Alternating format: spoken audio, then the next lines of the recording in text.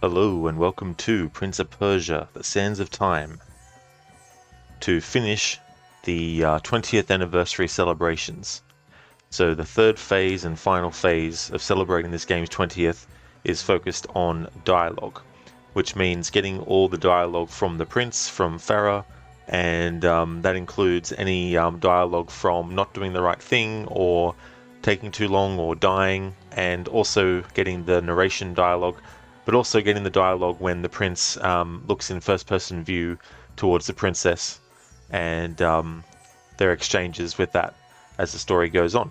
So last week I had to put this on hold until today because I was having issues of a technical nature with the special thing I want to showcase after finishing the playthrough. I wanted to show it after finishing the game, not finish the game and then wait a week and then just show it and then have that be all that I show, because obviously I want to actually replace this game with another game, and I didn't want to play that thing separately. So we'll finish the game today, no matter how long it takes, and then I've got something special to showcase at the end once this playthrough is finished.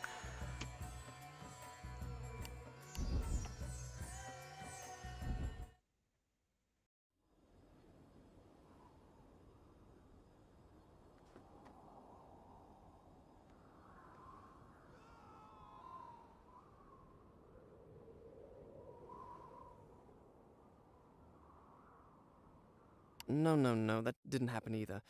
Let me begin again.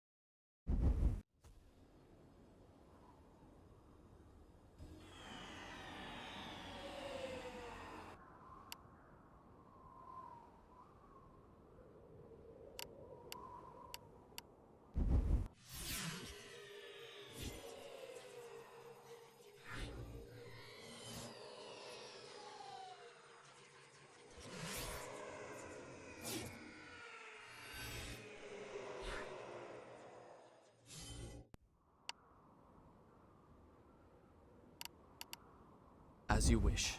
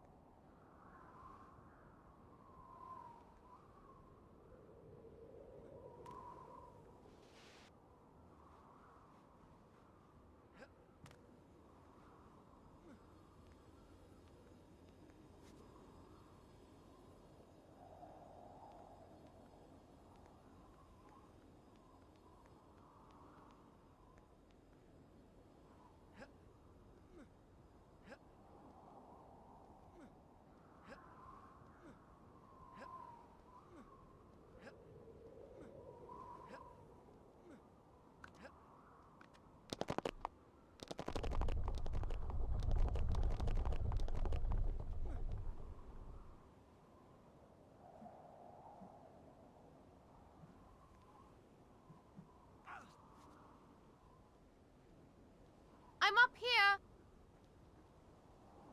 Down below, there's a great open balcony. Come on, I'll show you. Easy for you to say.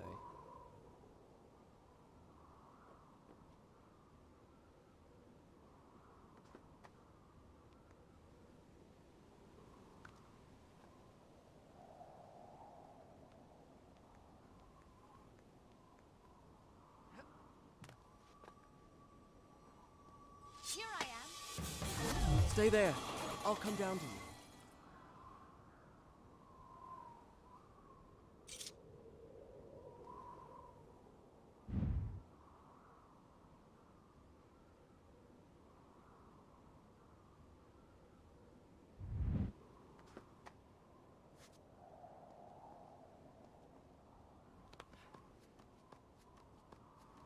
Come on.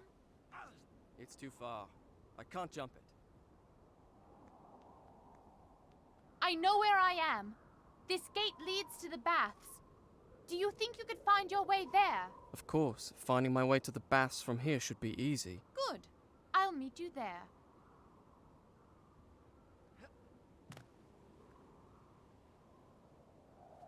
I'll just ask the first sand creature I run into.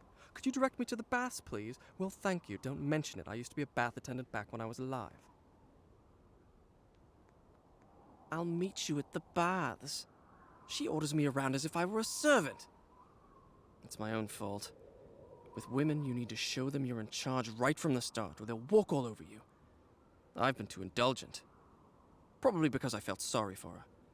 Well, it stops now. From now on, she'll have to toe the line. That is, assuming I can find her.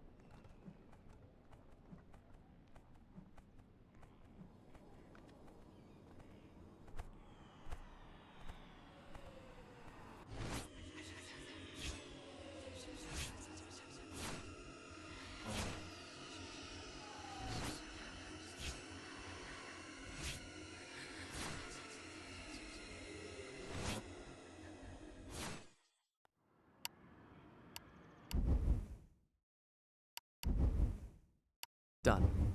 I'll start the story from here next time.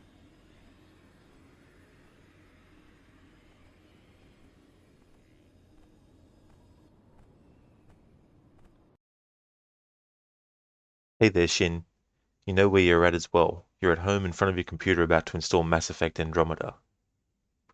So it'll be a first playthrough of that game for you.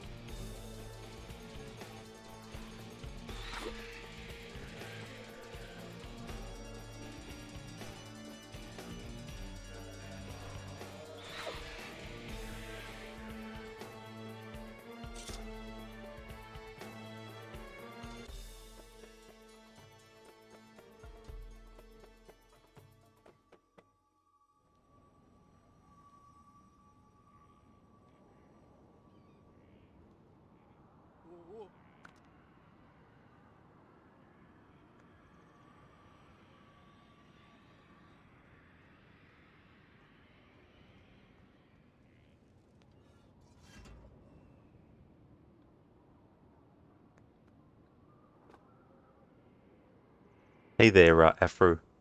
Odyssey report. Every cult member is dead. You saved the whole family. Now it's on to Medusa. Excellent. That's good. That's really good. So is Medusa going to be the first one that you take on? Shin, you're going to install the game, then a thunderstorm rolled in. Ah, what timing. You gotta love when that happens. Hey there, Kenway. Welcome on in. Afro, no, she's the last one. Oh, good. Yeah. I always like to leave Medusa till last as well. Just simply because the fight is very, like, time-consuming. And I'd rather get all the other ones done. Because the other ones can be over pretty quickly. Whereas with Medusa, there's a lot of patience you need during the fight. So it's better off, I feel, doing it last.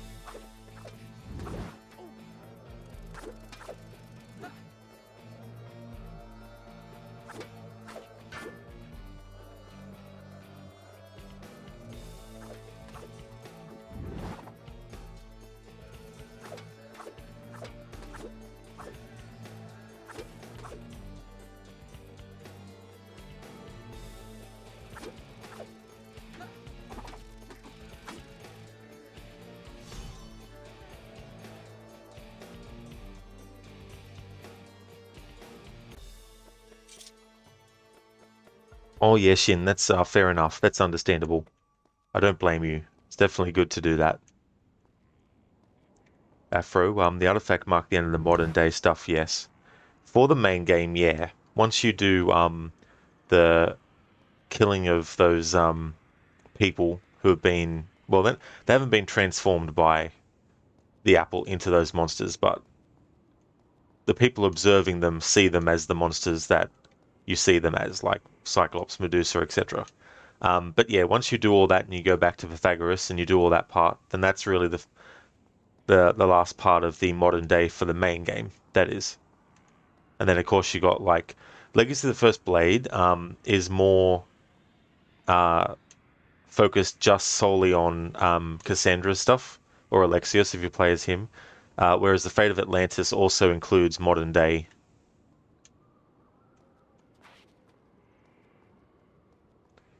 Oh, is it Kenway? What's it doing? What's your keyboard doing? Shin, first you install a NVIDIA driver, then you shut down. Yeah.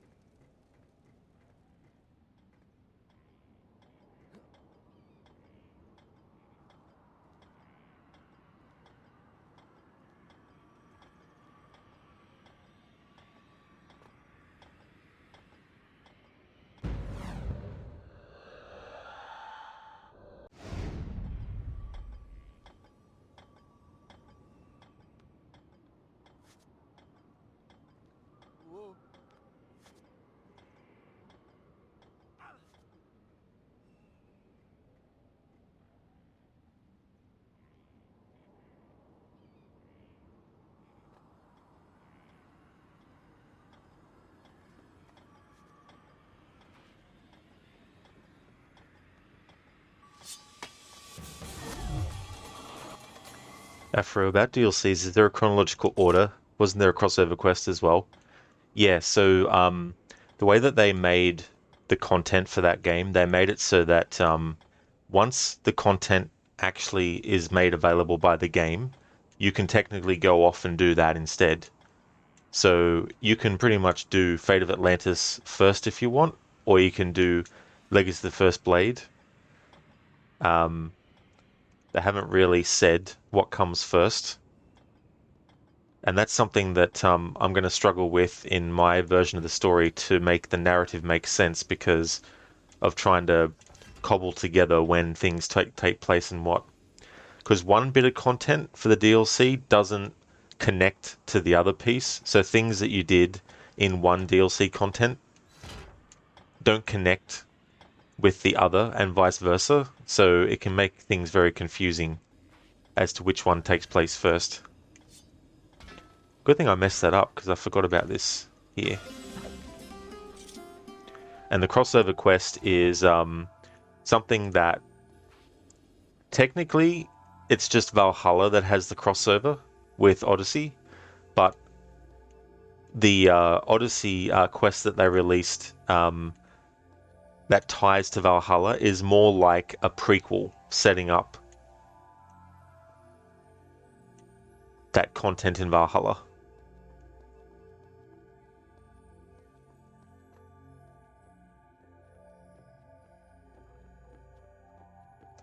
But again, there's no indication of when that content takes place, so you could probably do that content before doing any of the DLCs now. Fate of Atlantis or Legacy of the First Blade. Maybe. I'm not too sure though.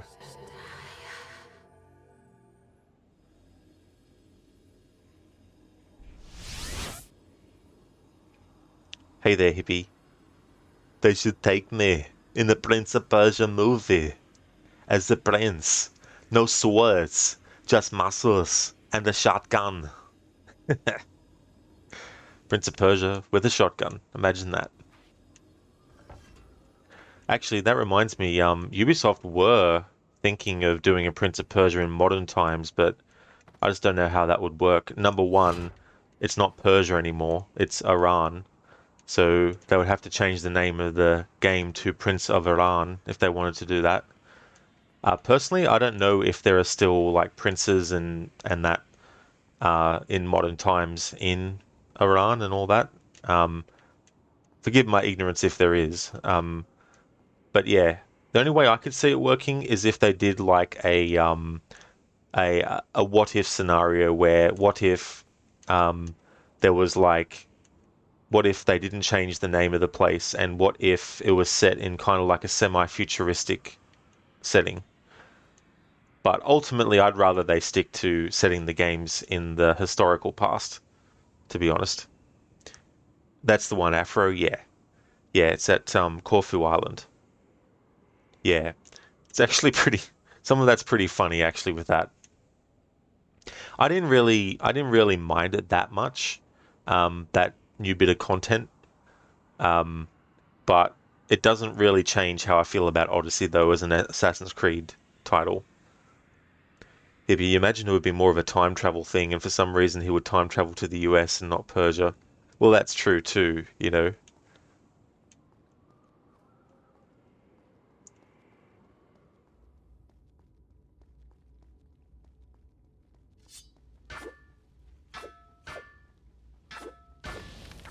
Oh, have you been waiting here all this time?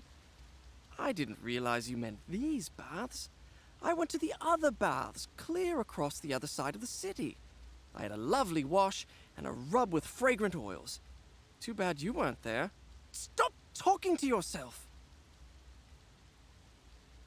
No, Prince, don't stop talking to yourself. Talk more to yourself. This is the dialogue focus.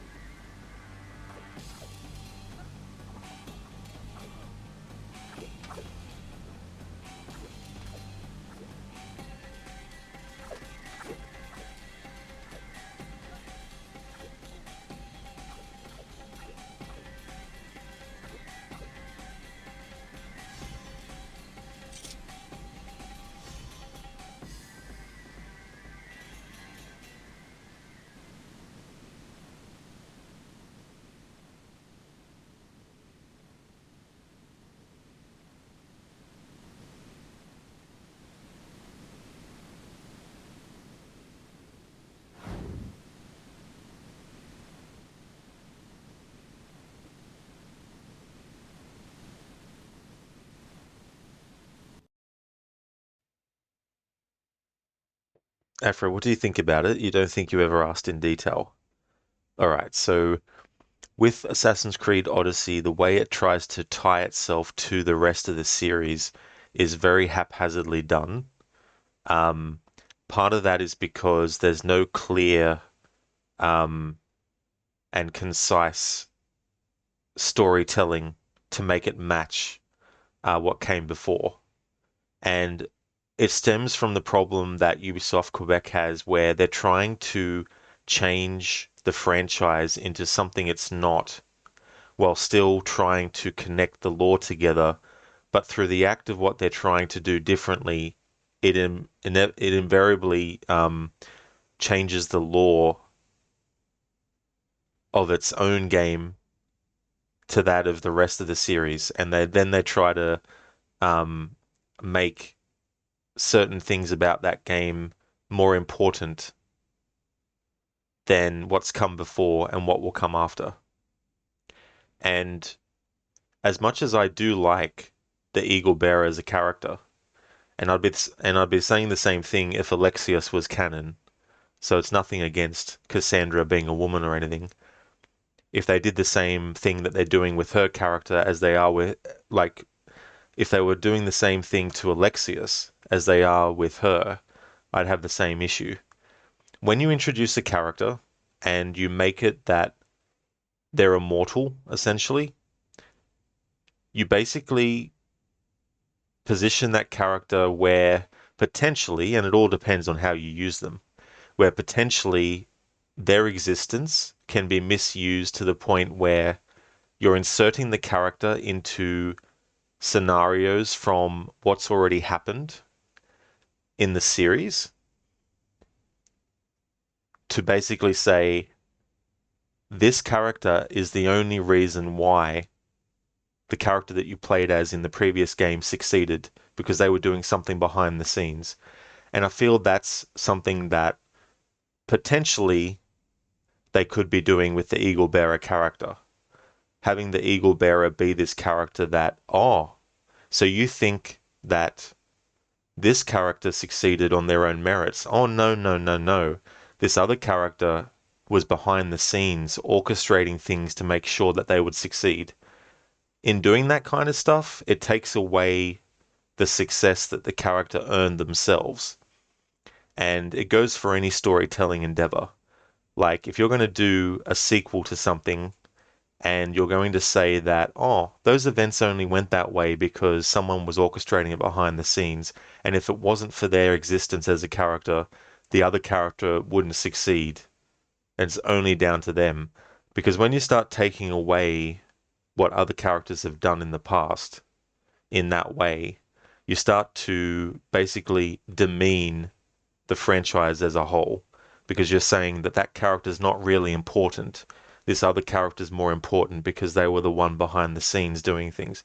Now, I don't mind having Cassandra appear in time periods that have already been covered in the games and maybe doing something else separate, but never should the character be given stories where they're the ones that cause this to happen. If it wasn't for their involvement, then what we experienced before wouldn't have gone that way. And therefore, their existence is more important than the existence of the other character, because without them existing, the other character would have failed. Because that character didn't have it within themselves to succeed. That kind of thing. So that's really my issue with the character of the Eagle Bearer being able to be put into different scenarios, because the potential there to use the character in a way that undermines what happened before is very, very strong as well. Um, and then you got to be careful, because the problem with a long-running franchise is that you have a series of events that have happened, and if you're trying to add something new, sometimes when they're trying to add something new, it interferes with what's already come before. And so it's kind of difficult to keep things going. And that's when they start to use storytelling devices or narrative devices that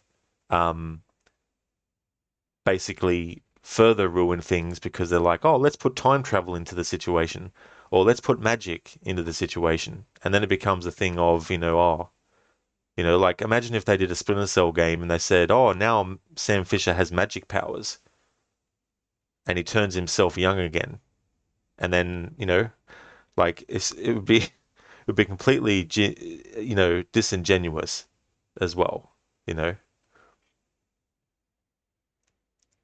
I'll just have to scroll up in chat to see the rest of the comments. Here we go. Hey Keone, Revelations is free for like 4 days. Yeah, yeah. I caught a bit of the stream that Ubisoft was doing, um, and they were playing Revelations, and they're talking about all the games that are in the series that are available for free. I don't know why they're doing it for. Have you seen anywhere that says why they're making it for that? It'd be love when Prince literally has to talk to himself half of the Two Thrones when he becomes part Sand Monster. Oh yeah, yeah. I like what they did with the Two Thrones, and that dynamic between the two characters. It kind of like in a way, it's almost like calling back to Prince of Persia: Sands of Time when he is talking to himself. You know, Hippie, whenever you see insect mobs in a game, you're reminded of Infinity War. Then Thanos calls Spider-Man an insect. Does he really? Yeah, I never actually saw that. Because the last MCU thing I saw that was brand new at the time was Spider-Man Homecoming. And before that, the last thing that I'd seen MCU that was new at the time was Winter Soldier. Um, so yeah, I haven't seen Thor 2 or 3 or 4 or haven't seen Avengers 2, 3, 4, however many movies they've got now in that. Hello, Midco. Is that on Ubisoft Connect itself? Not sure what you're referring to. Do you mean like Prince of Persia: Sands of Time that I'm playing now, or do you mean the Assassin's Creed stuff? After you feel very conflicted now after playing this, you really don't know what Assassin's Creed is, what characteristics make a game a true AC game, because hell, there is a takeover plot and you have to hunt down an order that seems very Assassin's Creed to you, you said. You really don't know what to feel about the abilities and stuff because that's the only fantasy stuff you really get if you don't do the creatures. Yeah, yeah. Well, that's the thing too. Like it's not all perfect. Like I'm sure if you really, really delve into all the Assassin's Creed games, you can probably find some inconsistencies with how certain artifacts work and all that kind of stuff. But the basics of the stuff in Assassin's Creed is that it's all technology. No matter what time period the game is set in, when there's artifacts like that, all of the artifacts are actually technology. They're not magical items. The only reason they would be considered magical items is from a character perspective of someone living in the past. So if Altair were to see someone using um, a way to actually, like, if Altair saw someone pull out a smartphone and they showed him what was on it, he would think it was magic. Just for the sake of argument, like let's just say Altair, before he even finds out about any pieces of Eden or whatnot, gets shown a smartphone. He's going to think it's magic, right? But we as the player would know it's just technology. So all the pieces of Eden are just technology because the ones who came before are not people that were in the future. So this is the thing that is sometimes confusing with all of those characters because some people new to this series might think, oh, they're from the future, but they're actually from the past because they're sending messages from their time period through to the future using the advanced technology that they have. And when Ezio speaks to Minerva, for example, Minerva's projecting from the past before Ezio's time period into his time period so that he can get the message, and so therefore Desmond can get the message and all that kind of stuff, you know. So all the pieces of Eden, whether they're the actual apples or if they're like the Shroud of Eden, if whatever they are, They're not magical items, they're technology. A character observing them might call them magical, but that does not mean that they are magical. And with Odyssey, with the spear, it fits under the technology part. However, they don't really separate what is just for gameplay and what is actually happening. So, for example, when Cassandra does the rush assassinate move, for me, I look at that and I think that's just gameplay. It's not what Cassandra was really able to do with the spear. You know what I mean?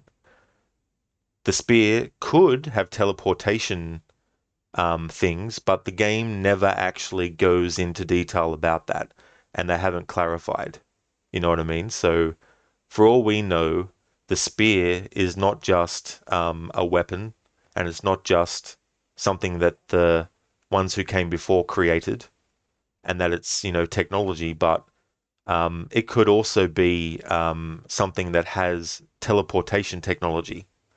If so, if that was to be the case, if they were to confirm that, then I'd be completely fine with the spear being able to let the person teleport from one person to the other. You know what I mean? But it's the technology. You know what I mean? It's not internally what they themselves possess. So, for example, the ones who came before, they don't possess some magical ability within their bodies to deflect attacks. They use technology to do it. If they didn't have that technology and someone shot at them, they'd be killed. They're not immortal beings that can withstand that stuff. Unless they have the Shroud of Eden, that's the exception. You know. So if they wear that and they get hurt, it doesn't matter because they're wearing that and repairs all the tissue, right? So that's fine. So all that stuff's fine. But they just don't separate the line between what's just for gameplay and what's actually with the actual spear itself, you know. And the thing is, the Fate of Atlantis DLC, when it comes to the Pieces of Eden, contradicts what it does in the main game, you know. So in the main game, the person with the Piece of Eden to other people looks like a Cyclops. But they haven't been turned into one. Someone observing them and looking at them thinks they're a Cyclops because that's what the apple is projecting out as an illusion to the people around. So the main game adheres to that, but then Fate of Atlantis says, oh, no, no, no, no, no, that's not right. And this is a spoiler for Fate of Atlantis. They say, oh, they were literally doing genetic experiments and they created them and turned them into monsters. You know what I mean? So it's just one of those things that dilutes and muddies the waters. And when you have a long running franchise, you're trying to make sure that everything is consistent and everything is clear. And then if you want to try something new, you still need to compare it to what came before, just in case you start to introduce things that contradict what's come before as well. And that's on all levels, you know. You can't do an Assassin's Creed game, for example, set in the same time period as Ezio and have the assassin character doing something that contradicts the fact that Ezio was there doing it. You know, you can't come up with a new character and say that the new character had a fight with Rodrigo Borgia in the actual church, in the Vatican, because that contradicts the fact that it was Ezio fighting him. You know what I mean? So that's just an example. And it's the same with series and stuff. Like if someone said to you, right, you're now going to write the next season of a 10-season show. And then you go, okay, I'll just come up with a new character and I'll just put them somewhere and they do something. And then they're like, well, you could do that, but this character in season 2 has already done that. So you need to change something else. You got to keep the consistency, going with a lot of stuff. So it's anything really, like even if you're writing a story, like if you were to write a story and you wanted to do a sequel to the story, then you still need to look at what you wrote for the first story and think to yourself, okay, if I'm doing a sequel, I can't make the sequel's events override what's happened in the first story, you know. Unless you're doing a time travel story, so it depends on what you're doing, So if you were doing a time travel story, then of course you could have the character in the sequel going back in time to when the first story was set and have them do different things that changes stuff. You could do that if you wanted to. But if you were doing a story that had a clear beginning, middle, and ending, and there was no technology, there was no magic, there was no fantasy, and you wanted to do a sequel, then you'd have to still look at what you wrote for the first story and then go, right, I need to make sure that I don't do anything that contradicts what I did in the first story. Otherwise, it creates plot holes between the two stories as well. Hey, Harbinger. Thank you for leaving the lurk. Keone, you want to have it forever, lol. And ever and ever. Yeah, imagine free weekends all weekend, every weekend for Assassin, like for, Ubisoft stuff. Hippie, imagine they're building some sort of marketing hype for the AC franchise by allowing limited free play. Mirage is coming soon, isn't it? That's a fair point. They might be trying to further pull on the nostalgia strings for certain people by saying, hey, and trying to get to the people who might not have played those games before, or get to the people who haven't played them for years and years and years and don't really remember much about them, and all that kind of stuff. Afro, I mean, Altair did say the apple was magic until he started studying it. Exactly, Afro, and that's okay, because Altair is operating from a point of not knowing the difference. But once he realizes that it's not magic, then from his perspective, he knows then that it's not magic. You know what I mean?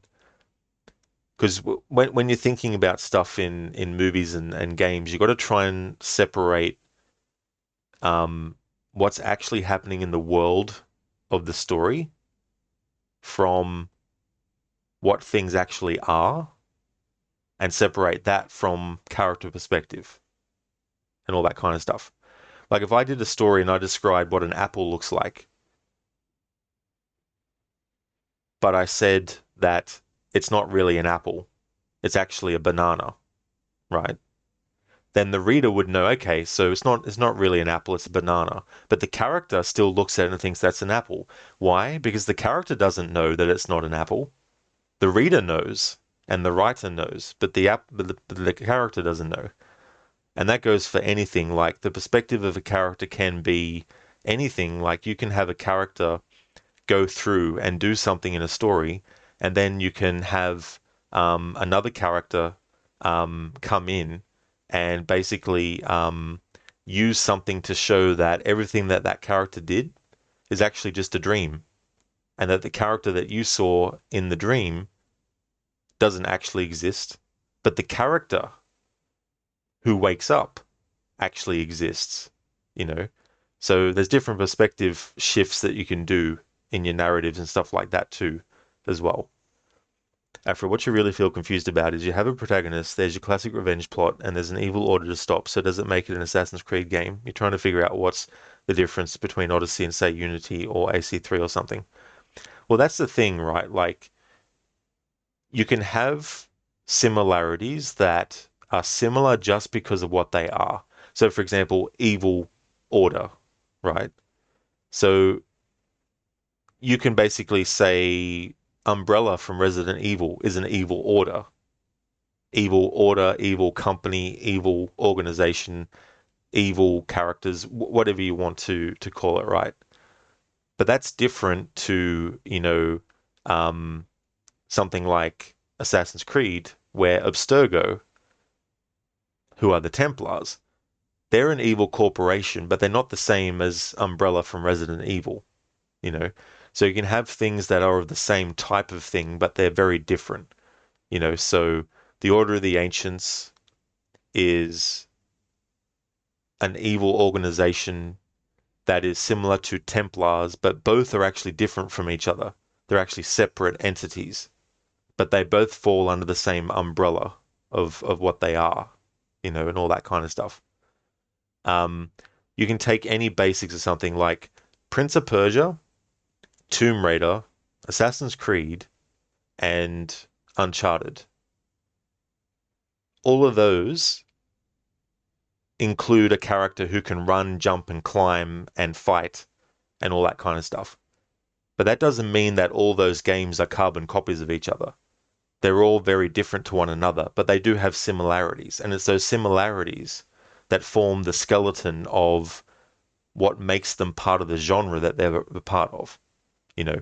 But when you get into the specific differences, that's when you look at the whole picture of each one individually and you think, okay, Prince of Persia is definitely different to Assassin's Creed because they're both dealing with some similar stuff, but they're very different. There's no animus in Prince of Persia. There's no modern day in Prince of Persia. In Prince of Persia, there's just that time period and that time period only, you know, and that's what all the games have. Assassin's Creed has that time period, but all these other time periods and present day and technology, you know, all this kind of stuff rolled into one. So that's what makes it different from Prince of Persia. They're both similar because they have running, jumping, climbing, but they have a lot of differences that separate them individually. So you can tell that a Prince of Persia game is not an Assassin's Creed game, and vice versa. You know, Tomb Raider and Uncharted. You know, they both deal with characters who are going around the world, getting into dangerous situations, getting into fights, and having to survive. You know, but Uncharted and Tomb Raider are two very different franchises, despite their similarities. You know, so with Assassin's Creed and like the Order of the Ancients, the Cult of Cosmos, the Templars, they all go under the umbrella of evil corporation or evil order or evil organization, but there are differences between each one. You know, the Order of the Ancients, they believe more about the ones who came before. They're sort of like, yeah, we don't believe that there was a god or one being that watched over everyone. We believe that it was these beings called the ones who came before. The Templars were ones that were like, no, no, no, we worship, there's only one God, you know. So that's what makes the Templars different to the Order of the Ancients, but they're both evil organizations though.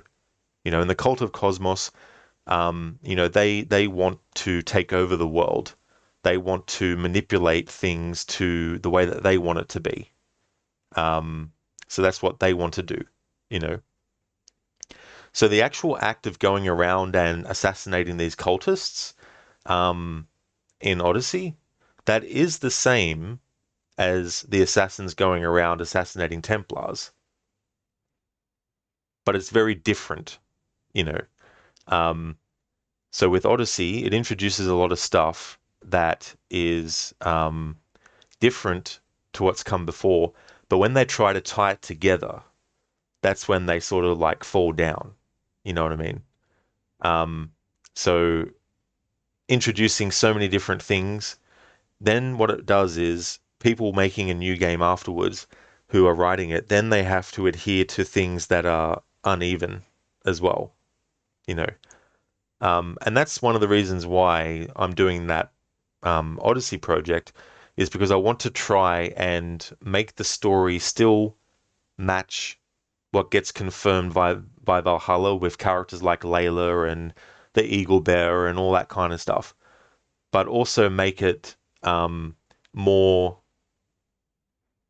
like I want to make it more focused of a story and all that kind of stuff, you know. So that's the reasoning why I'm doing that project with that game and having to, you know, re-edit it and change the story and all that kind of stuff.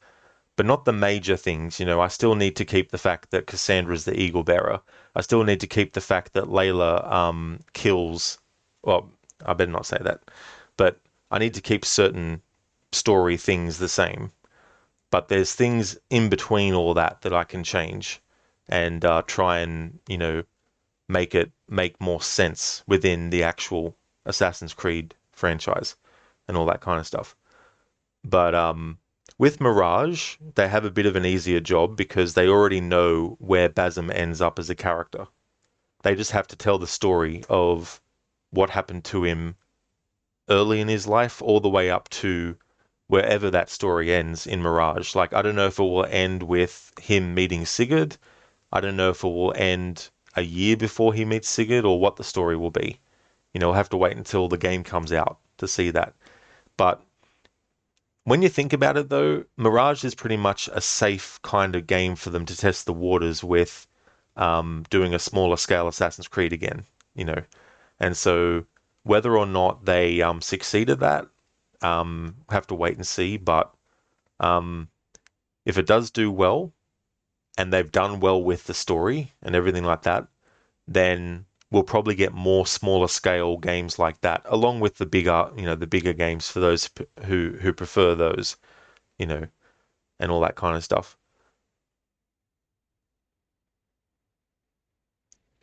Sorry that this whole thing turned into an Assassin's Creed conversation with this stream.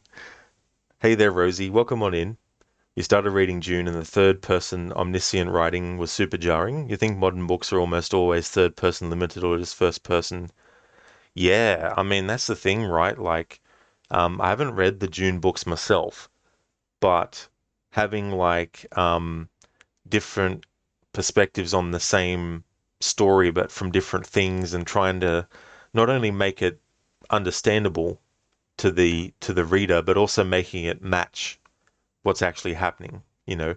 But then you've got the narrative device of the what's the there's an actual term for it, unreliable narrator. That's it. You know, a narrator's telling you the story, and at the end, you start to realize that they weren't to be trusted in what they were telling you. You know what I mean? So sometimes stories will use that kind of like thing too, whereas the narrator ends up being the one who's unreliable with the information they're saying.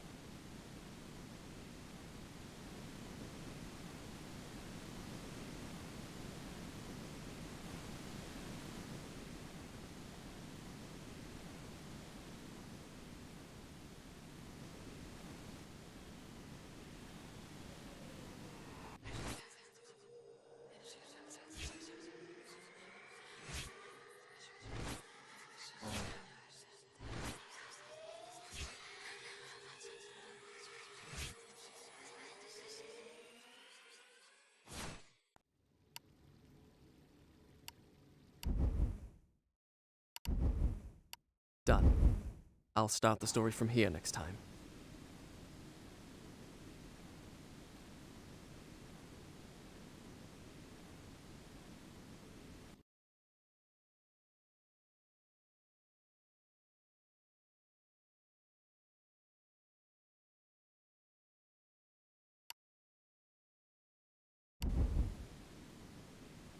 Afro, you really don't know what Odyssey adds to the series. You can argue other games like Unity add to the history of the two factions, Assassins and Templars. What does Odyssey do?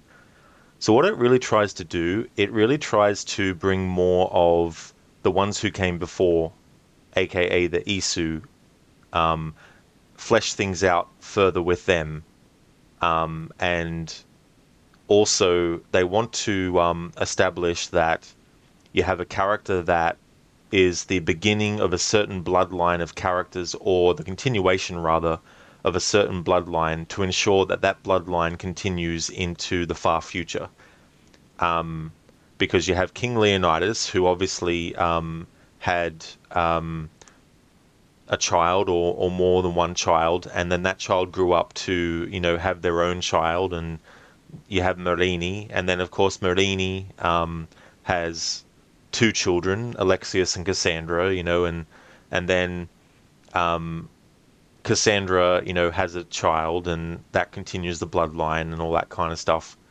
So they wanted to establish that kind of thing with it too, as well. And the Fate of Atlantis DLC, they also want to make, certain commentary on, afterlives and all that kind of stuff, and simulations and everything like that. It's just how they actually tell those things and what they do with them that causes the issues, not necessarily the fact that they're elements that exist, you know. Um, but yeah, that's what they were trying more to do, and they're trying to be more. They're trying to be a prequel to a prequel. So they were trying to be a prequel to Origins, which itself was a prequel to all the other games in the series. You know, um, it's kind of like the Legend of Zelda series, where you would have a new game coming out, and then they would say, "Well, this one is set before all the other ones," and then a new one would come out after that, and then they'd say, "Well, this one that's come out now, that is set before all the other ones," and trying to create a chronology and all that kind of stuff. Thank you for the follow, Calm Stream Raging River. I appreciate it. Hey there, Brutus. Welcome on in. I hope things are going good.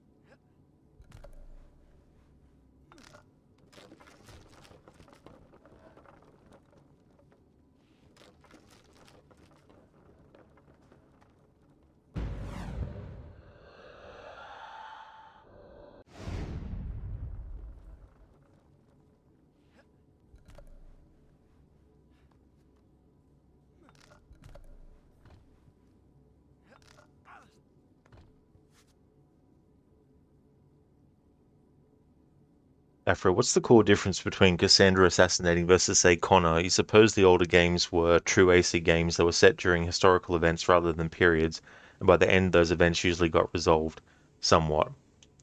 Well, the thing is, like I was saying with you can have a general umbrella term that covers, multiple things, but when you look at those multiple things on their own, you start to see the differences that they have. And it's the same thing with things like assassinating. And the thing about assassinating is that the act of doing it is not limited to just the assassins in the Assassin's Creed series. So people who had assassinated people before, that's okay. So it's not an issue with the Eagle Bearer assassinating people, but the thing about it is that using the Assassin's Creed title for a game like that is sort of like not being 100% true to actually what the story is about. It's not about the assassins and it's not about the Creed. And Assassin's Creed Origins is different because it is about the Creed and it is about the assassins. It's about the origins of the both of those things as well. So that's why I feel like Assassin's Creed Origins still deserves to be called Assassin's Creed and have that. Whereas Odyssey is more of an anomaly and should have been its own spin-off series, set within the same universe but not called Assassin's Creed. I don't know what alternate title to offer as a suggestion, but if they'd called it something else and not Assassin's Creed but still kept it in the franchise, then that would be, that would be okay. But there's a lot of things that it adds that are more what you would see in like a spin-off sort of thing.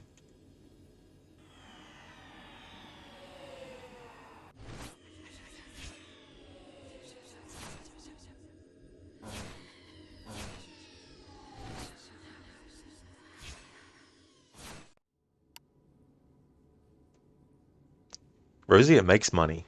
That is true. You're definitely not wrong there. Afro, are you really saying Odyssey is an Assassin's Creed game just because she doesn't wear a hood and part of a faction doesn't have a hidden blade? Well, that's the thing, right? Like, again, the assassins weren't the first person weren't the first people to kill someone, and they weren't the first people to use the hidden blade, and all that kind of stuff. Now, if Odyssey was about Darius and it was about him alone, then yeah, because even though he wasn't an assassin, you could still call a game with him in it Assassin's Creed because he uses the hidden blade, and it's more than just using that as a weapon. It's also the fact that he is the first person that history recorded as using the hidden blade, and all that kind of stuff. And there's certain things that you could incorporate because the hidden blade goes from Darius to eventually getting into the hands of Cleopatra. Now, how it does that, who knows? Because I've never fleshed that out. But the same hidden blade that Darius used, Cleopatra gets it somehow, and then Cleopatra gets given it. Then Cleopatra gives it to Aya, and then Aya gives it to Bayek. So that's kind of like the history of who that hidden blade changed hands with that we actually know for sure. And I mean, obviously, Cassandra would get that too, but we don't know how it got from her to Cleopatra and all that kind of stuff. But yeah, if they had Darius as the character, who was the main character you were playing as, then they could still stretch it to be considered an Assassin's Creed game with the Assassin's Creed title. But it's one of those situations where, depending on your thoughts on certain things, see, some consider that Assassin's Creed Black Flag shouldn't be called Assassin's Creed because it's not quote unquote a true Assassin's Creed game, even though there's so much about the assassins and so much about the Creed embedded in that game's narrative and everything like that, But yeah, there's certain aspects of the series that Odyssey, includes, but the importance of the assassins and their creed is not, the focus in Odyssey, or not a focus. It doesn't have to be the sole focus. Like, it's not the sole focus in Black Flag, but it is a focus. It's not the sole focus in Valhalla, but it is one of the focuses in there because you have the hidden ones, you have the hidden blade, you have all that kind of stuff, But we each all have our own measuring sticks as to what we consider to be, worthy of something, So it doesn't matter the franchise. You look at something that comes out and you think to yourself, okay, how do I feel about this? Does it actually feel like it's worthy of the name of the franchise and all that kind of stuff? But that's just something that individuals have to decide really as well. Brutus, you're going pretty good. Hope things are good for you as well. They really are, Brutus. They're going really good, thank you. I'm glad that things are going pretty good for you as well. Afro, that's why you hate Origins and its success. It really just fucked up the entire concept of the games. Well, I don't know about that really, because there's nothing about there being a group. Like, there's nothing about the assassins formally calling themselves the Hidden Ones that I think really ruins anything. Because, like, think of the assassins as a company, right? Who specializes in one product. Now, if they want to change their name, but still keep selling the same product, does that then mean that they've stopped being the kind of store that they were? No, it just means that they changed their name, you know? Like, if KFC decided to change their name to, I don't know, BGC, Bloody Good Chicken, does that stop them from being a fast food chain that sells chicken-based thing? No. You know, it's just they decided to change their name. So like the Assassins used to be called Hidden Ones, it doesn't really negate the fact that the Assassins and their creed are being set up in Assassin's Creed Origins as well. It's just that they didn't call themselves that straight away. They were called the Hidden Ones straight away and all that kind of stuff. But the thing about Origins is that it is the game that began the stronger foray into RPG mechanics that then Odyssey took and then further expanded upon and then, you know, made that the main style of game it was, you know. Rosie, certain animations aside, you really don't think Odyssey is anything like an Assassin's Creed game. That's fair to feel as well, you know, because there's certainly things about it that don't really fit, and it could have been called something else.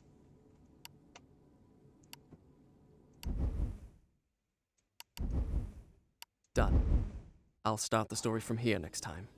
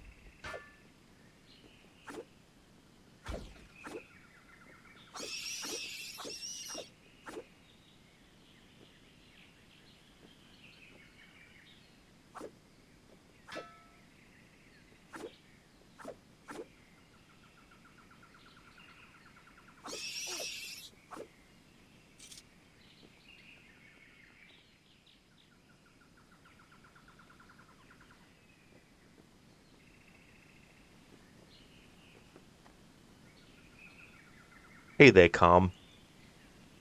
I'm cautiously excited for it. I'm still not 100% confident about it, but it definitely has promise and potential. Hope that it lives up to that, and and all that, but whether it's sort of going to be as like impactful as some might think, I'm not too sure if it'll be that, but have to wait and see. Maybe they'll really surprise with what they do with it. Rosie, if nothing else, it'd be exciting to see if they can even make a mid-budget game at this point. Absolutely, Rosie, because the thing about Ubisoft is their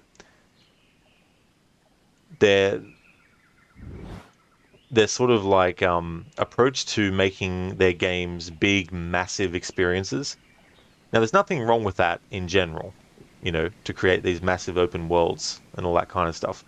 But not every single franchise that they have needs to have a big, massive 500-hour game experience, and so it'll be interesting to see if they can still manage to make games on that scale still within their big franchises.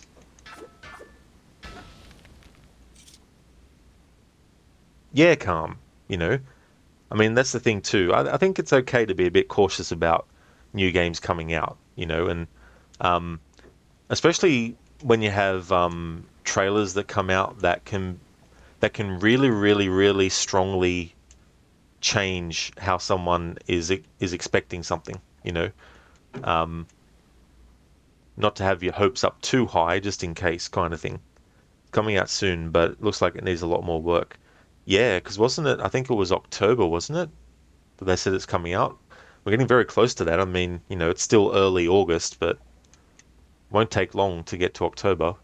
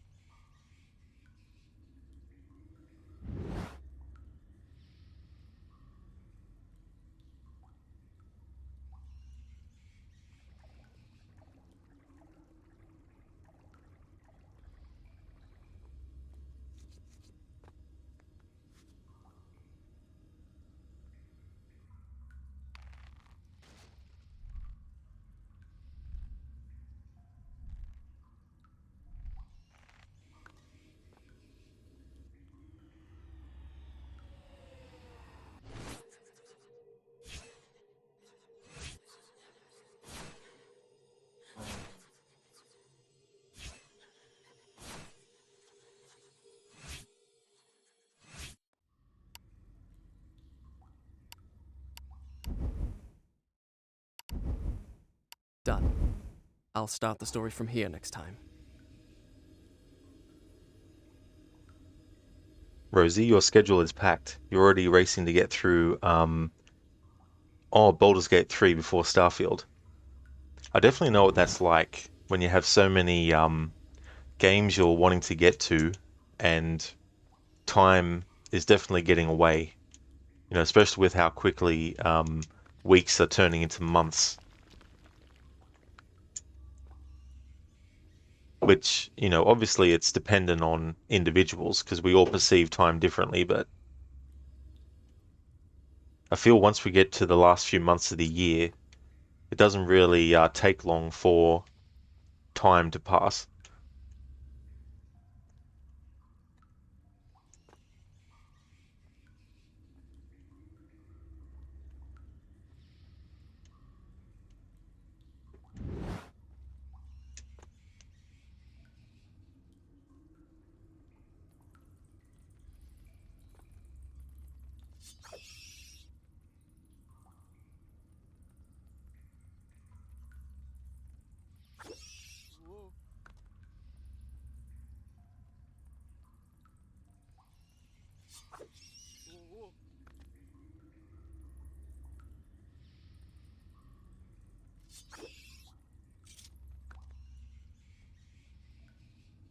I think that's around what they're saying it is, Rosie, actually. Like, I can't remember the exact amount of time that they said, but I think around 20 hours.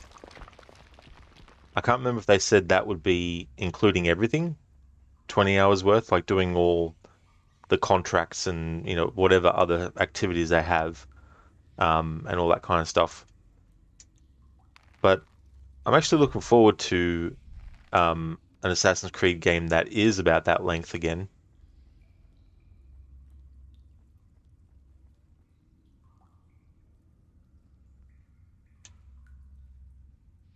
Yeah, Calm. So you've got a mobile game, which at the moment I think they made the closed beta active or something like that. And that one is supposed to be set in China. Then you've got another one which is codename Red, and that one's set in Japan. And the team behind Odyssey are doing that one. But they say that the two characters are going to be separate individual characters that are part of the same story, and it's not going to be like Odyssey, for example, where if you choose Cassandra, then Demos becomes the villain, and you go through the story as Cassandra. But if you chose Alexius, then she would be the villain, and then you'd go through the same story as Alexius. They're going to go back to something apparently. Apparently, they're going to go back to something like Syndicate with Jacob and Evie.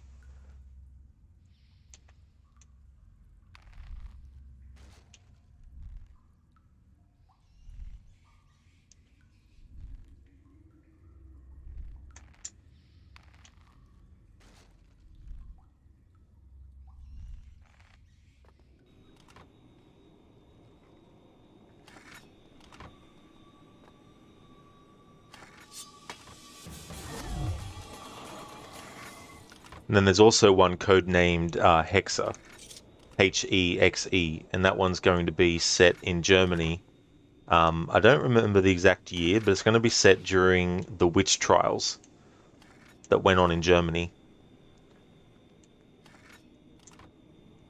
And when I first heard about that, I thought to myself, I hope they're not trying to turn Assassin's Creed into a horror series with it.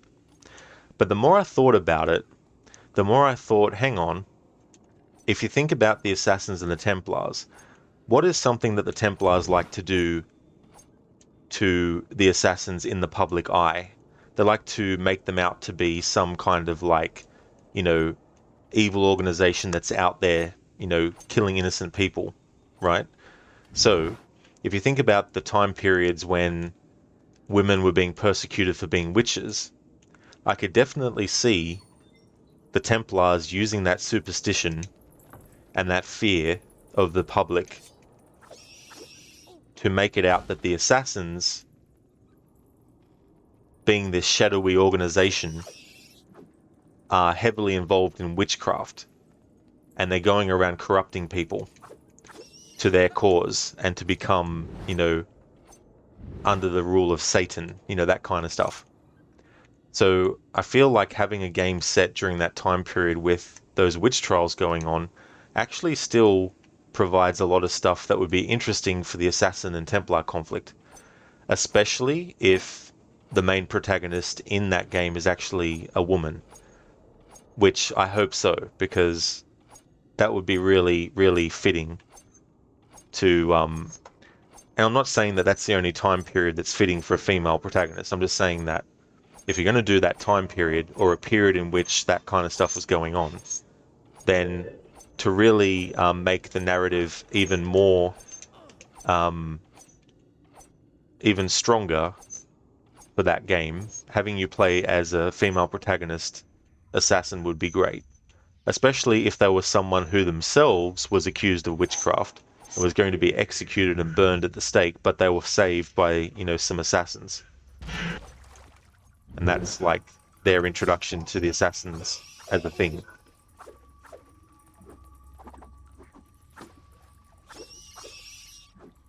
But we'll have to wait and see what they do with that. But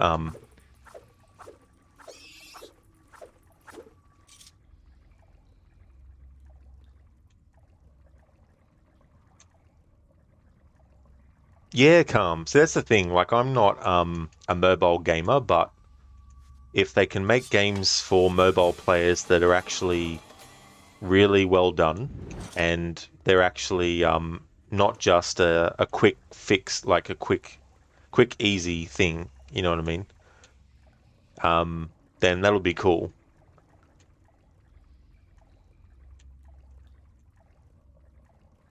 That would be dope. Deepens the world building. That's true, you know. And the Templars are if the Templars are anything, you know, they're definitely cunning, and they definitely know how to use fear and superstition to their advantage.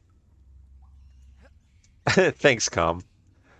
I'm more of an ideas person. Like putting those ideas into a narrative form is, you know, something that I wouldn't be able to do.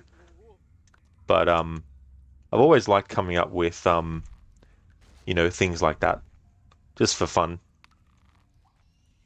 Like taking something that already exists and think, okay, what could they do with this in the future? And what kinds of stories could you tell and all that kind of stuff.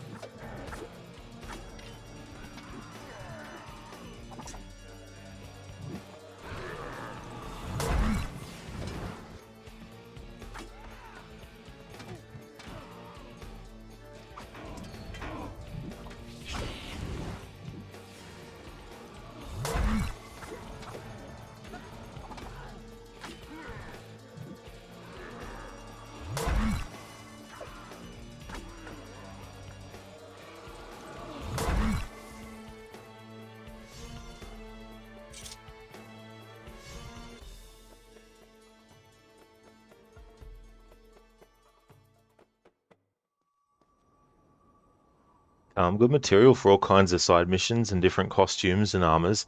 Oh, absolutely. Like I can definitely see some really cool variations on the assassin's outfit for a game set during like, witch trials and stuff like that. Um, and that would also be a good opportunity to explore the Isu technology being looked at as magic by people in that time period. And so if they were to see someone use a piece of Eden like an assassin, then they would be like, oh, it's the devil's work or something, magic and all that kind of stuff. From their perspective, anyway. We would know different as the player, but imagine the weaponry. Yeah. And also the designs of it too, as well.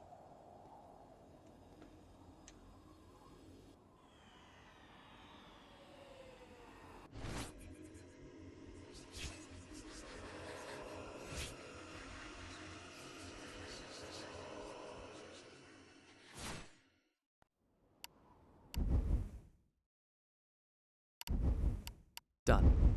I'll start the story from here next time.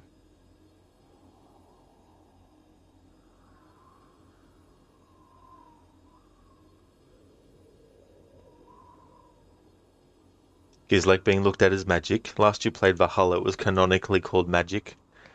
It might have been called Magic by Sigurd and Eivor and all that, but that's only because they don't know about technology. They just see it as magic. I was actually talking about that earlier about the difference between what a player slash reader slash viewer, depending on the medium, would actually know versus what the character knows from their perspective, kind of thing.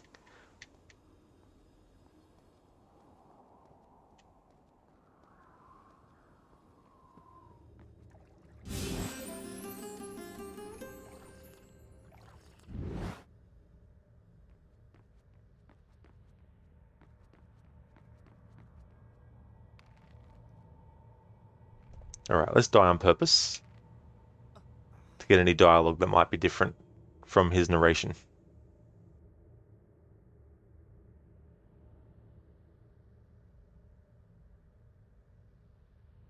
No. I made it through those traps. Let me tell you how. Alright, so that's a general thing that he says if he dies to a trap.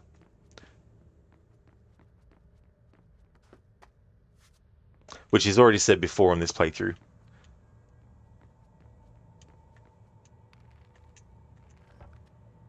Ah, come on, game. I pressed the jump button again.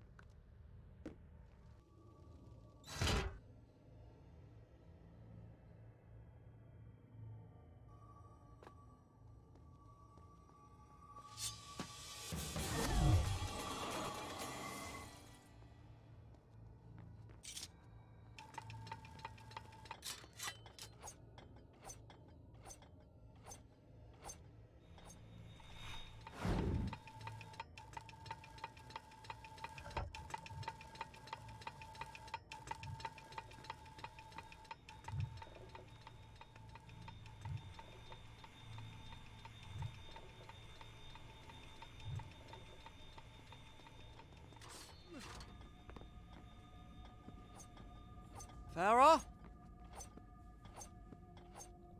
Are you there? Hello? Hello? Here I am.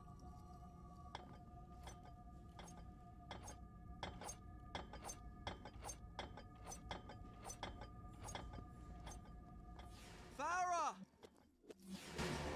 I'm here. Stay there. I'll come to you.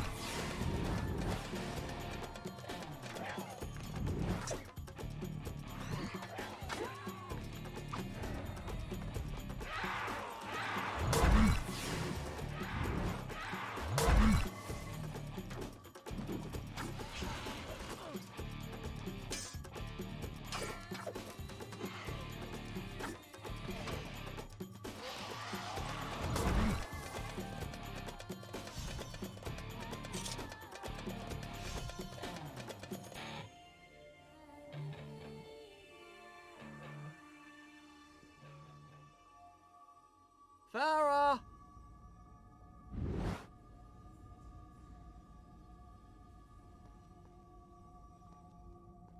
Are you there?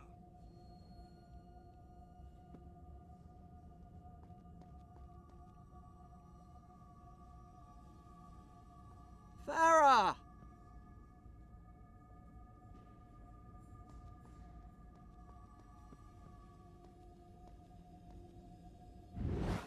Farah!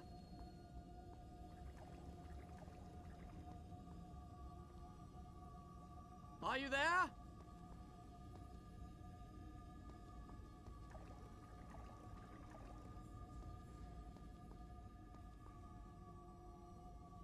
Can you hear me? Alright, so I think it's just variations on that we hear him Are say. you there? Are you there? Farah, Farah, where are you? Are you there? Are you there? Calm, this Prince of Persia game is awesome. That's the thing about the impact that this game had. Like, 2003, Ubisoft, they were taking a lot more Hello? risks with what types of games they were doing. So you had Splinter Cell in 2002, Are you there? and then you had this game in 2003. And so you had those two Where that are were you? really expanding things. Like this series predates this game. Can you hear me? The first Prince of Persia was 1989. They did a sequel to that in 1993, and then they did a third game in 1999. But then in 2003, after Ubisoft got the rights, they did this game instead. But they did like a yearly Hello? release for this series as well. So the sequel to this came out 2004, and then the Two Thrones, which caps off the trilogy of the Sands of Time, came out in 2005. Can you hear me? And then you start to see elements in the 2005 Prince of Persia that would find their way to Assassin's Creed, Farah! which of course began development as a new Prince of Persia before they decided to make it its own IP. And Hello? they had like stealth kills in Two Thrones that you could pull off on certain enemies.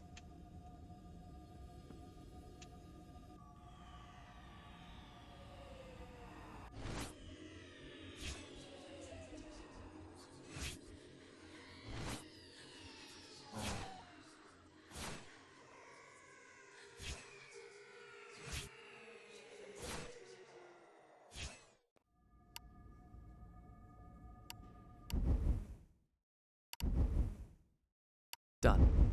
I'll start the story from here next time.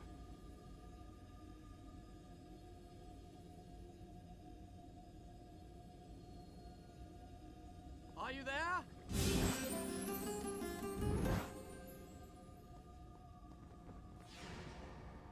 Farah? I'm here. Where are you? Stay there! I'll come to you! Are you there? I'm in here.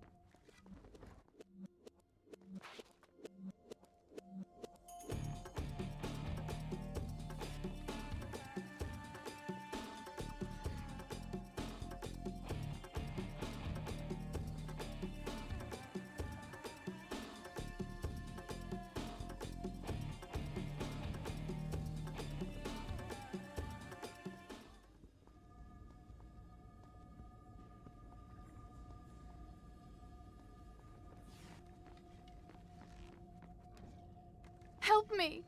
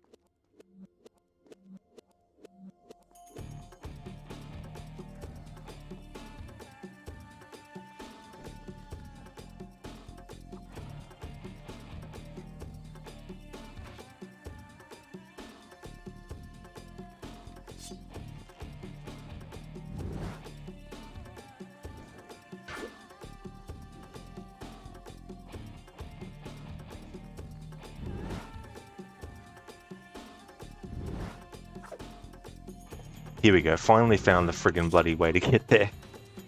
You find the dialogue particularly fascinating. Yeah, I mean, the whole thing about this game too is that at the start of the game, the prince is narrating all these events that we're actually playing through right now, and the game hides from you who he's actually speaking to. And I really like the way that they did that in this game and having the prince narrate, and they tie that into things like if you do something wrong like die, he's like, no, that didn't happen. Let me start again. And those sorts of things. But there's also a development that happens between the prince and Princess Farah that can be reflected. It's reflected in the narrative, but you can get extra things related to that if you have him in first person mode look towards her when she's in close proximity, and it'll actually chart a difference between their relationship as things go on as well.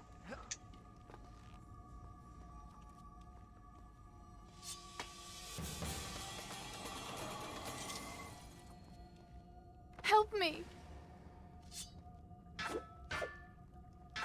Farah! I'm coming! What took you so long? Oh, were you waiting long?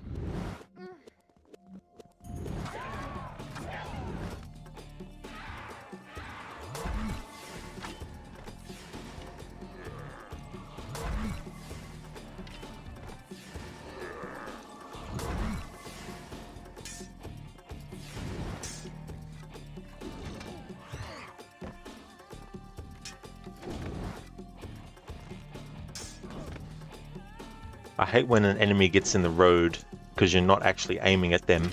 There we go, finally got the enemy I was aiming at.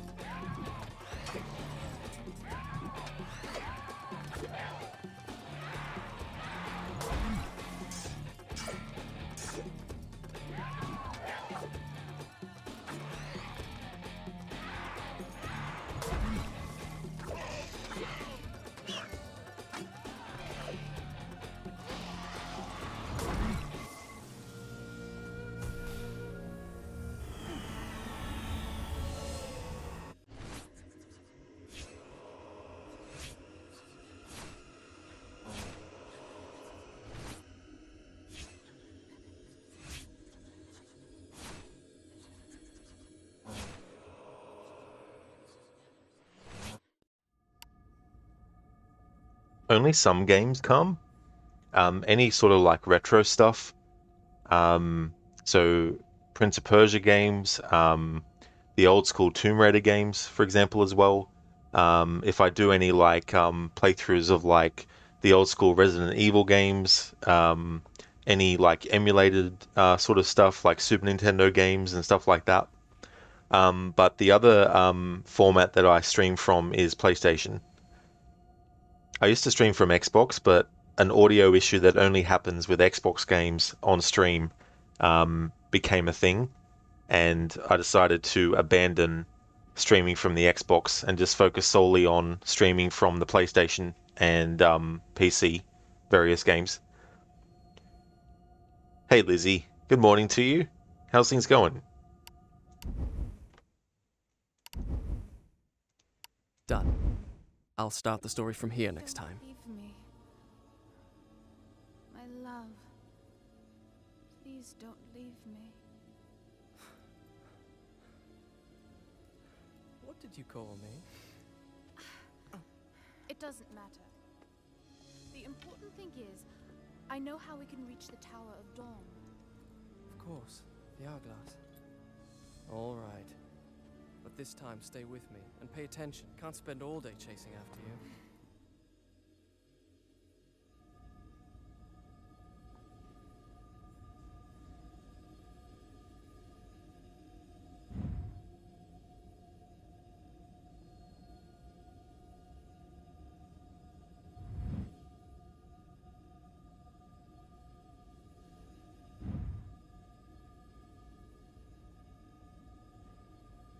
What?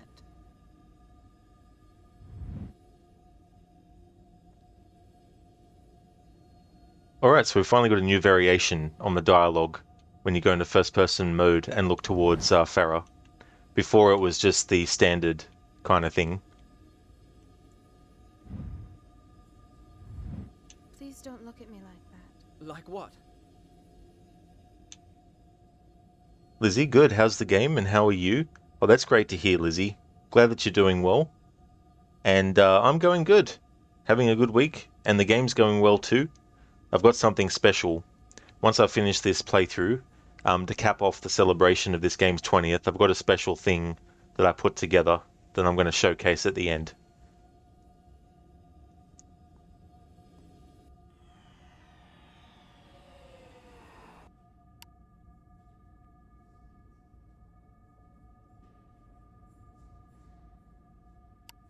As you wish.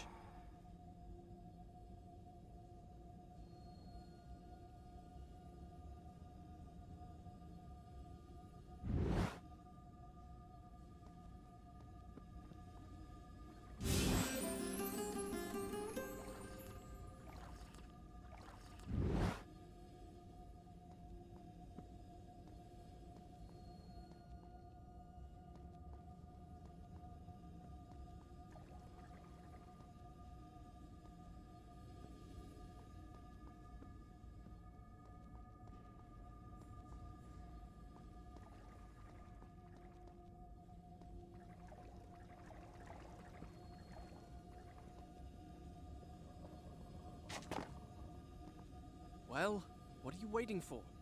I'm afraid. What if I get into trouble and you have to come chasing after me? Please. Do you mean to say you actually need my help? Yes. Oh well, in that case.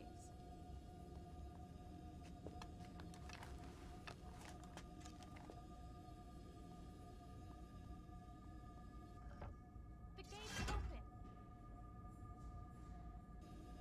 I'm afraid. What if I get into trouble?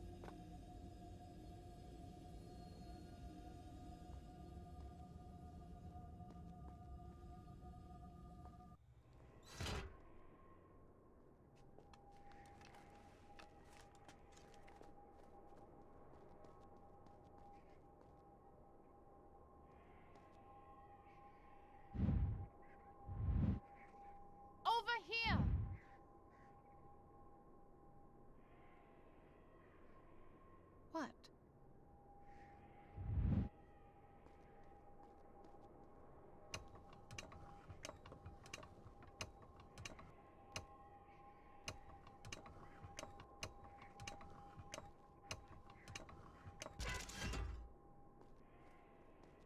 There you are.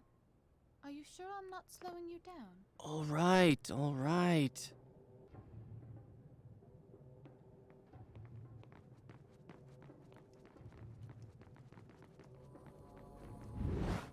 The Hall of Learning.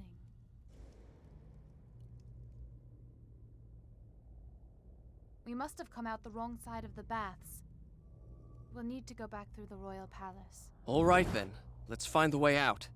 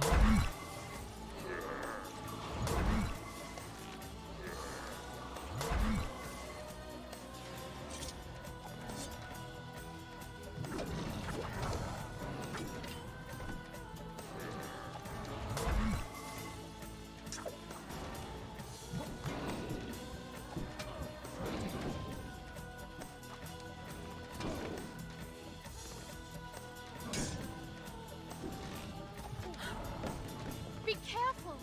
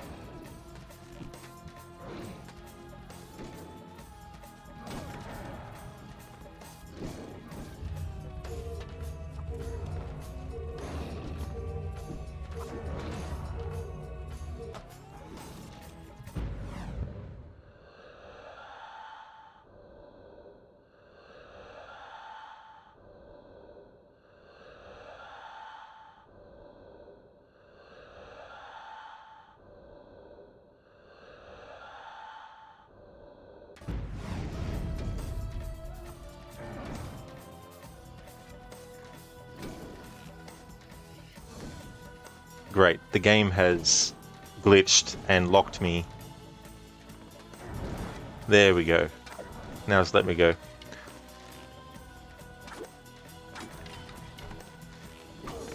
Oh, come on.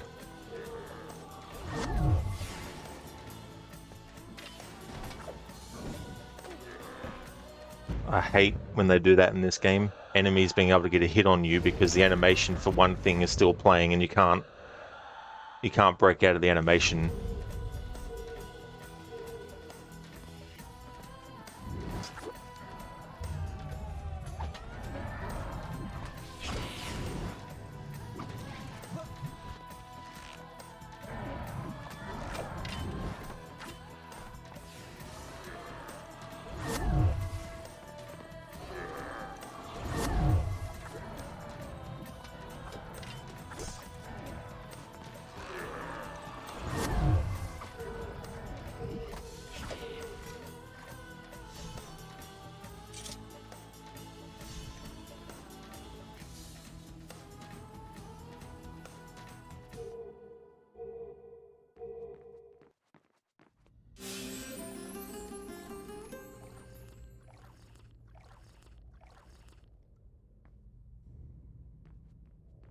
That's an odd symbol on that pillar. I wonder what it means.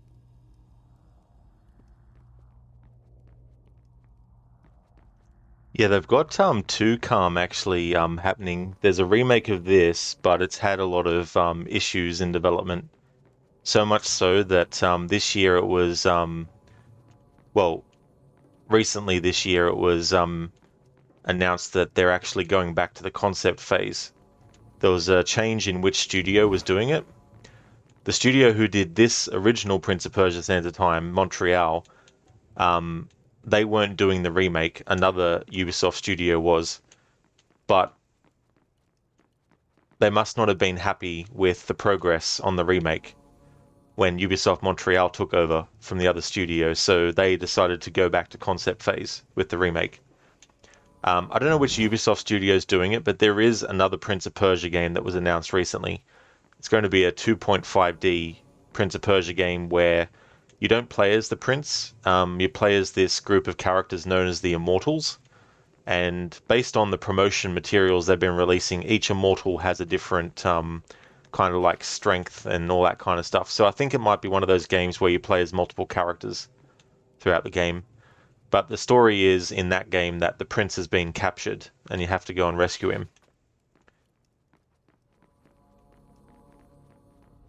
What? This wall looks like it's about to fall down.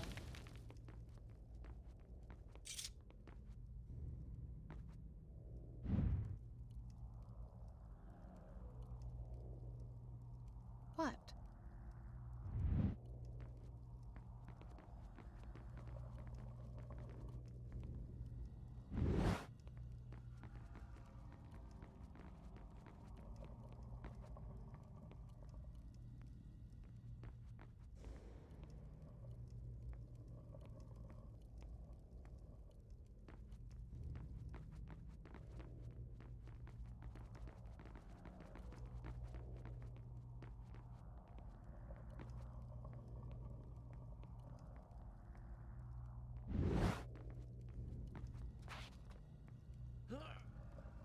There's a crack.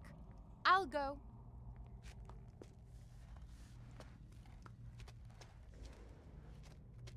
She said my love. I know she did. I didn't dream it. At least, I think I didn't.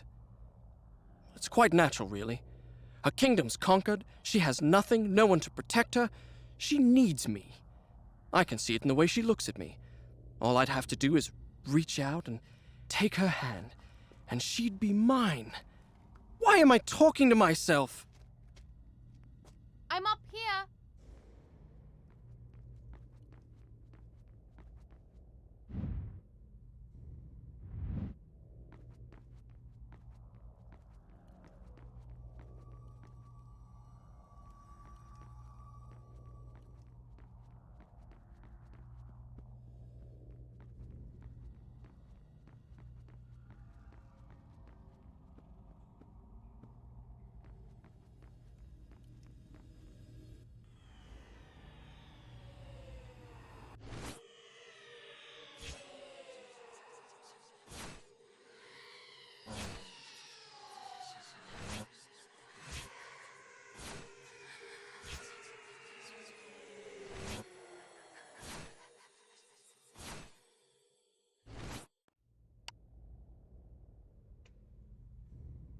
Yeah, Calm. Hopefully so. Um, After the Sands of Time trilogy was finished in 2005, they eventually rebooted with a game that came out in 2008. I like it.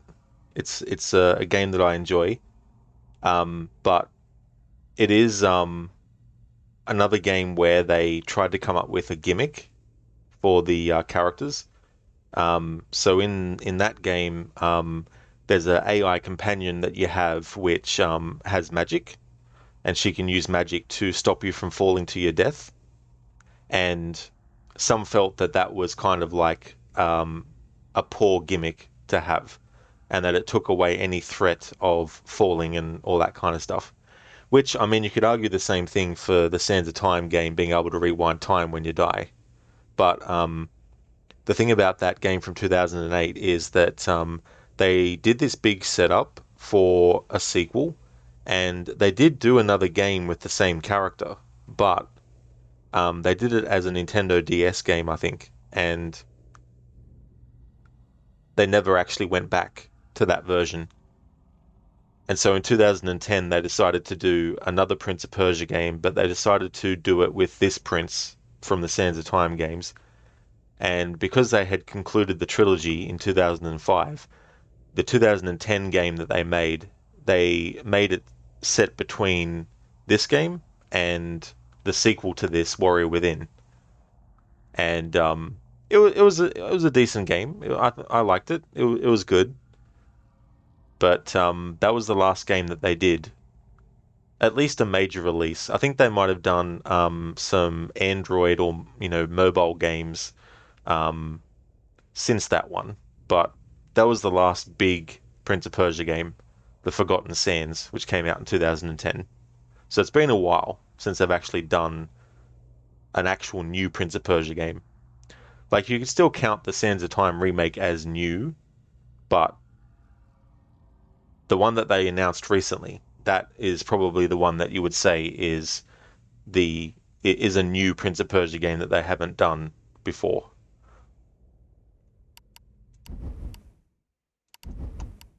Done. I'll start the story from here next time.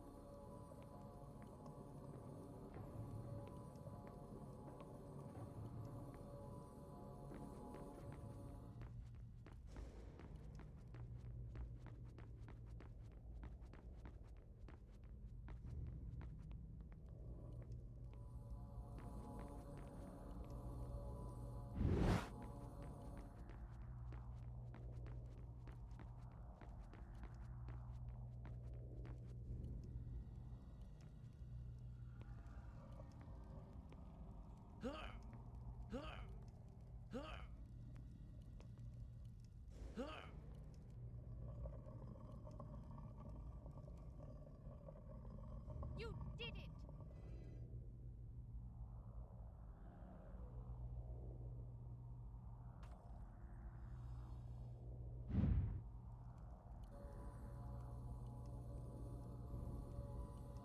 Oh yeah, calm. And there's also a lot of potential in a remake of this to really, really improve the controls, because obviously there's been so many advancements since 2003 in games in general, but also games of this kind of style. Um, there are some issues in this original game with the controls sometimes, especially when you're in combat and you're wanting to attack a certain enemy in a certain direction, but the game thinks you want to attack an enemy in the wrong direction. Especially when you need to use the Dagger of Time to actually finish off the enemies. Sometimes you press the Dagger of Time to finish off a downed enemy, but instead the game decides to hit another enemy with it. And while it does freeze them, which is good, you might not want to actually take on that enemy yet because it's a weaker enemy. You might want to finish off the stronger enemy that's on the ground. And because you've only got a short amount of time to finish them off before they get back up again, accidentally hitting the other enemy that's weaker could take away time from getting back to the stronger enemy before they get back up, so things like that. And the camera can sometimes screw you over as well when you're actually moving it around and all that kind of stuff. So having those sorts of issues not exist in the remake will definitely add to the experience, I feel.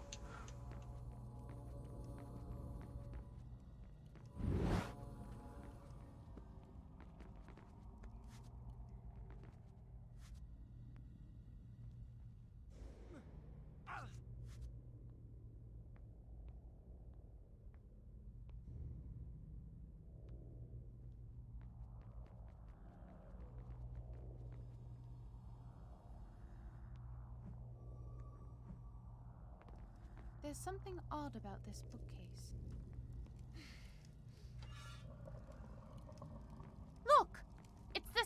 symbol that was on the pillar. Stay there! I'll come to you!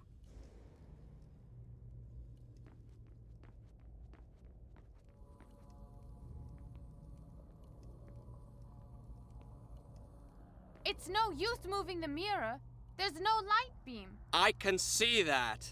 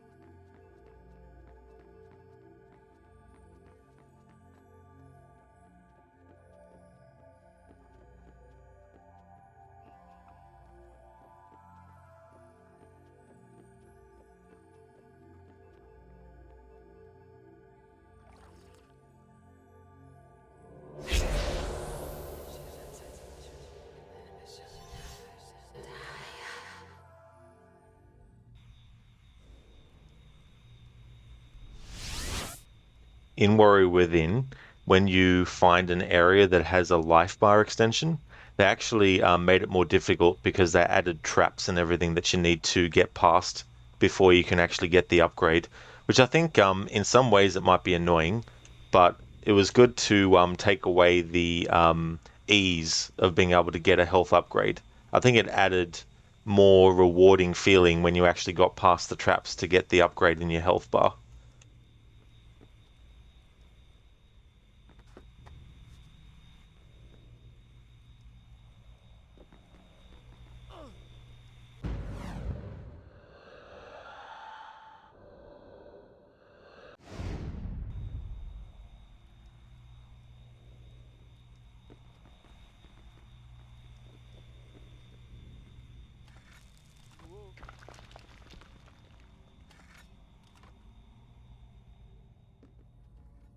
Where is that glow coming from?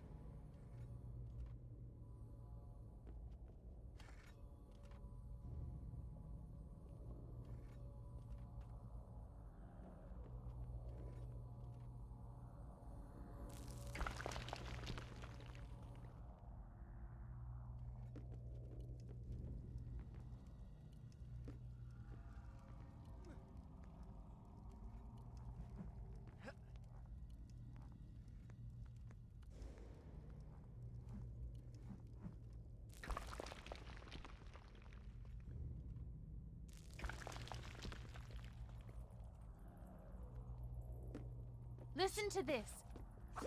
Of what use is reason against the power of love? Love is life. So if you want to live, die in love. Die in love if you want to stay alive. What's that supposed to mean? I thought you'd like it. If you want to be useful, try finding a book that'll tell us how to get out of here. This isn't that kind of game. Game? She thinks this is a game.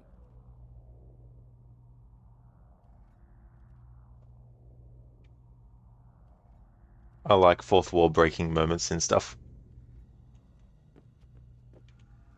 Ubisoft has done that a few times too, outside of just this game. Another example I can think of off the top of my head is Splinter Cell Chaos Theory. I think it's the second mission, and Lambert is explaining about the sort of like security setup on the ship. And Sam's like, so I can't remember the exact dialogue, but Sam Fisher basically says, so what? 3 alarms and the mission's over. And then Lambert's like, this isn't a game, Fisher, or something like that.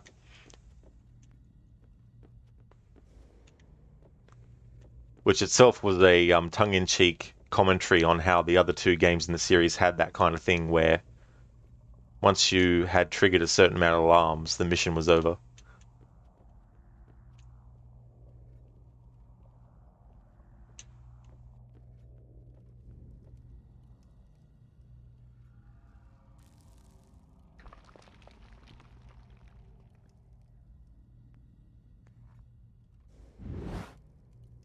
Whoa.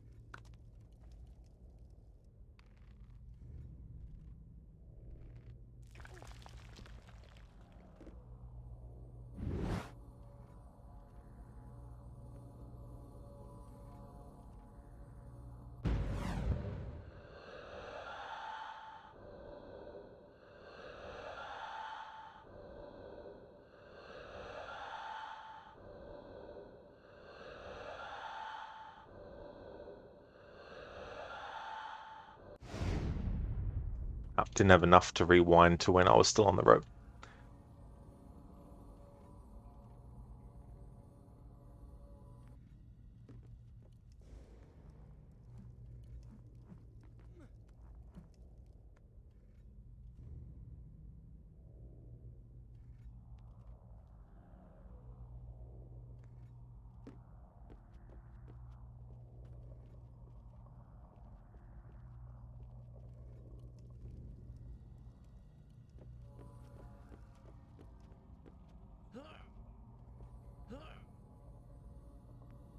Stay there! I'll come to you!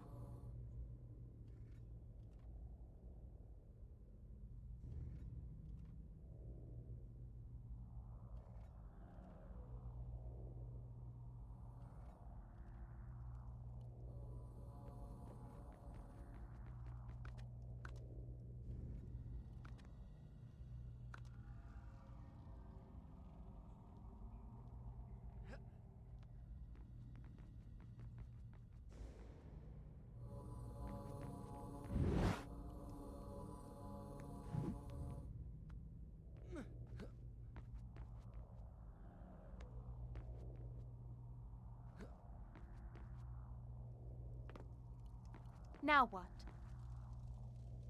There was one more symbol. Do you remember? It was in the main hall.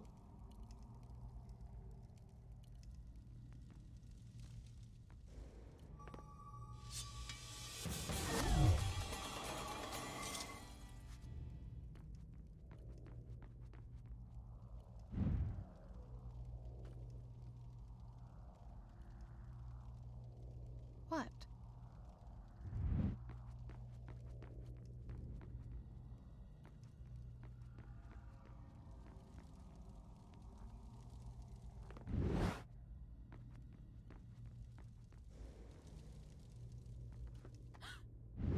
Be careful!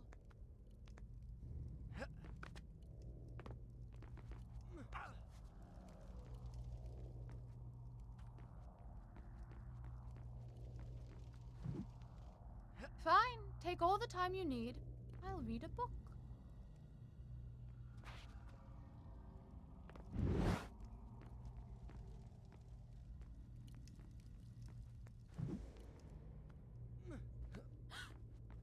Be careful!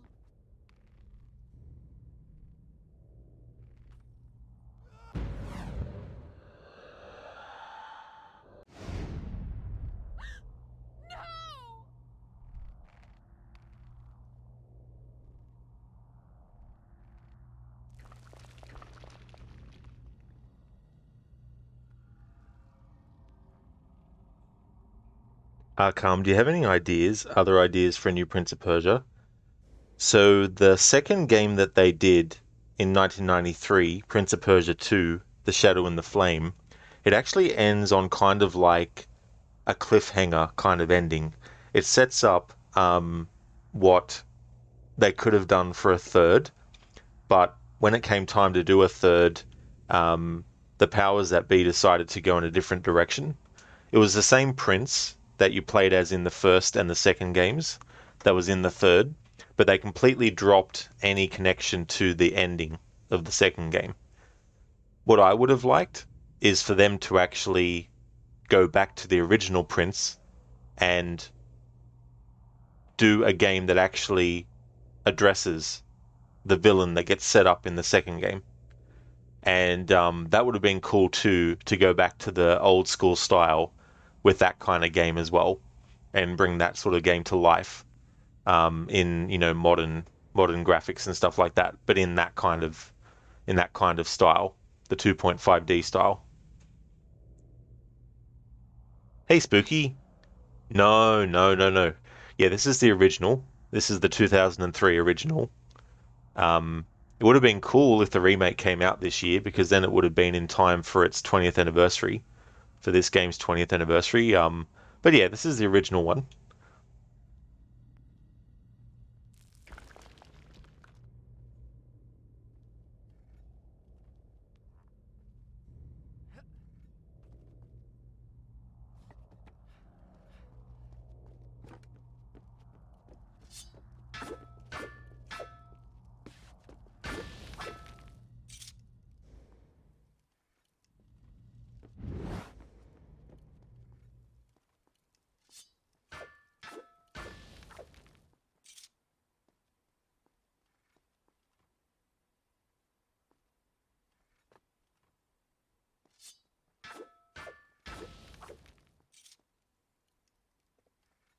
Spooky, oh nice, you have this trilogy on PS3. It's well hard for you. Oh, that's cool that you have the trilogy. I won't be playing the other two as part of this, but next year, Warrior Within, the second one, takes it has its 20th anniversary as well, and then Two Thrones in 2025 celebrates its 20th anniversary. So if I'm still streaming in 2025, I would definitely do a celebration of that game as well. And next year, I plan to do a 20th anniversary for Warrior Within. But yeah, it was a pretty solid trilogy. I felt like Warrior Within kind of shifts things a bit in terms of the tone of not only the prince as a character but also the story and stuff. But I still think it was a worthy entry in the series. It was, I think it was a bit divisive because of the difference in tone, and they went with a different actor for that game too.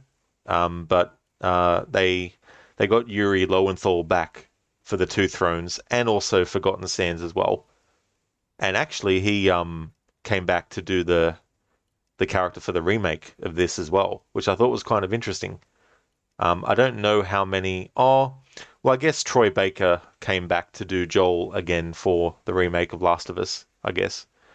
So it's not the first time that that's happened, where the original actor has also played the same character in a remake. Hey there, Wicked. Welcome on in. You think it would also be cool if UB expanded Prince of Persia Forgotten Sands universe, but one can only dream? Yeah, I mean, I think there's definitely room to have more of that prince's story, even if you keep setting it, before the Two Thrones. I mean, even maybe after as well. Oh, that's good, Spooky. I'm glad that you're going well.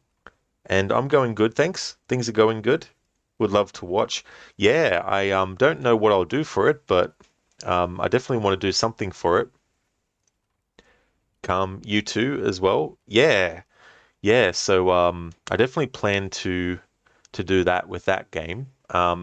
Last year I actually did a marathon of the Prince of Persia series. Not every single game that there is, like every port and every remaster and remake and all that kind of stuff, but I played through the 1990 version of the very first one. The 89 version was on Apple II, but I played the MS-DOS version for my marathon last year. The first game I played in the series was the Super Nintendo version of the original game, and that came out in about, I think it was 1992 when that came out for the Super Nintendo. Konami actually did that version, but they added whole new levels and they also changed the graphical style and all that kind of stuff. and a whole different set of music for all the games. So I played that as well in the marathon. I also played Prince of Persia 2, The Shadow and the Flame, the MS-DOS version. I was going to do Prince of Persia 3D, which came out on PC, but I couldn't get it to work. So I played the Dreamcast port that they did of that game in 2000. So I played that, and then I played the Sands of Time games, and then the reboot from 2008 as well.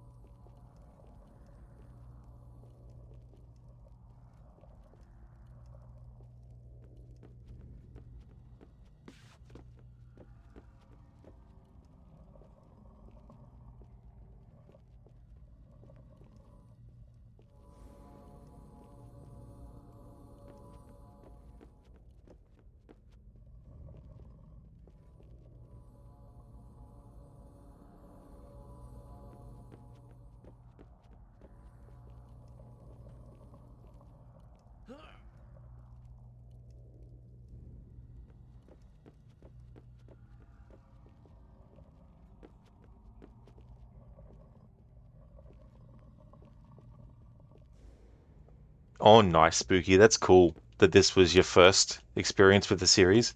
And that was the great thing with this game coming out too, because potentially it was able to get people to go back and play the other ones as well, maybe.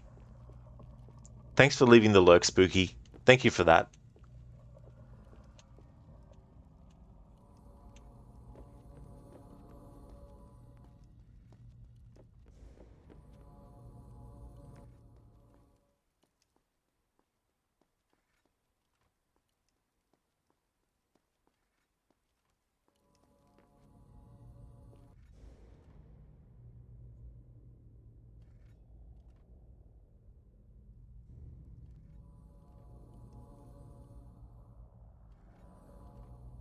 You opened the gate!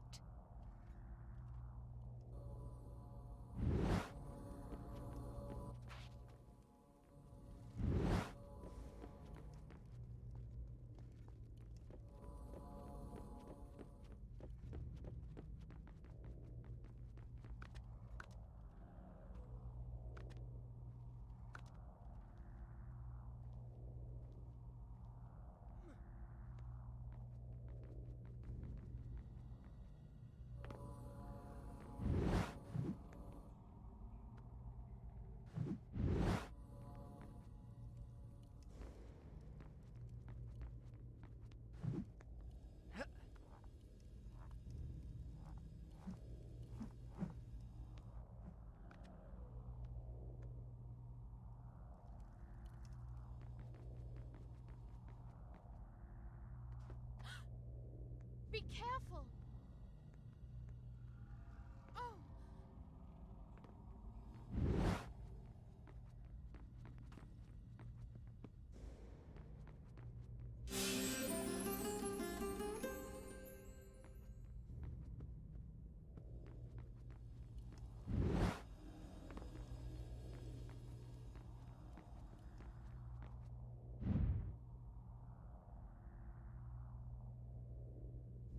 What?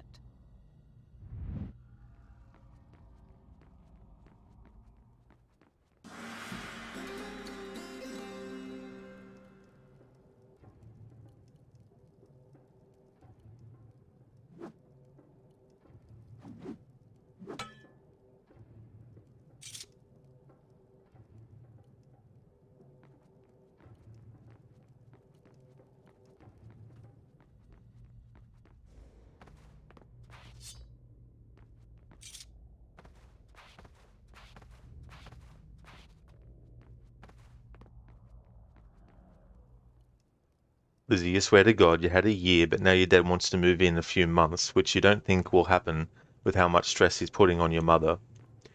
Yeah, I mean, I think sometimes it's best to spend more time figuring something out, especially when it's big decisions and stuff like that. You don't necessarily want to be, rushing things, and if you need to have more time to actually prepare, it's better to take that time.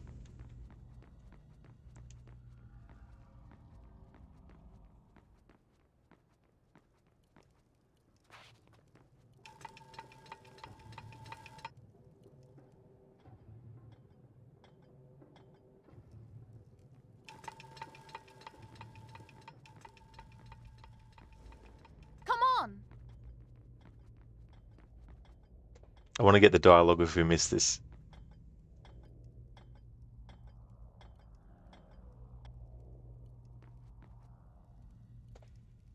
There was a door before that was on a time, and there was actually some dialogue if you failed it quite a few times between Farah and the prince, but it looks like that might have only been for that instance.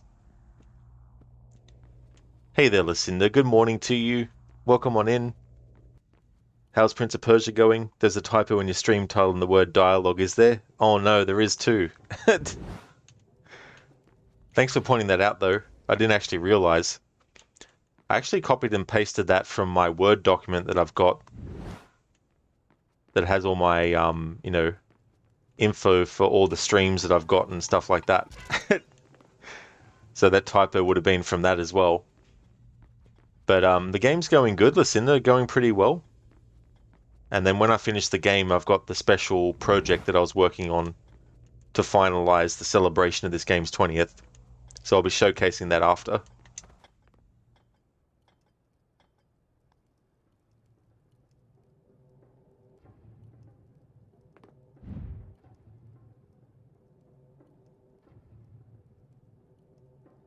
What?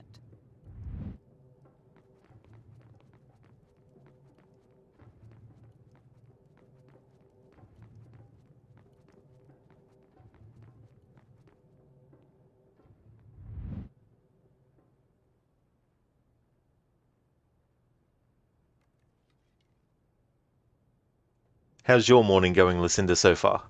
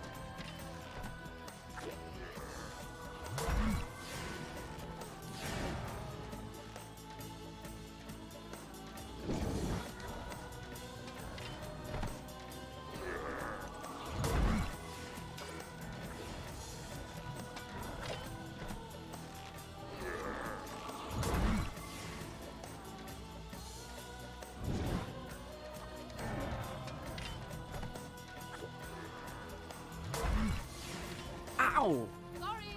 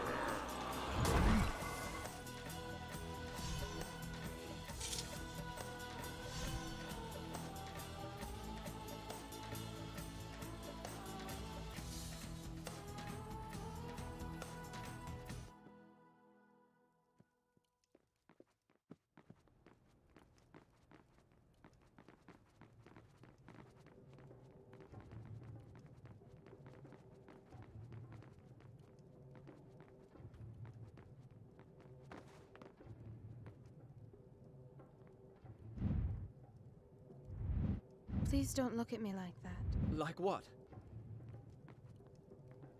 Finally got the dialogue for Farah accidentally hitting you with an arrow when you're fighting other enemies.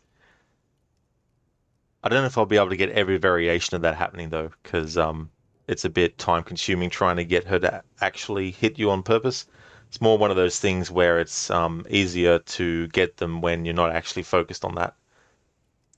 Listen, they're going all right. You've been having a hard time getting to sleep lately. All the changes you're making are catching up to you, you think, but you still got up on time and you're ready to start the day.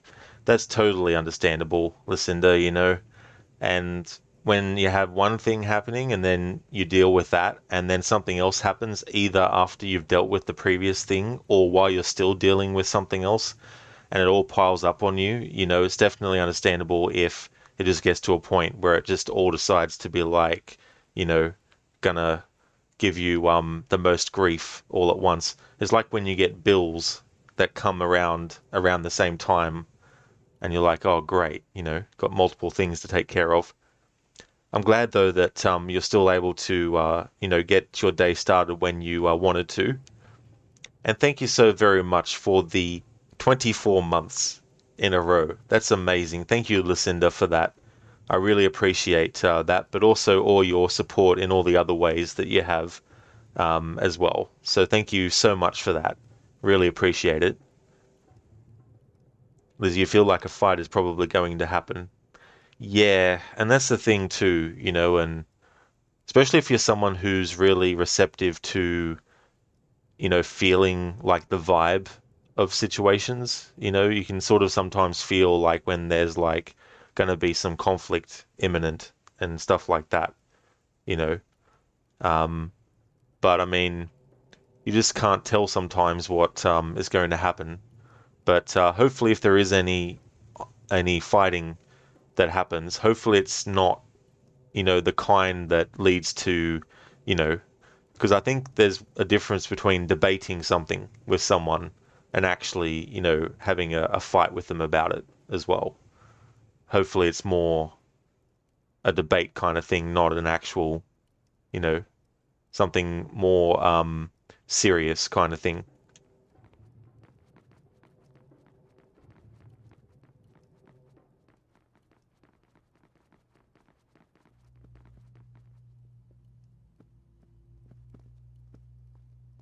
There should be a way to make this thing go up. See if you can find a switch. What makes you think? Never mind.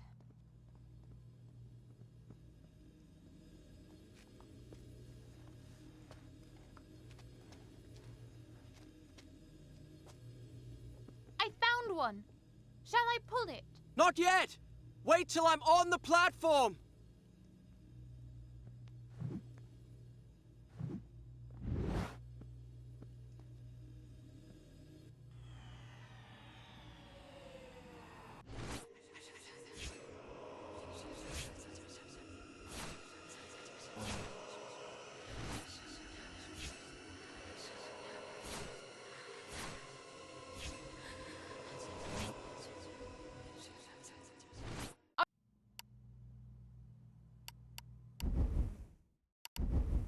Done.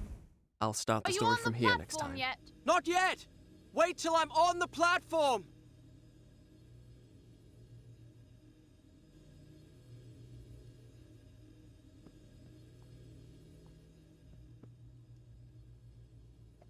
Thank you so much, Lucinda.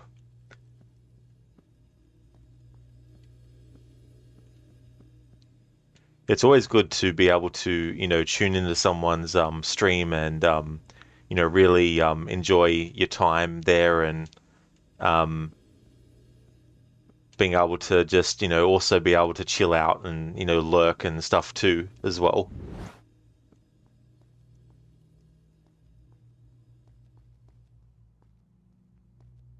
Now!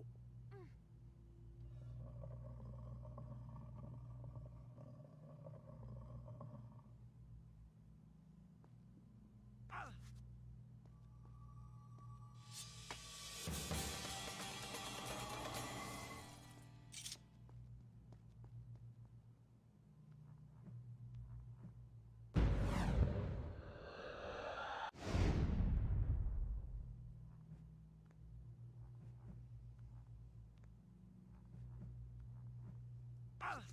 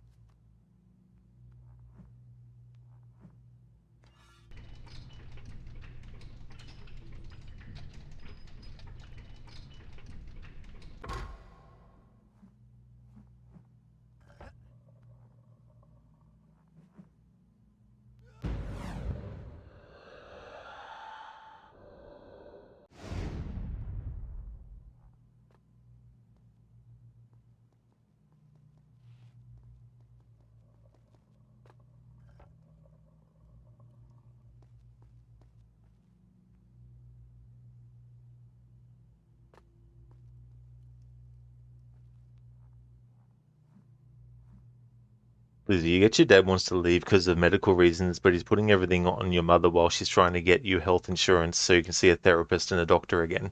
It's just frustrating because you feel like a burden. Yeah, I mean, that's understandable too, to be feeling that way. Um, but the thing about that is you can't help what other people, A, what they do, and B, what they say, and C, what they think, or even D, what they feel, you know. Um, and when multiple people have things that they need help with, it's very easy for, one person to think that theirs is more important than the other people, when in fact they're all important, and need to be dealt with. And when I say dealt with, I don't mean like in a negative way. I mean like to deal with something and get it done and all that kind of stuff. So hopefully they'll be able to sort that out and, basically realize that, you know, if you're all needing to get the help that you need, that it's better to work together to ensure that everyone's able to get what they need instead of trying to, create a division and that kind of stuff.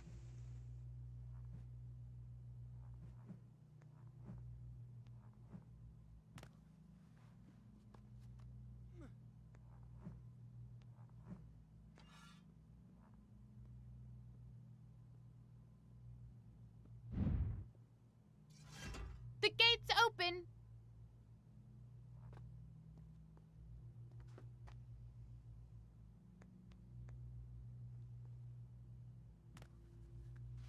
Here I come! Ha ha!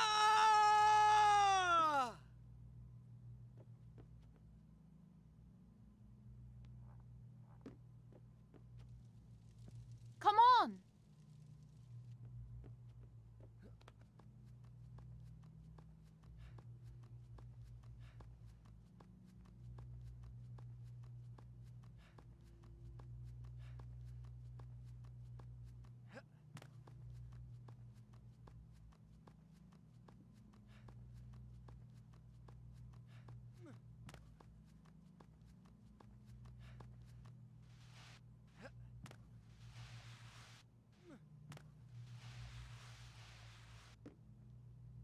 Wanted to see if the prince would do something similar again if you went all the way back up and then slid down the poles again.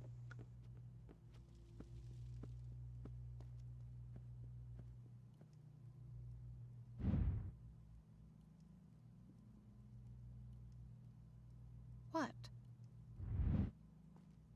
Look, a crack. Wait, let's see where this corridor goes. All right, you can take the crack. See you soon.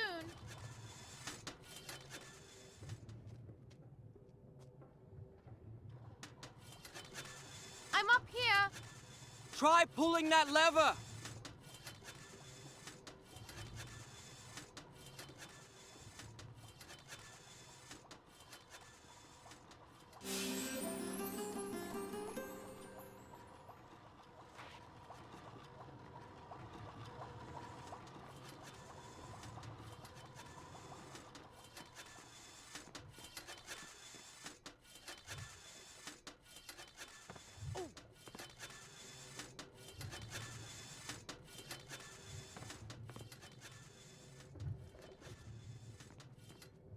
Do you think I can jump it?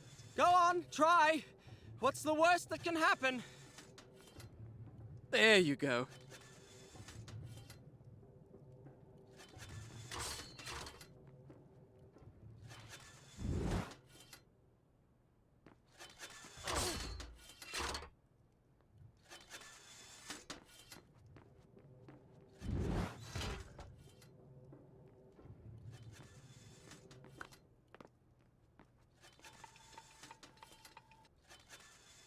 I'll meet you on the other side of that gate. Careful. You be careful.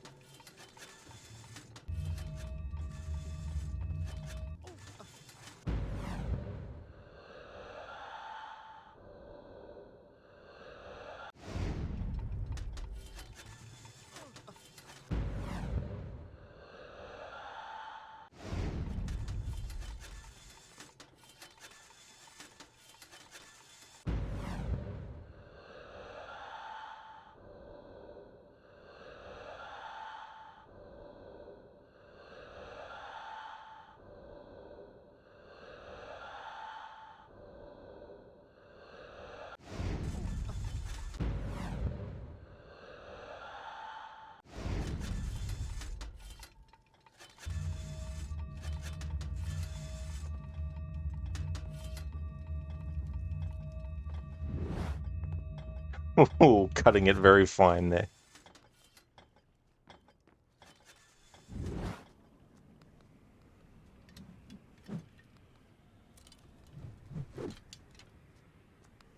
Here I am. I can't open the gate.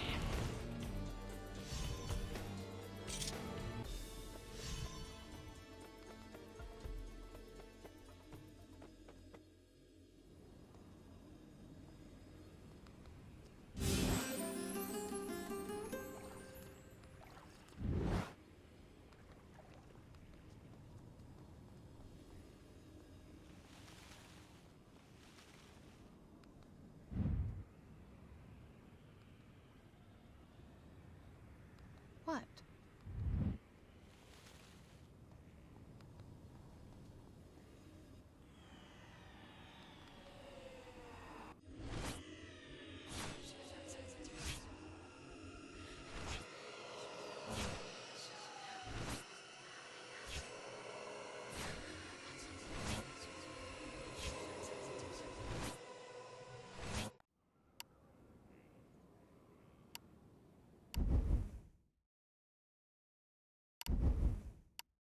Done. I'll start the story from here next time.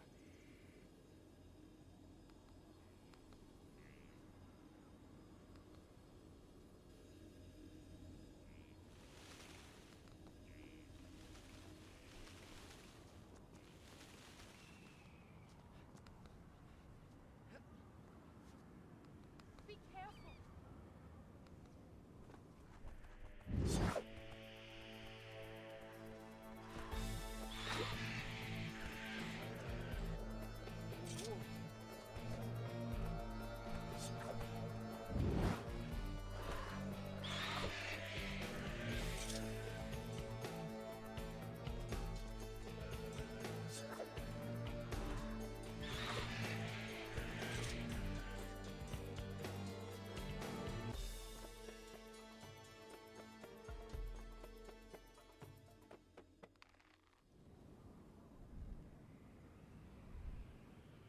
What are you doing?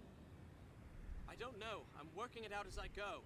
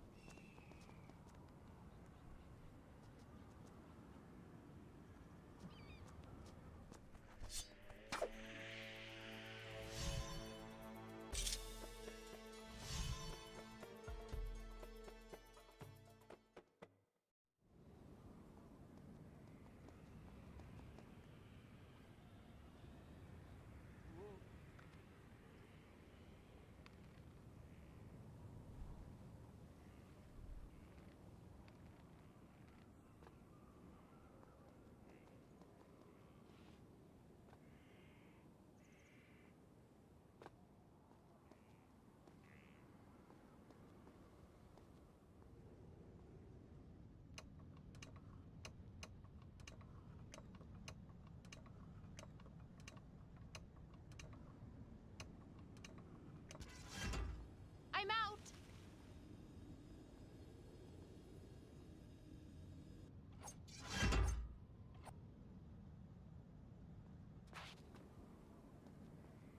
I could marry her. After all, she is a Maharaja's daughter. A conquered one, but still. Her blood is royal. Besides, what better way to tame her insolence? It's not so bad for a woman to have a little spirit. It's a challenge!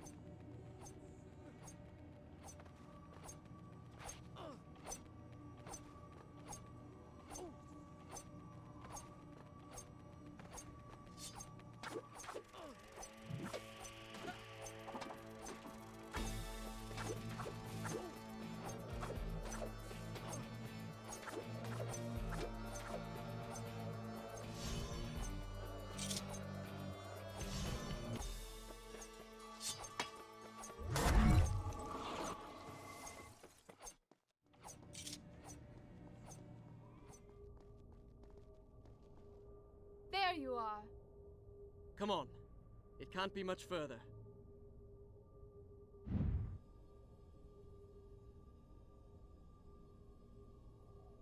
What?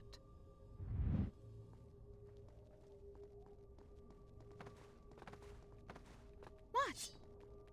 Not again.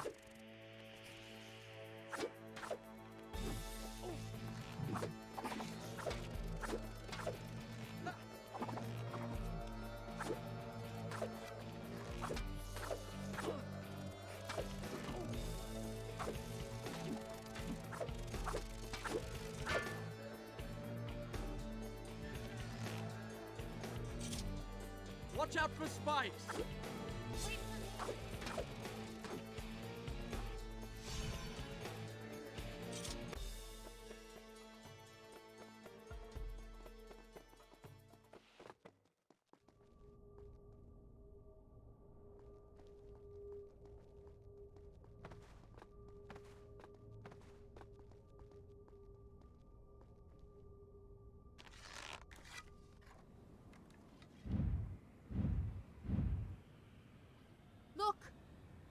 bridge to the Tower of Dawn. Wait for me. What?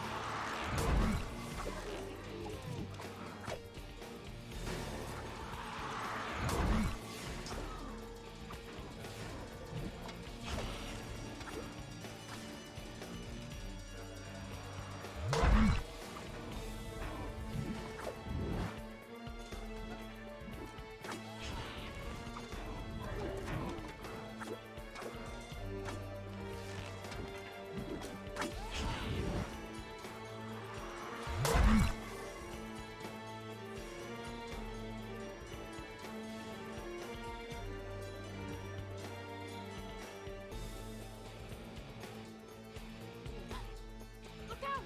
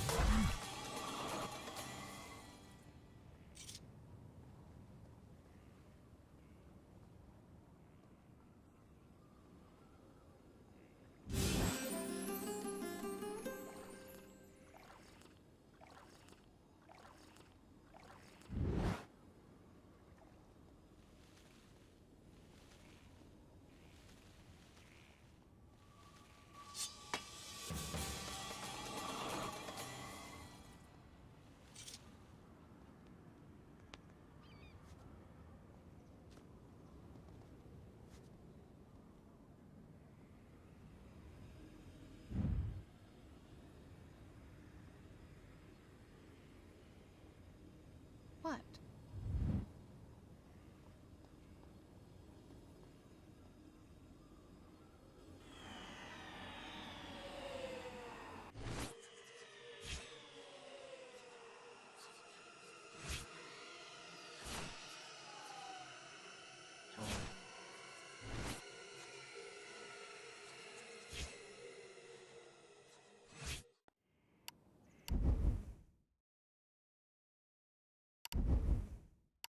Done.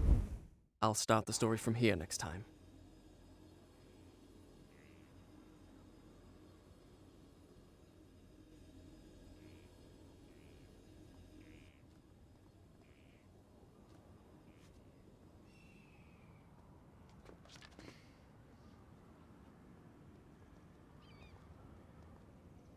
I'll see if I can find a way down.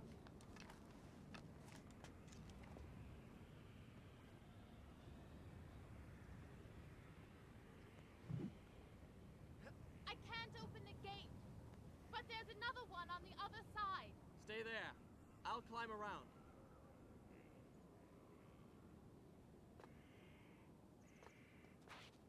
There's a staircase. I'll meet you in the courtyard down below. Be careful on the stairs.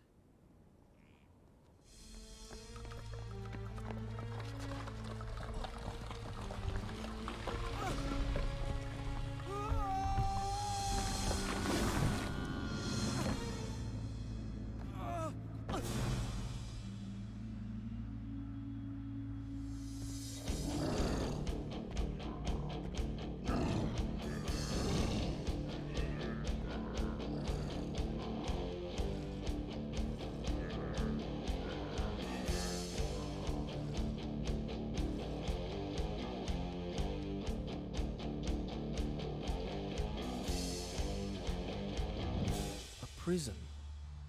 In my father's palace was a prison much like this. I had never set foot inside. Now here I was, myself a prisoner seeking an escape.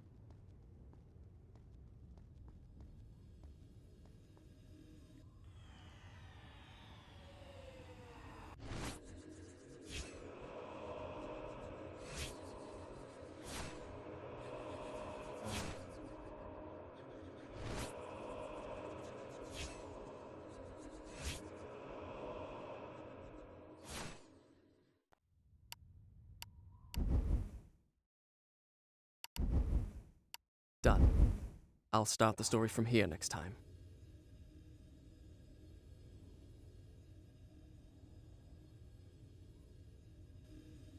All right, I've decided. I will marry her. I'll tell her the first chance I get. Time we put an end to all this fencing about and not saying what one really means. We've made it this far. It's foolish to deny what we both feel.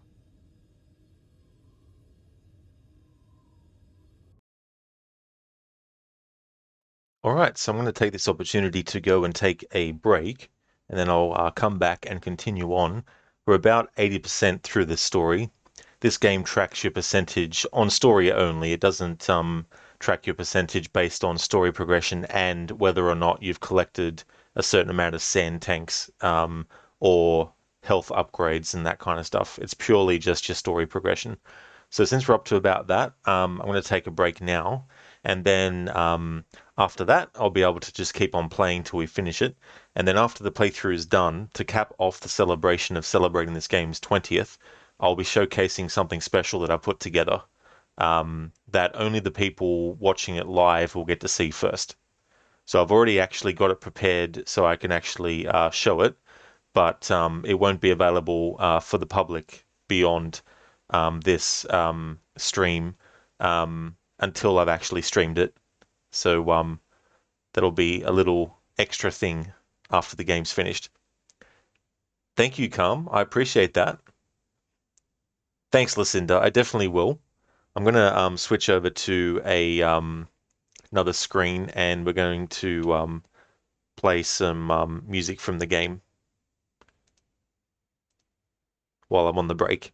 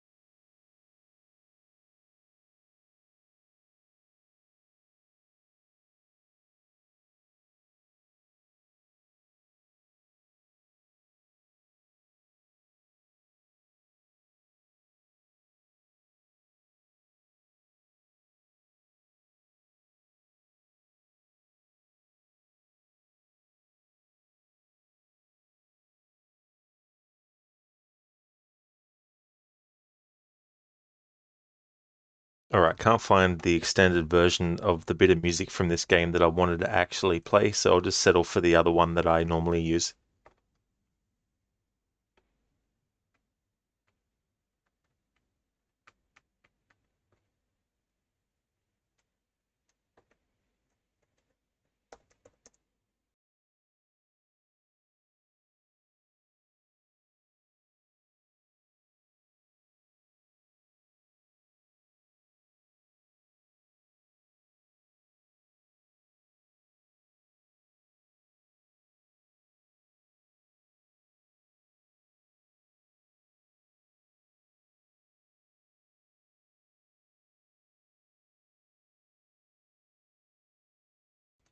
Alrighty then. Found some music to play while I'm on my break. So I'll take about 10 minutes. Be back then.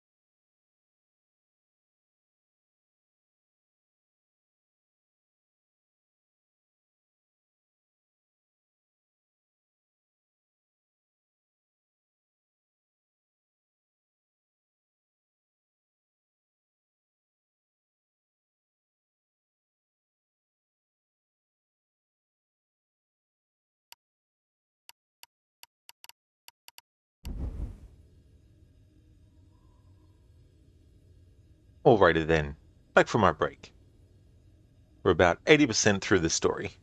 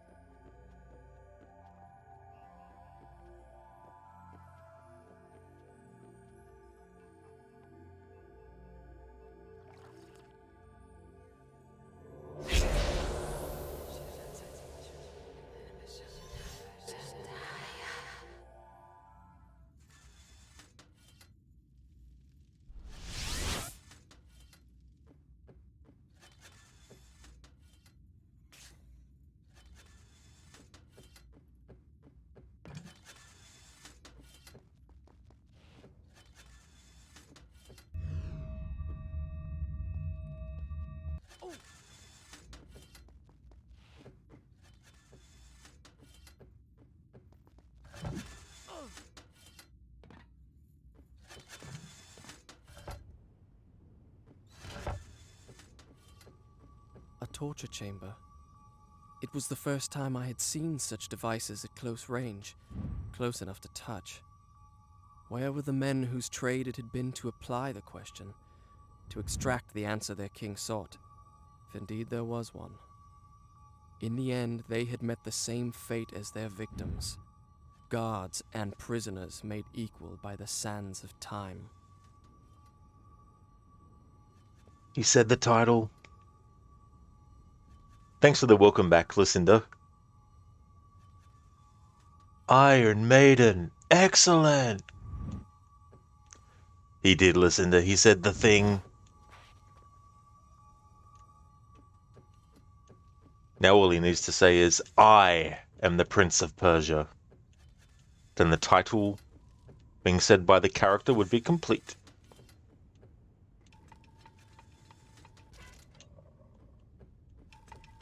Oh shit, I forgot to do that.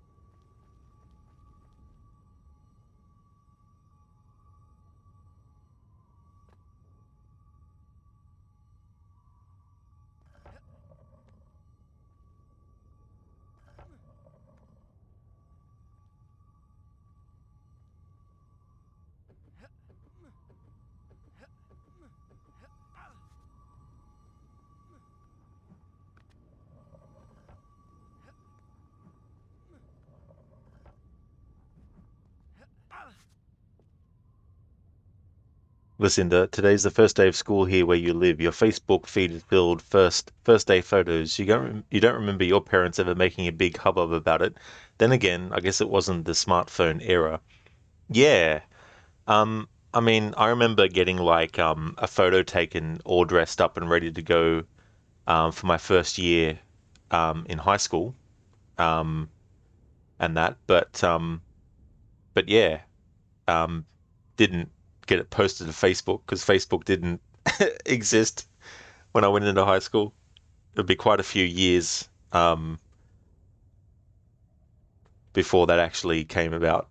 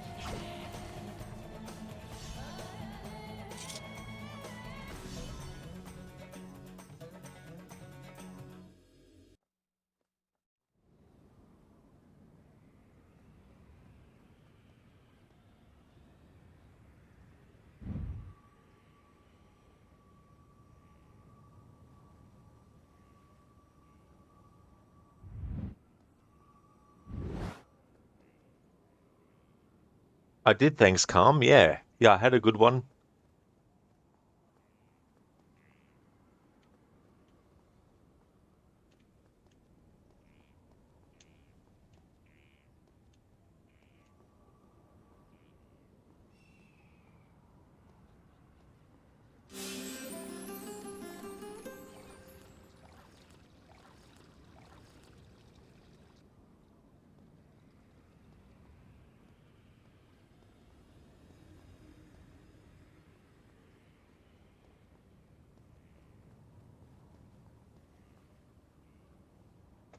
Hey, Alessandra. How's things?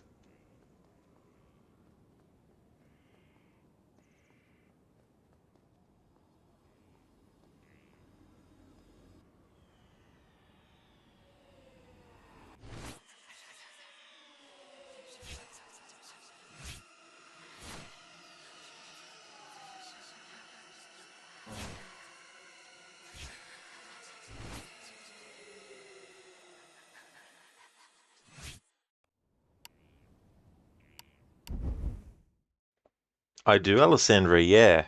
Not the very, very original, because that wasn't the version that I played first. I played the Super Nintendo version that was done by Konami. I did that one first, um, which was around 1992, although I think I might have got the game in 93 when I was 9 turning on 10, um, and played that. But I never played the actual original until, well, I dabbled in it years ago, but it wasn't until last year that I actually played it from start to finish. Although it was the 1990 version, the MS-DOS one, not the Apple II version. Oh, that's good. Yeah. Yeah, it's really interesting too, the making of that game. How Jordan Mechner was you know, wanting to have it a game initially where there was no combat. It was just basically you trying to rescue the princess and dodging traps. There was no actual enemies that you fought. And his reasoning at the time initially was because of the Apple II's memory, wouldn't allow for having too much, but he worked out a way to actually I don't know the technical aspect, but basically he did something to get more out of the memory than you might have thought, and created the mirror image version of the prince. And that somehow he was able to sort that out and add that enemy and add other enemies as well to it. But yeah, if you go on YouTube and you have a look, there's definitely videos where he talks about the process of getting the game made and stuff. He actually kept a diary as well, and he kept a diary for other stuff that he did too, as well. On his website, apparently, you can read excerpts, I think, of the diary about the making of Prince of Persia and the other ones that he worked on, and other games too.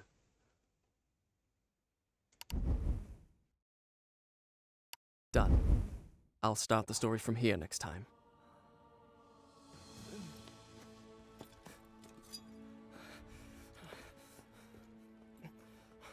It's all right.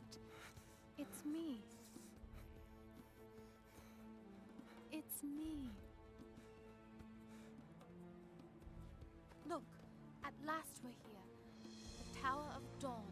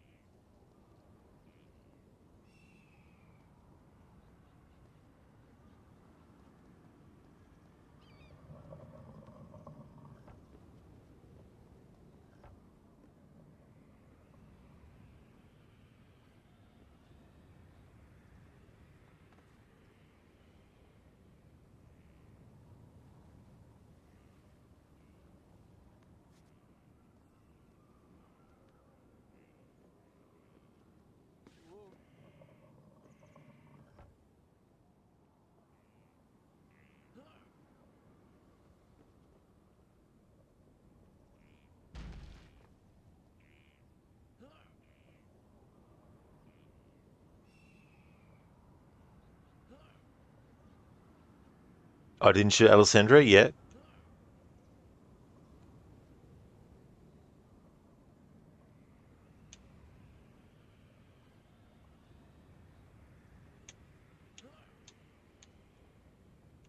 Actually, I don't know how they do it, but it would be good if they actually did a collection of various versions of the Prince of Persia, like the original one, because there was heaps. Like people talk about different versions of like Skyrim and GTA 5, but Prince of Persia had so many different variations. Different consoles had different versions of the original.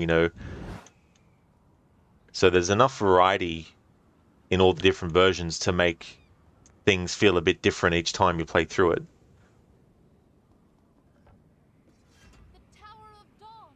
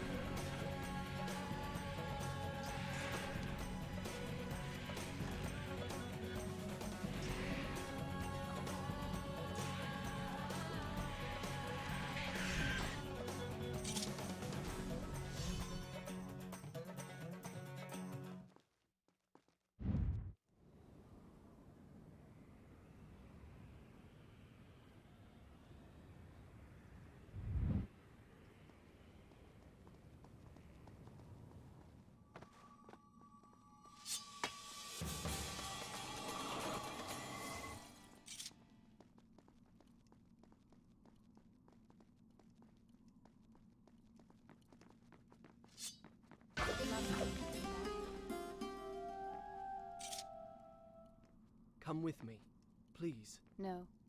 You go.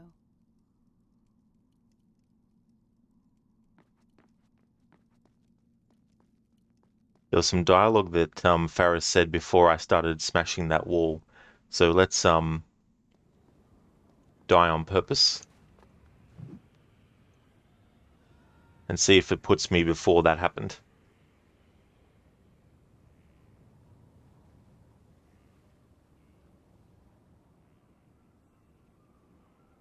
That's not how it happened.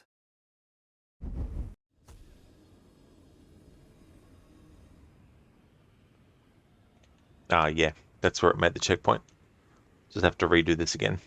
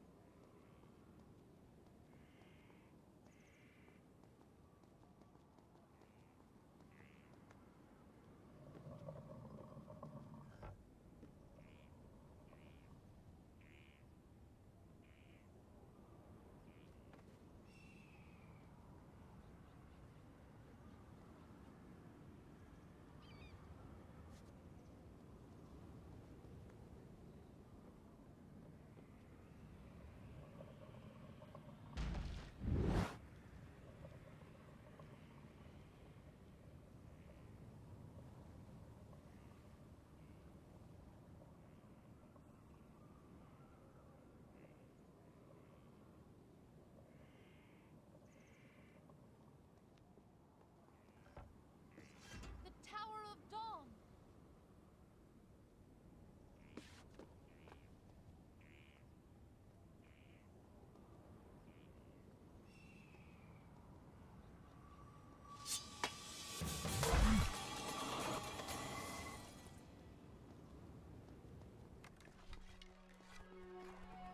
I'm coming!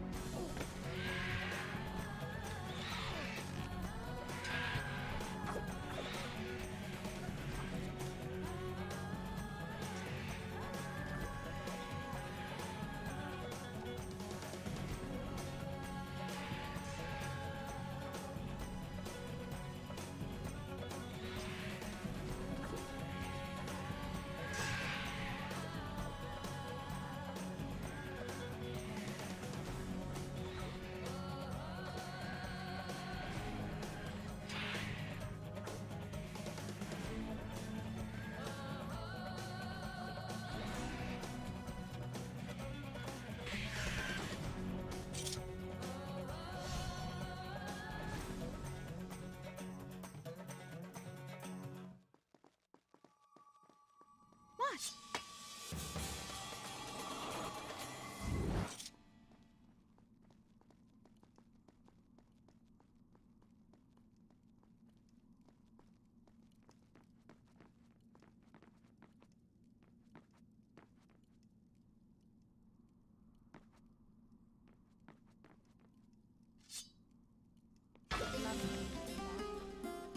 Come with me, please. No.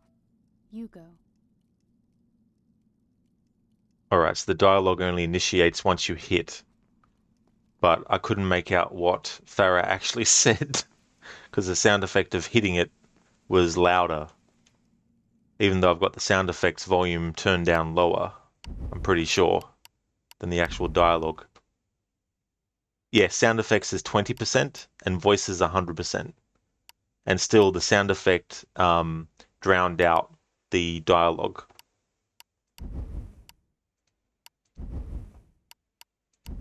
So I'll just have to let that one slide.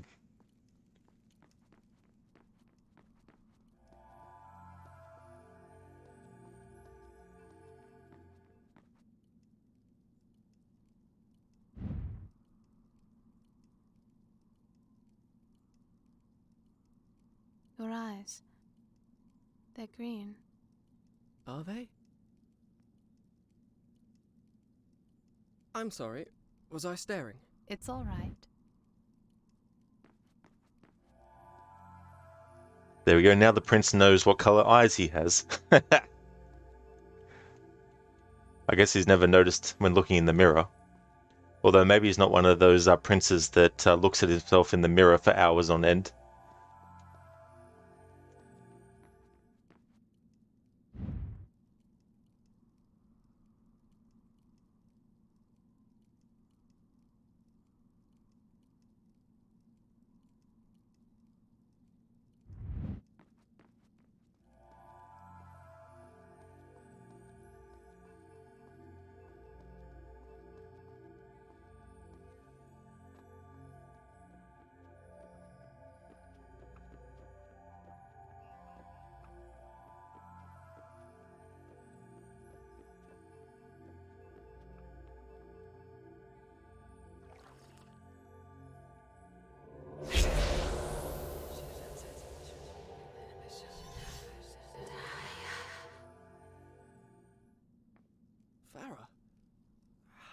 have I been gone? Gone? What are you talking about? Never mind.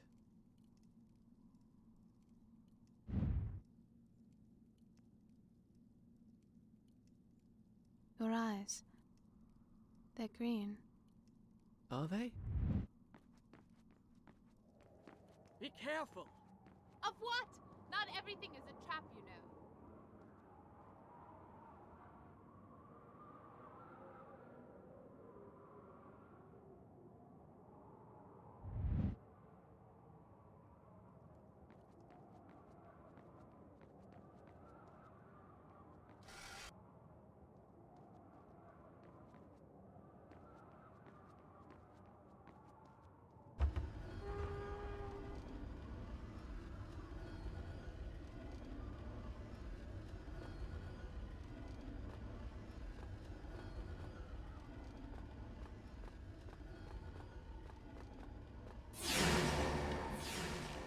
You know, not everything is a trap.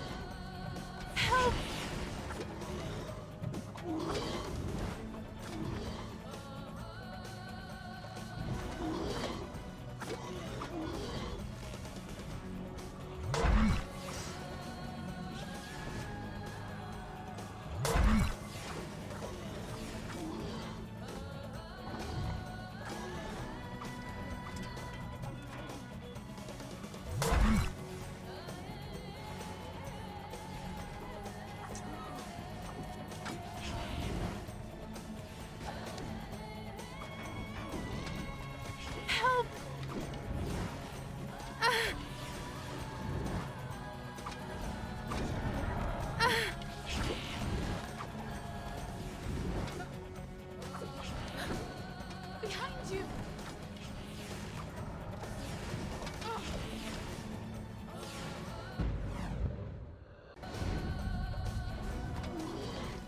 Wait, she didn't die. I saved her.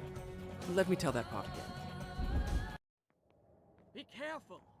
Of what? Not everything is a trap, you know.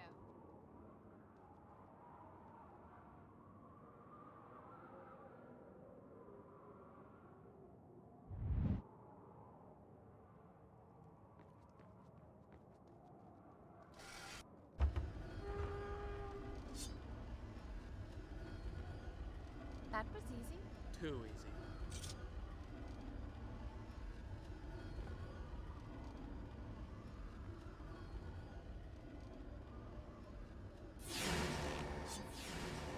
You know, not everything is a trap.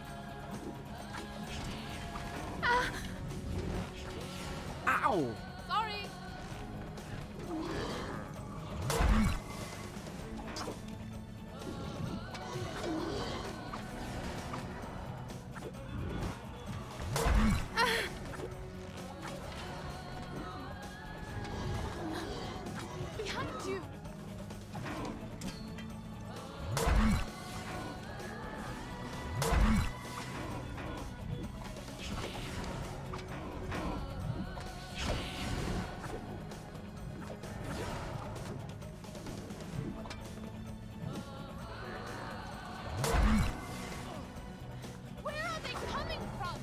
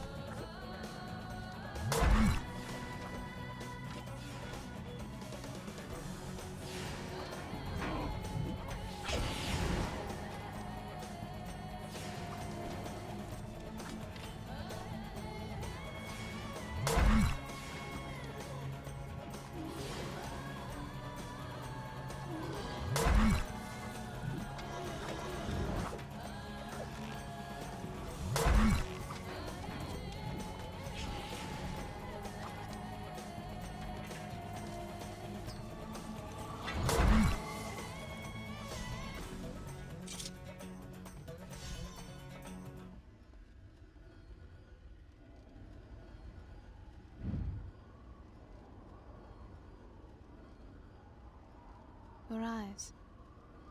They're green. Are they?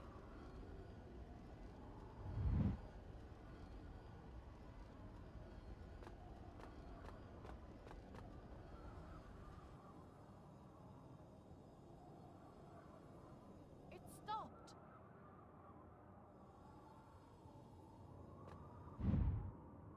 I'm sorry.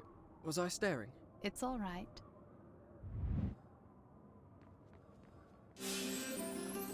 Try that lever.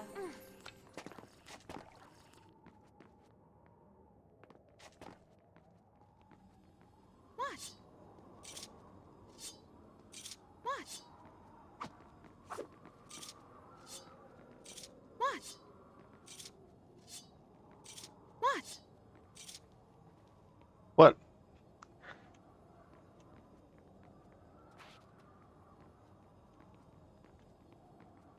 That's it, Afro. Yep. That's the end.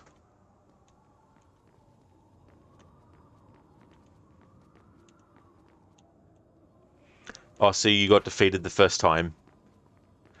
Yeah, can be rough, especially when you got minions that also attack you as well during the fight.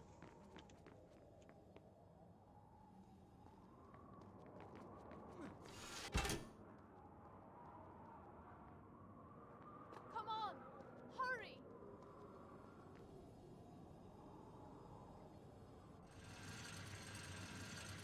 The hourglass is nearby. I can feel it. Feel it. How? I can't explain it.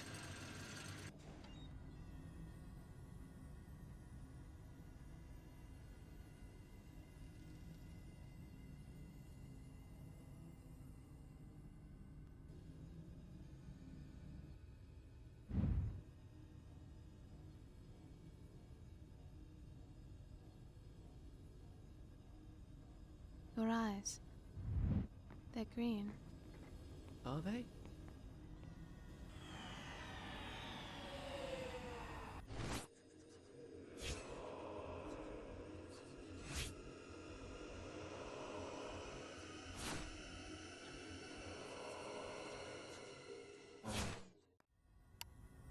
Yeah, Afro, there's also that phase where she starts sort of like doing random patterns of attacks as well.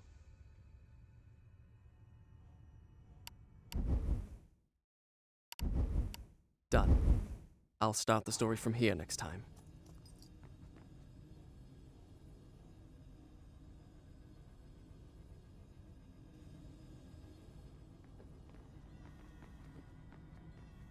There's no one here.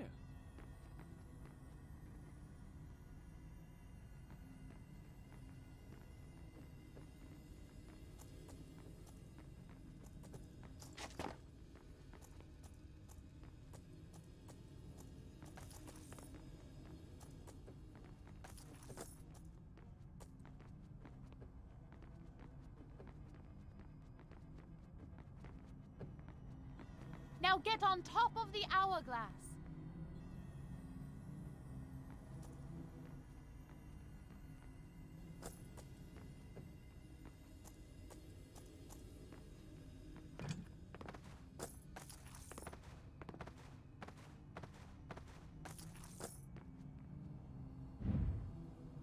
I'm sorry. Was I staring? It's all right. Hurry!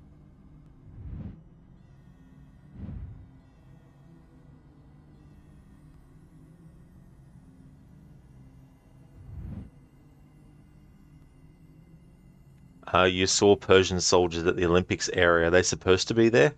Not too sure. I try to spend as least time as possible in that game worrying about the Olympic storyline.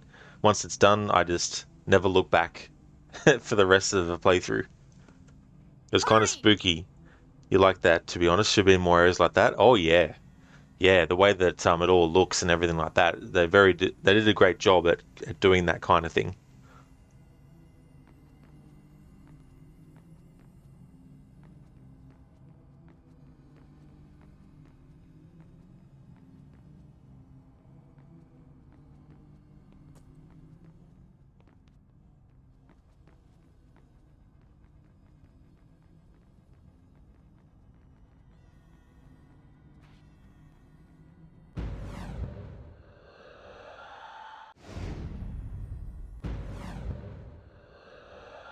This is one of those games where if you hold the button in the direction you want the prince to move and then the camera changes, all of a sudden the prince goes back the way that he came because when the camera angle changes, they want you to start pressing the opposite direction to what you were going before. Afro, also that Fire Skull horse wasn't worth it in the end. Yeah, I mean, I don't know. It's one of those cosmetic things where it's like you either like it or not, I guess, or can be indifferent as well.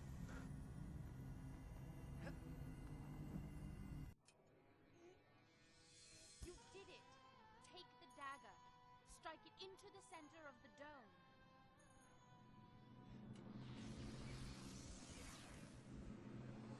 My father's army sacked your palace, captured you as a slave. What?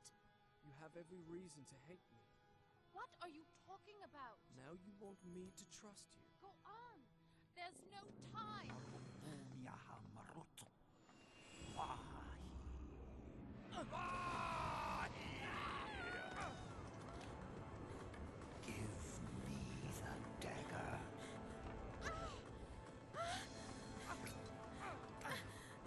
The dagger! He must not get the dagger! I had faced my enemy. I had looked into his eyes, and I had lost everything.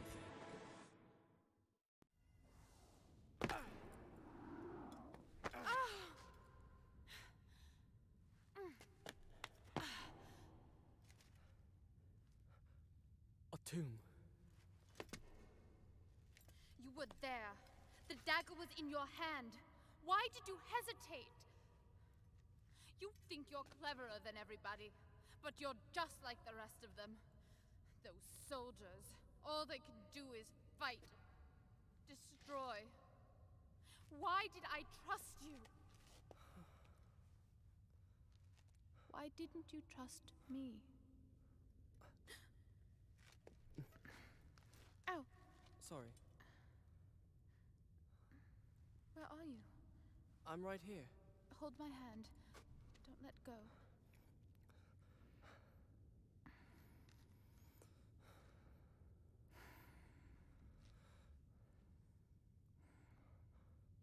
I didn't mean what I said. No, you're right. All that's happened is my doing. I wanted honor and glory. I brought this on us. You are brave and good. If this tomb is to be ours, at least the dagger will be buried with us. And we are together.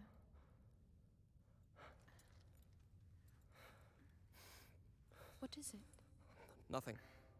You're trembling. I just don't like close spaces. There must be some way out of here. When I was small, my mother taught me a secret word. She said that when I was afraid, all I had to do was speak that word, and a magic door would open. I've never told that to anybody. I can see why. It's the most childish thing I've ever heard of. What was the word? Kakolukiam. Kakolukia. You did that, didn't you? Farah?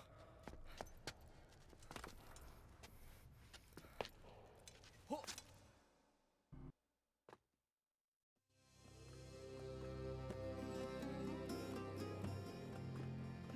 Farah?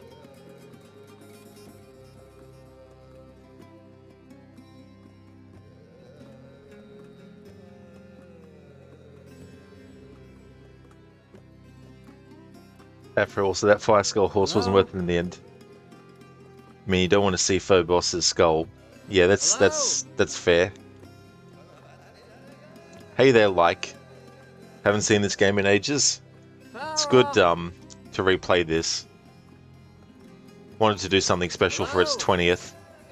This is the third phase of celebrating Where it. are you? I've done something different every time playing the game from start to finish. Hello? That's it, Lucinda. Yeah, the super secret phrase. Farah! Farah trusts the prince enough to tell him Where are something you? that is very personal to her that she's never told anyone else before, ever. Hello?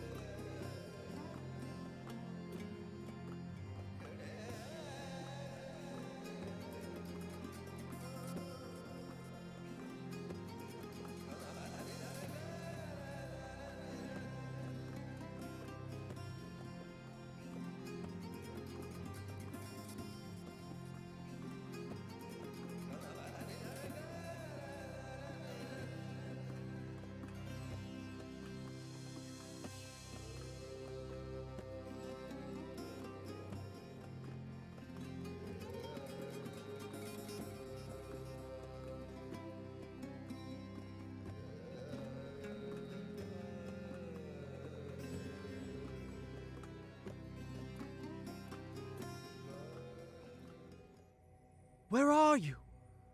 Oh, isn't it beautiful? Isn't what beautiful? Where are you?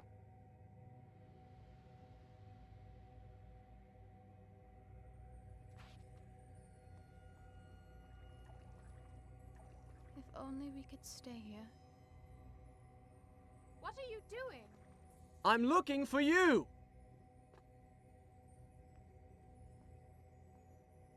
I'm right here.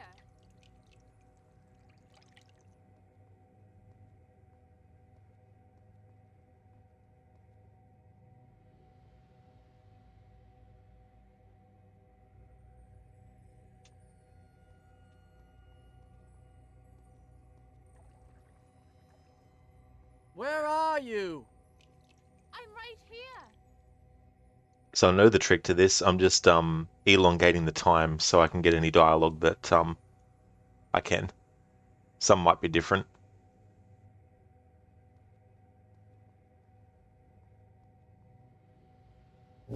What the?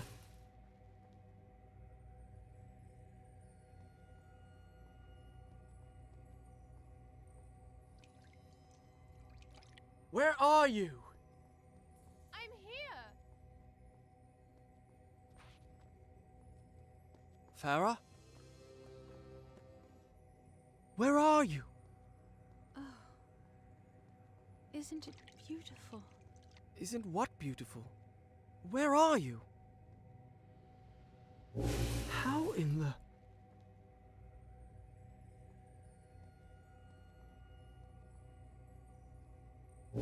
Ah.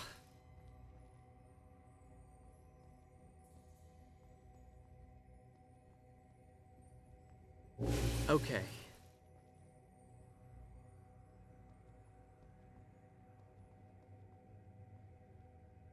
There must be a reason for this.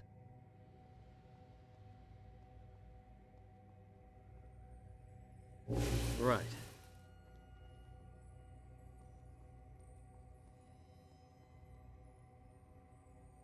Okay.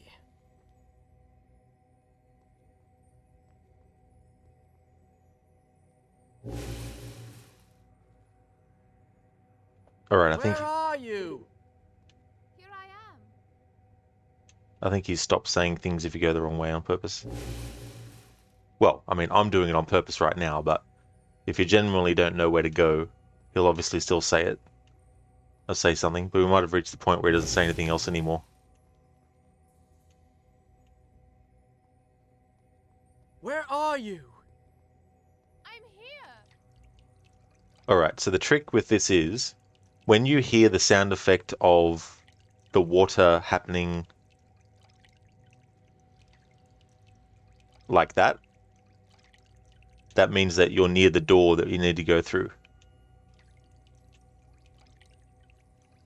Where are you? Here I am. Farah?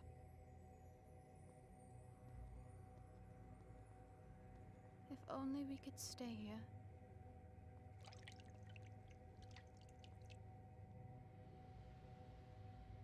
Farah?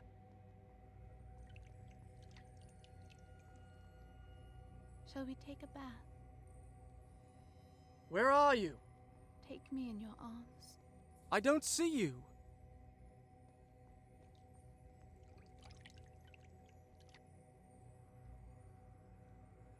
What the...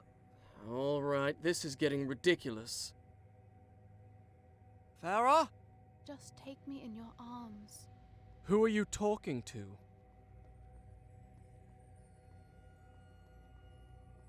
I've been waiting so long. Can you hear me?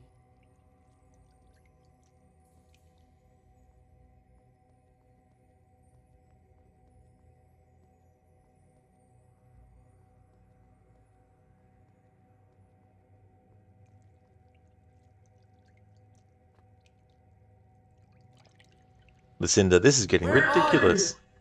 Me, frustrated with your own gameplay. Yeah, I mean, there's definitely a lot of games where there's just a ridiculousness that pops in.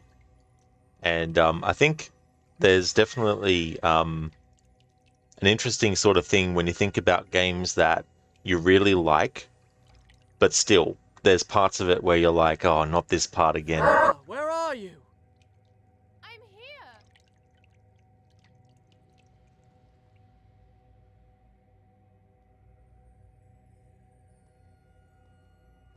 Why do you act so distant?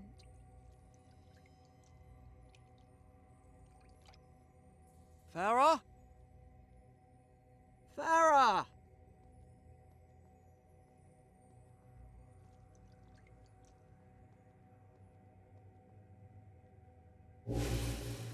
Farah?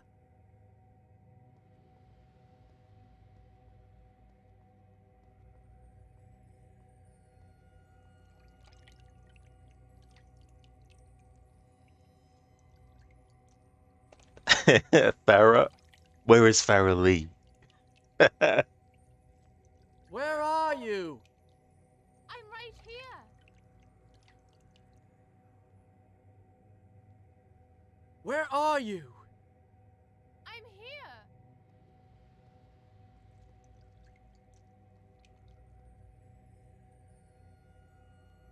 Farah, where are you? Here I am.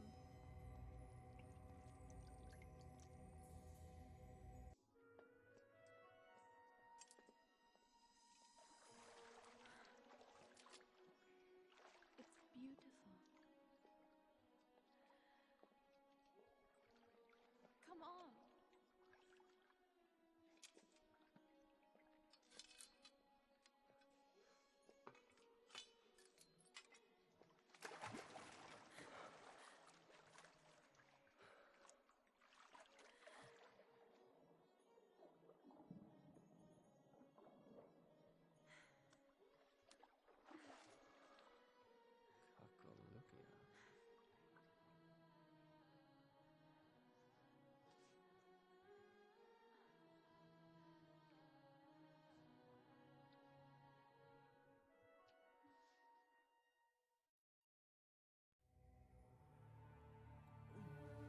Was it real, that magical cavern?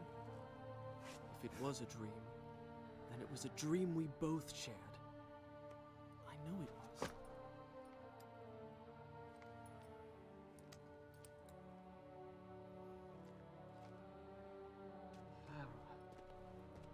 Oh no.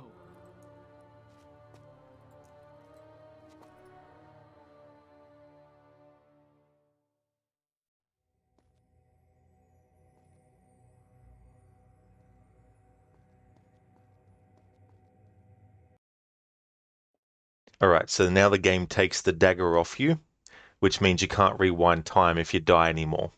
So when you actually die, you have to just let it happen, and you're at the mercy of the parts where you get to save. Just to explain something, that pendant that the prince has, Farah left that there on purpose because that's one of the reasons why she wasn't turned into a sand monster when the sands of time were unleashed, and the prince wasn't turned into a sand creature because he was holding the sand of time, so he was holding the dagger of time, so he was protected, and the vizier didn't get turned in because he's got something as well that prevents him from being turned into it. So because Farah has taken the dagger of time, she's still protected with that, and he'll still be protected with the pendant. But without the dagger of time, we can't actually kill enemies completely. We can't even attack them at all. We do get a sword soon, though, so you don't go for too long without a sword. But until you get a sword, the next sword upgrade, you can't actually kill or even attack these enemies. And then once we get the next sword, it's a special sword that is imbued with some kind of magic that allows it to actually kill sand creatures without having to use the dagger as a final thing to kill them.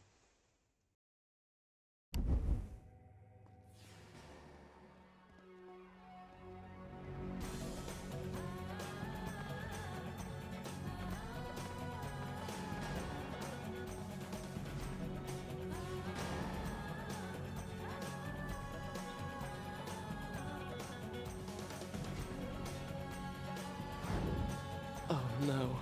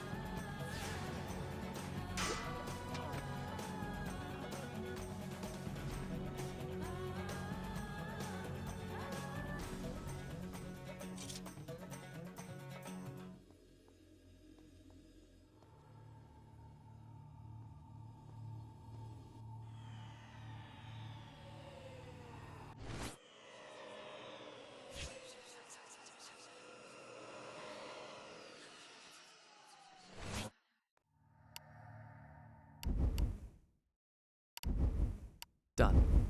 I'll start the story from here next time.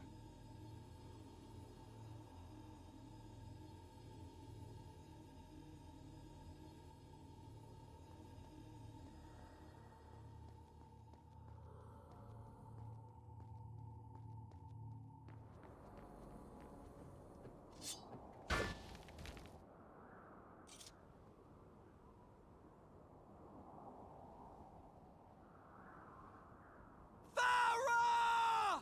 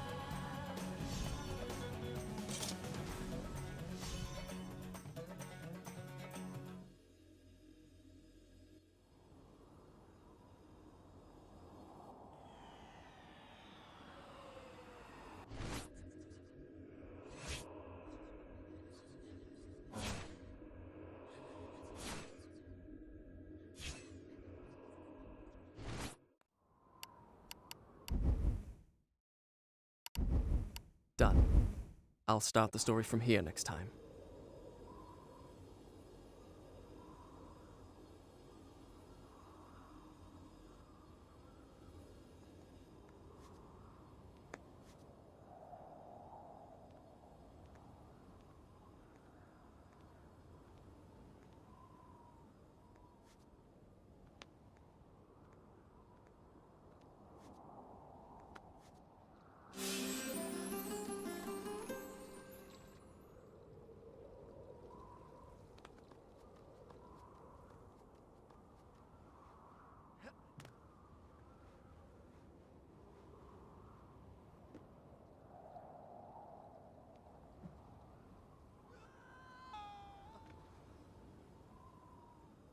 No. That didn't happen.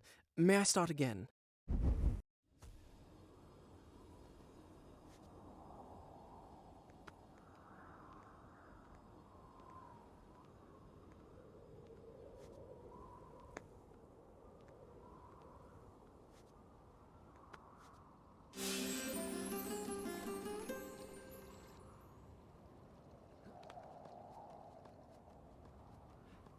Oh, really, Lizzie? That's awesome. You know, I've never actually tried that myself, having a Korean barbecue.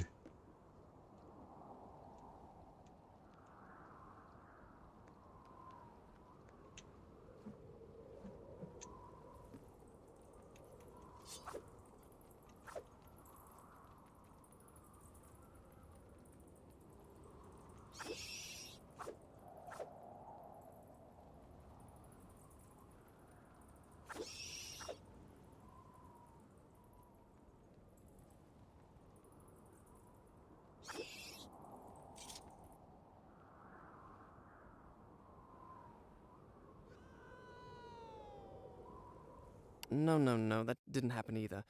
Let me begin again.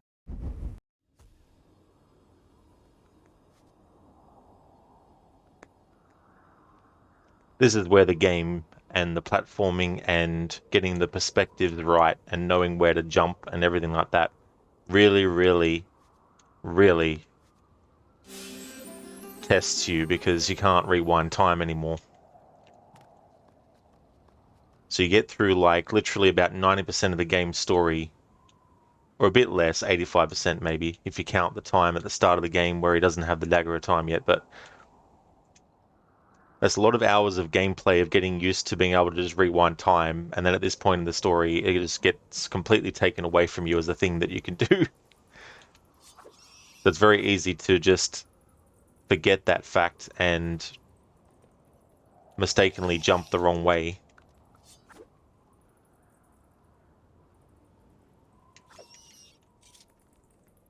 Probably didn't even need to jump, now that I think about it. Yeah, there we go. Just have to drop.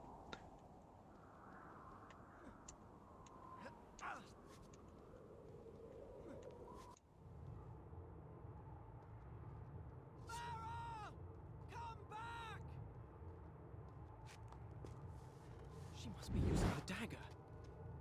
Farah, be careful! Don't use up all the sand!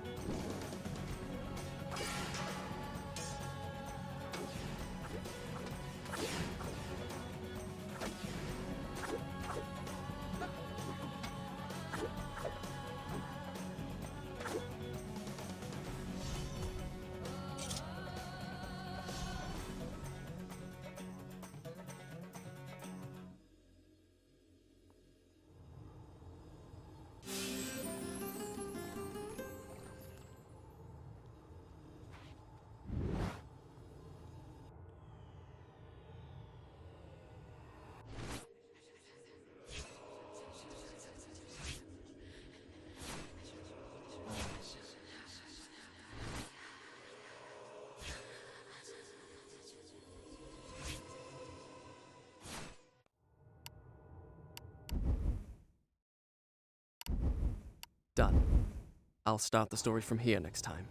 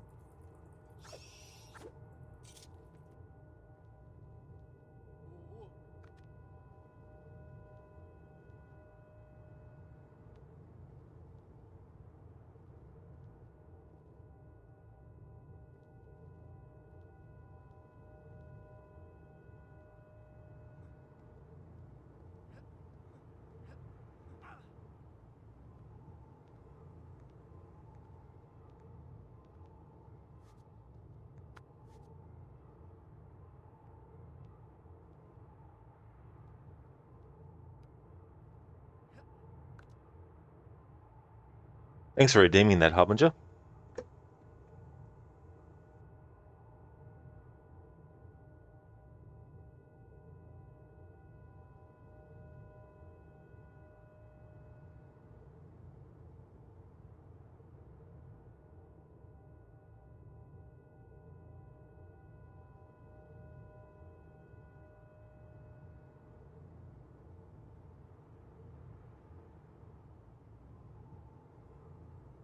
I don't know, Harbinger. He definitely has a lot of movies. Plus, there's also movies that might not be the first movie you think of with him in it, but that he's in.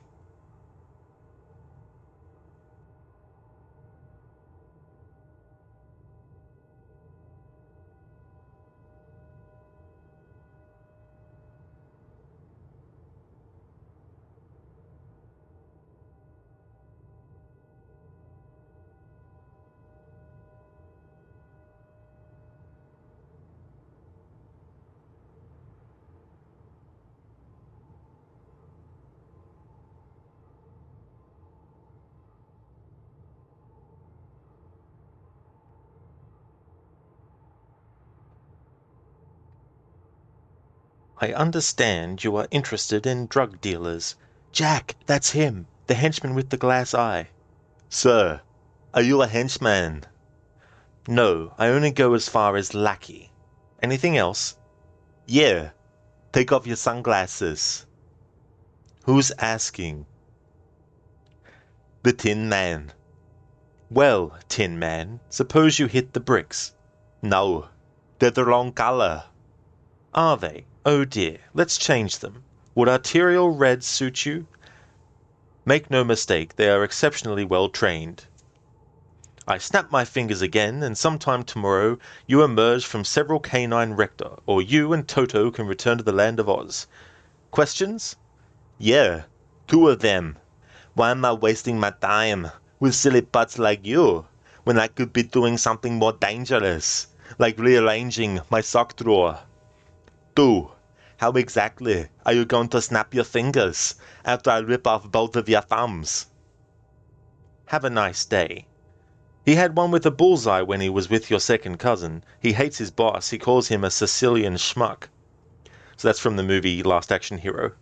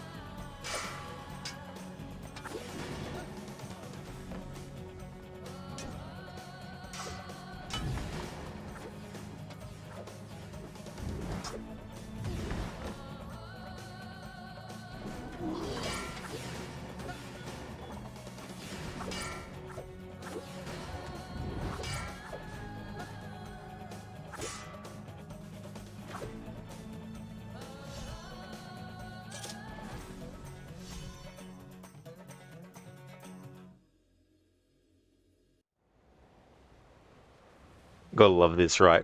This sword that we have is the most powerful sword in the game, yet enemies that have always had the same strength weapons can still block the attack of it sometimes.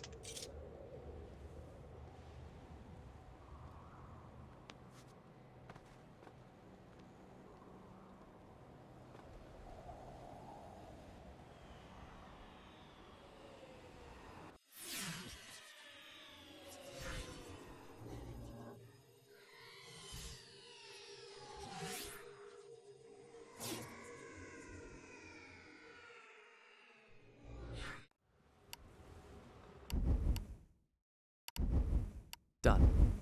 I'll start the story from here next time.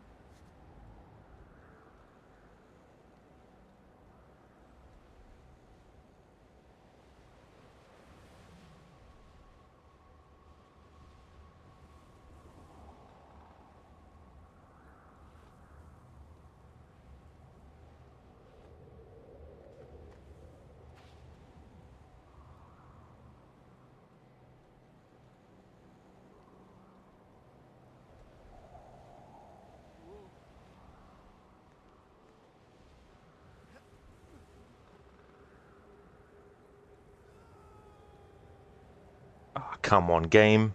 Wait, that's not. I didn't even move him at all. He did that on his own.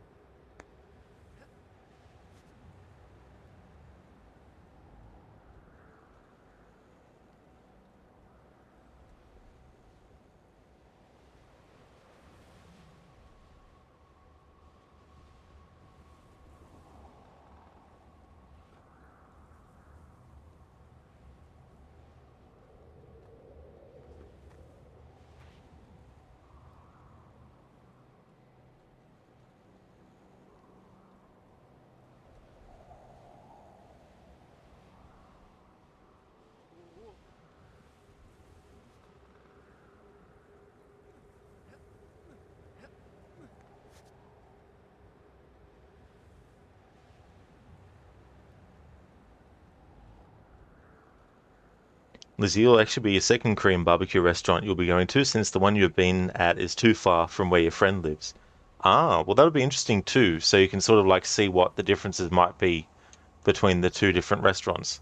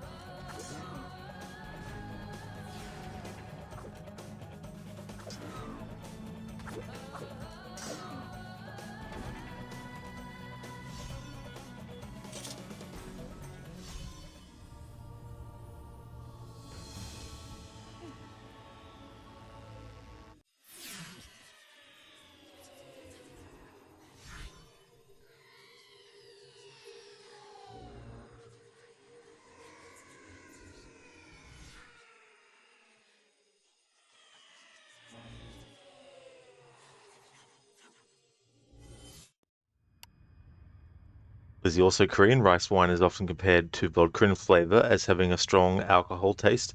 You tend to stick to flavored soju like mango. Well, that's good too, that you know, because I mean, obviously everyone's taste is different, but it's good that you know the kind of like differences in what you prefer and that. Done.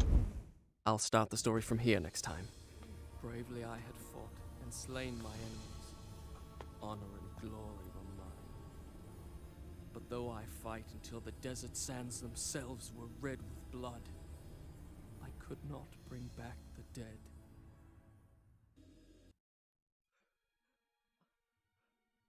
No. The girl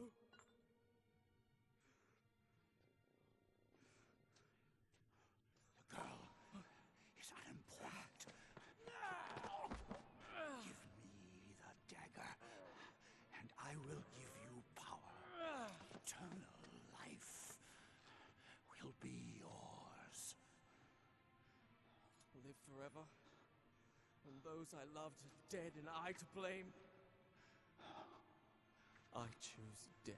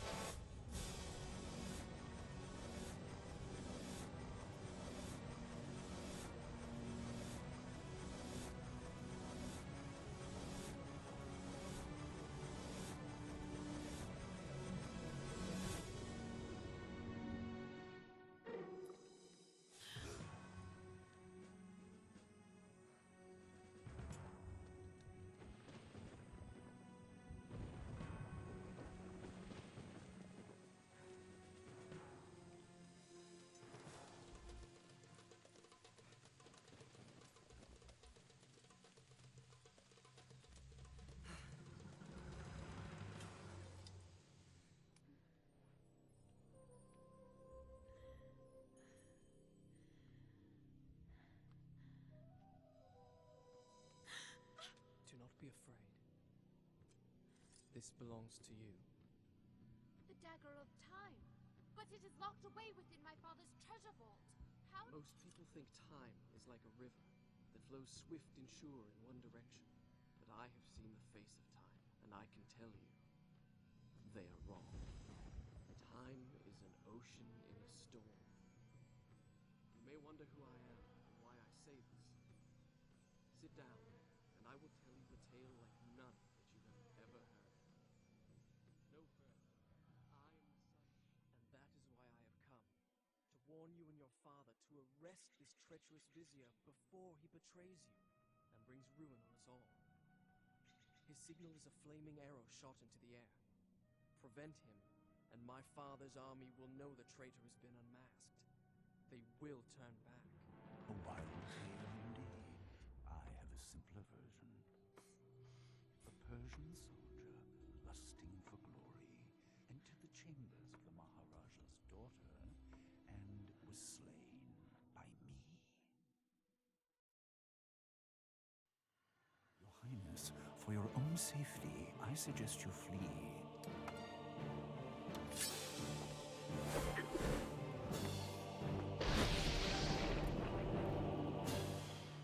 I will handle this intruder. Matrudevate Mapahi!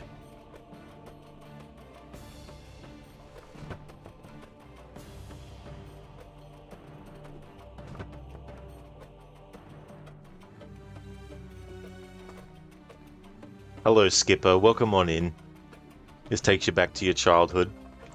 Yeah, this game, it was a big turning point in the franchise. Ubisoft came out swinging with it.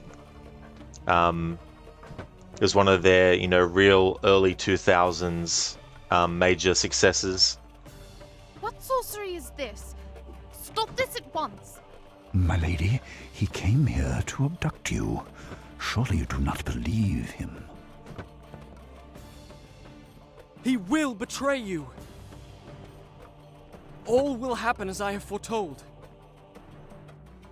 How inventive. Do not forget, he is a Persian soldier. What I told you is no story. It happened. I mean, it will happen.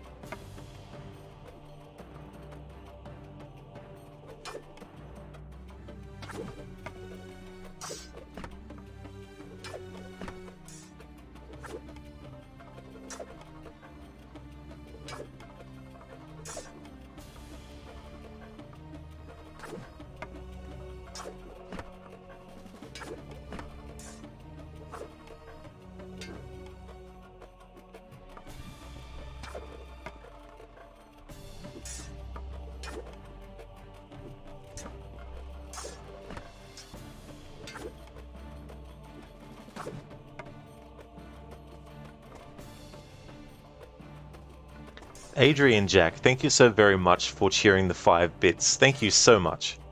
I appreciate it.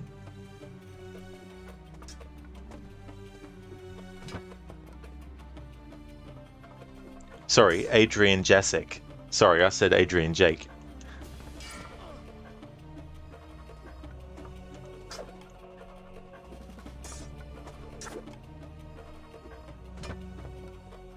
Actually, no, I said Adrian Jack, didn't I? Not Jake.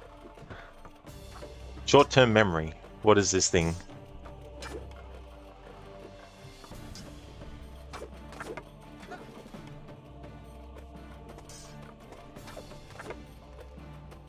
Adrian Jasek, thank you for the follow as well.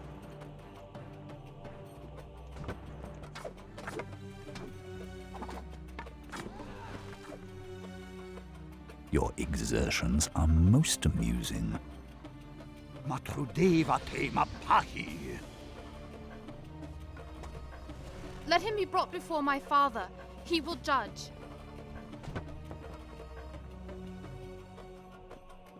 Vizier, I have commanded you to stop. Do you disobey?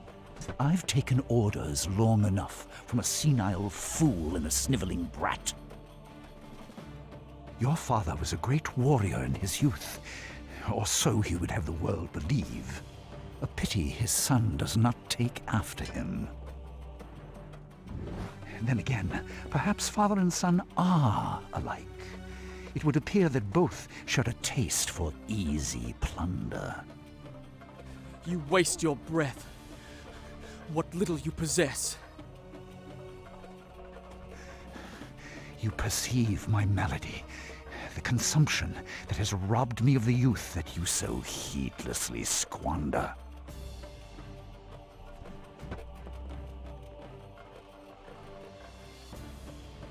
Thank you, Adrian, for another bit. Thank you so much. Not this time around, no. I just wanted to do the 20th anniversary for this game. I'll be moving on to a different game to replace this one. I don't know what that is yet, but I just need to reorganize some things and think about it. But I will be playing it next year to celebrate its 20th anniversary.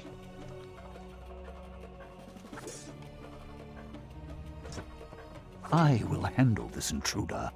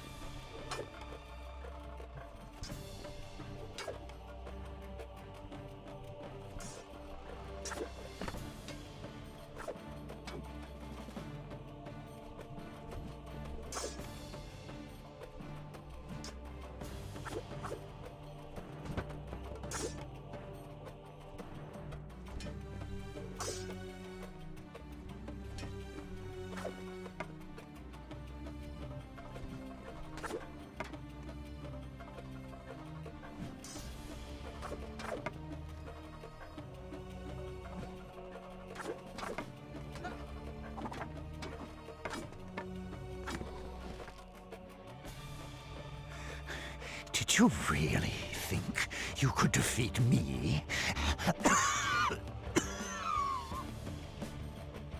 Careful.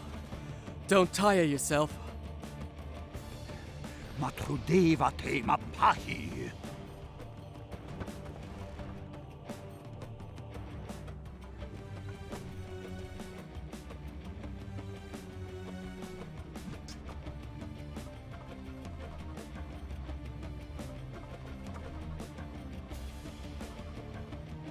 Adrian, it's kind of interesting you can comment without waiting the 10 minutes as long as there's a cheer in the comment. Yeah, it's funny that they created that loophole. I didn't actually know that was a thing. Thank you for the 2 bits.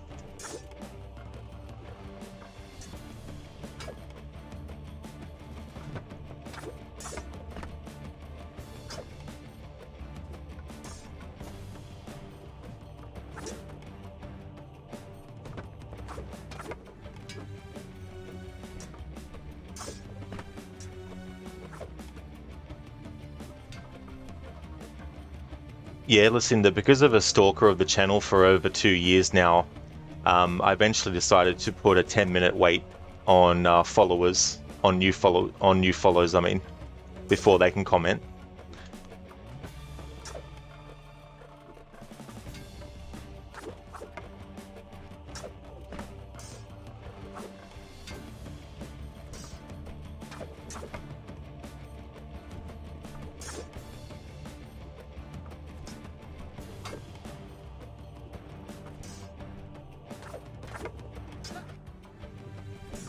Brutus, you think you did too?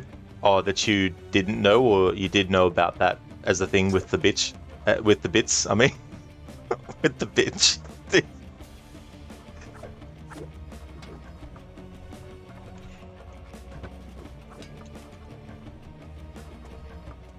Yeah. I mean, I've had, like, quite recently, actually, I had someone wait the 10 minutes and then they told me to go fuck myself, basically, so I blocked them straight away, so, you know. I guess some are willing to wait 10 minutes before they can tell you to fuck off.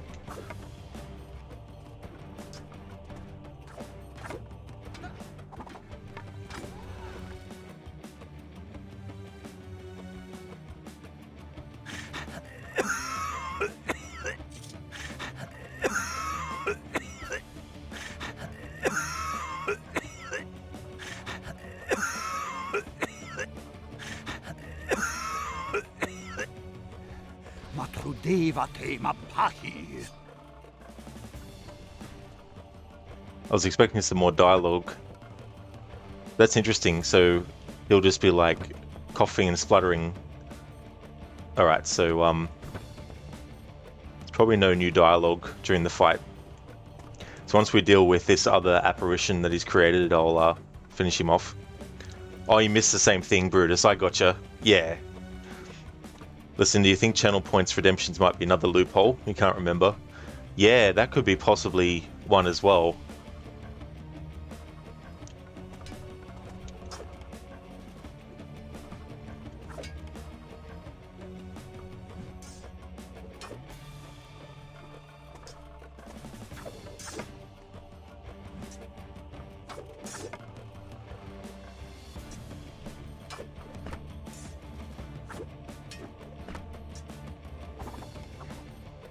Yeah, so was I, Lizzie, actually.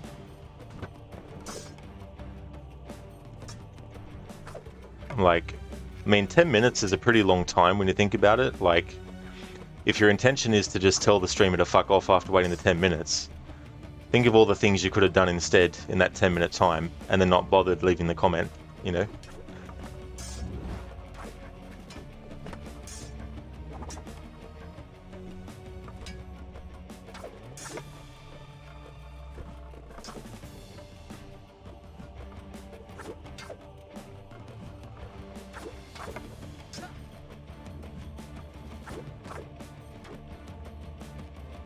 Listen, do you think you had a follower only on for something and someone used the Channel Points Redemption that had text they could type in to get around it? Yeah. Yeah, I mean, I do have some Channel Point rewards that have a text field. But some of the default ones that Twitch gives you, I took off, like the highlighted message kind of thing. Because being a streamer that actually reads everyone's message and, you know, gets back to each person, I felt there was no real need to have a special comment highlighted for me to read, you know. You only use follower only for like spoiler stuff, but then again, you've never had a channel stalker. Yeah.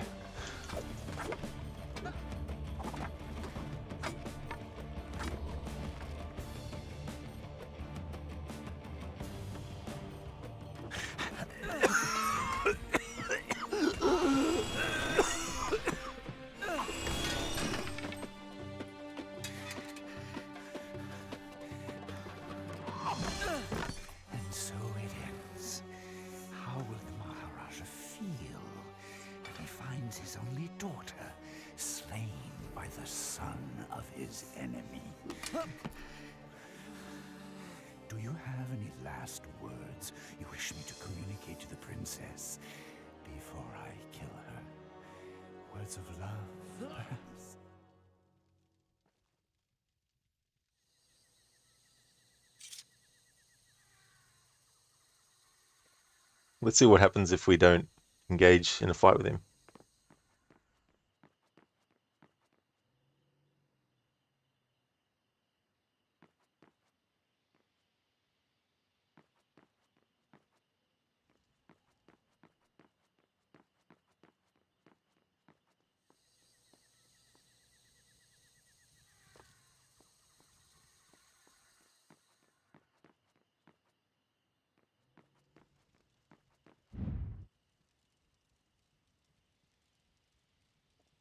Oh yeah, Adrian, that was the thing about this playthrough, this phase. I wanted to get as much dialogue from the characters as possible. So I thought I'd just wait a bit and see what other things would be said and that kind of stuff. Don't know if Farah says anything else.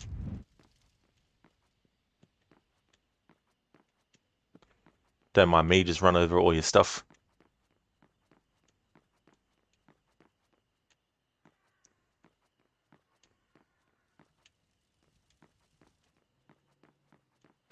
Adrian's a bit of an anticlimax, not gonna lie. Too bad they got rid of anonymous cheers. You like those ghosts. Yeah. Lizzie talking about having no life, imagine stalking a Twitch streamer. Oh yeah.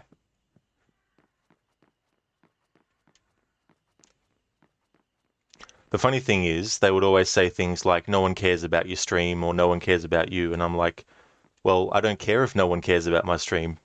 It's not like working for some company that wants me to stream, and that if I don't have people watching, that the company will fire me or something. It's like whether I have 0 viewers or 1,000. I'm not doing this to, inflate my ego or something like that.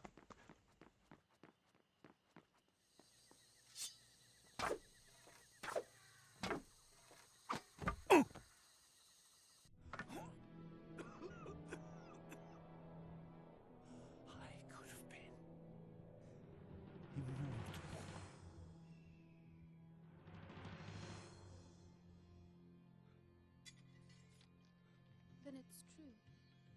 He was a traitor. Take this. Return it to your father's treasure vault. Guard it well. I owe you thanks. But why did you invent such a fantastic story? Do you think me a child, that I would believe such nonsense?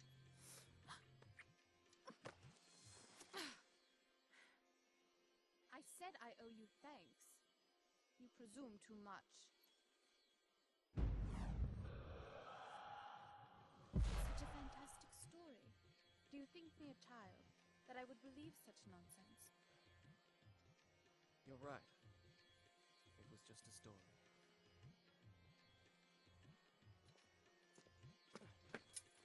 Wait. I don't even know your name.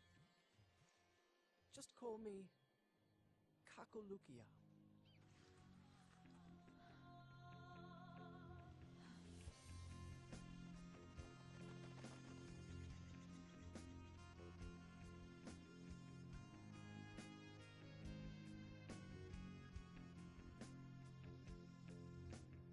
Adrian, let me find a random tweet from 10 years ago. So controversial. Yeah. But it goes to show at the same time that, people leave an imprint on the internet. It's kind of odd how only Warrior Within has subtitles out of the Sands trilogy. Here in Poland, the publisher took that opportunity not to bother with a Polish dub for Warrior Within. Couldn't do that in Sands or Thrones due to the lack of subs. It is kind of weird, like early 2000s games and stuff like that not having subtitles. I guess it wasn't one of those things necessarily where all game developers were like, we must make sure there's subtitles and stuff. And, that's quite weird that they'd only have it for one game. Like, fair enough, not for this game, but if they're going to introduce it in the second Prince of Persia game in the Sands of Time trilogy, why not keep it in the third as well? Well, thank you so much, Lizzie, as well. It's muchly appreciated. Yeah, Lucinda, yeah, that's the thing, right? Like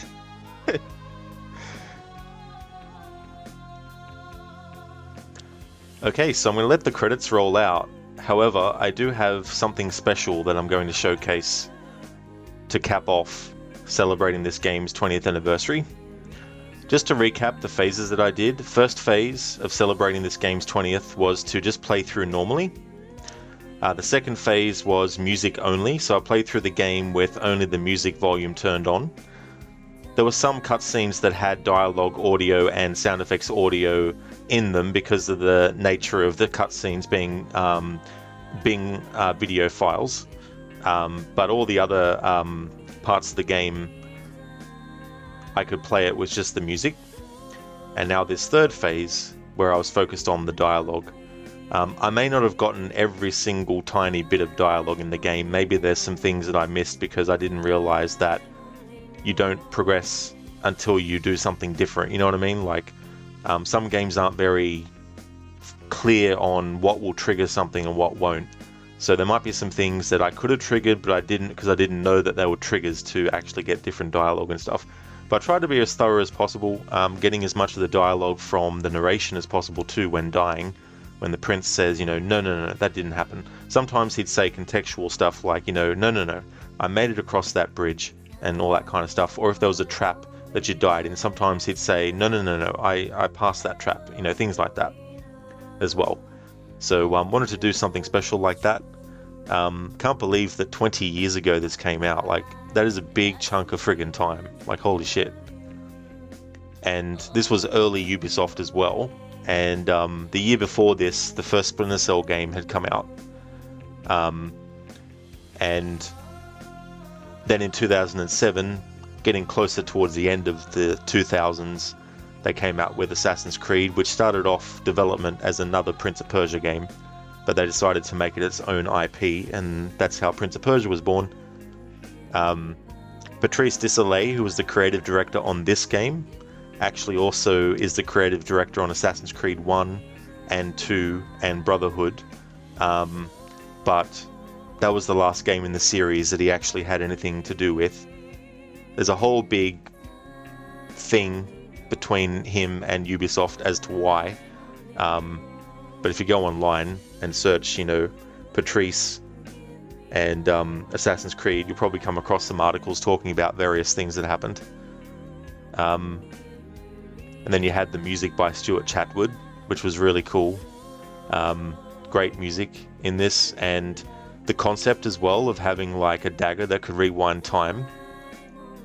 And initially, Jordan Mechner, who created Prince of Persia, wasn't too sure about another game in the series being made, because the last 3D game that was made, he kind of had a bit of disappointment as to how that turned out. So he was very wary of any other, Prince of Persia titles.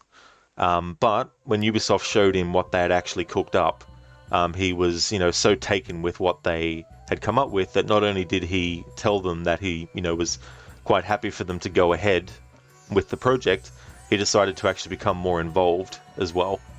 And all this just came together to create a game that, granted, there's definitely a lot of things about it that aren't as smooth and polished as a lot of stuff can be nowadays with certain things. The irony of that statement being we still have games nowadays that come out unpolished as well, but this sort of style was at the time very refreshing for this kind of genre. You had Tomb Raider came out in 1996, so it had been around for a bit before this game came out. And the same year actually that this game came out, Tomb Raider The Angel of Darkness came out, and if you compare the two as action-adventure, running, jumping and climbing games, this one definitely edges out Tomb Raider The Angel of Darkness in terms of fluidity of movement and smoothness of controls and all that kind of stuff. Adrian, in your opinion, that was Ubisoft's golden age. Rayman 2, Rayman 3, Prince of Persia Sands Trilogy, Splinter Cell games, Beyond Good and Evil, even made King Kong and Myst 4. Yeah, I remember playing that King Kong game actually, the Xbox 360 version of it. And I do believe that might have been partly why they got the gig for Avatar stuff, because Peter Jackson, who directed that remake of King Kong, is also friends with James Cameron, who directed Avatar. So I wouldn't be surprised if it was partly based on his recommendation to James Cameron to actually, look at Ubisoft to do games based off of Avatar. And I think every single company has their sort of bread and butter games that they came out with that really still have a lot of fondness for gamers. But sometimes they've had a lot of things where things have gone downhill. But they were really taking a lot of chances with their games and franchises in the early 2000s as well. But I think they're a bit safer with their things in the sense of not really taking many risks. The risks that they do take now is more on the side of how can we get more microtransactions out of people? How can we make more money based off of microtransactions and cryptocurrency and all that kind of stuff. And I think they've lost sight of trying to be innovative, and now they're just trying to basically do that kind of thing, but also just come up with stuff that others have come up with and just try and do their own version on it as well, which used to be the other way around. Companies would actually do things for their games that Ubisoft had done. For example, in 2007, Assassin's Creed having the Eagle Vision mode. In 2009, Batman Arkham Asylum comes out and you got detective mode. But the thing about that kind of stuff is it really suits Batman because of the fact that he's got, all this technology. So they found a great way to incorporate that style of gameplay and made it fitting for that character. But there's definitely some games where you're like, does the character really need to have this extrasensory perception and all that kind of stuff? So there we go. That is the end of the playthroughs to celebrate the 20th anniversary of this game. What I'm going to do is set up so I can showcase what I wanted to showcase.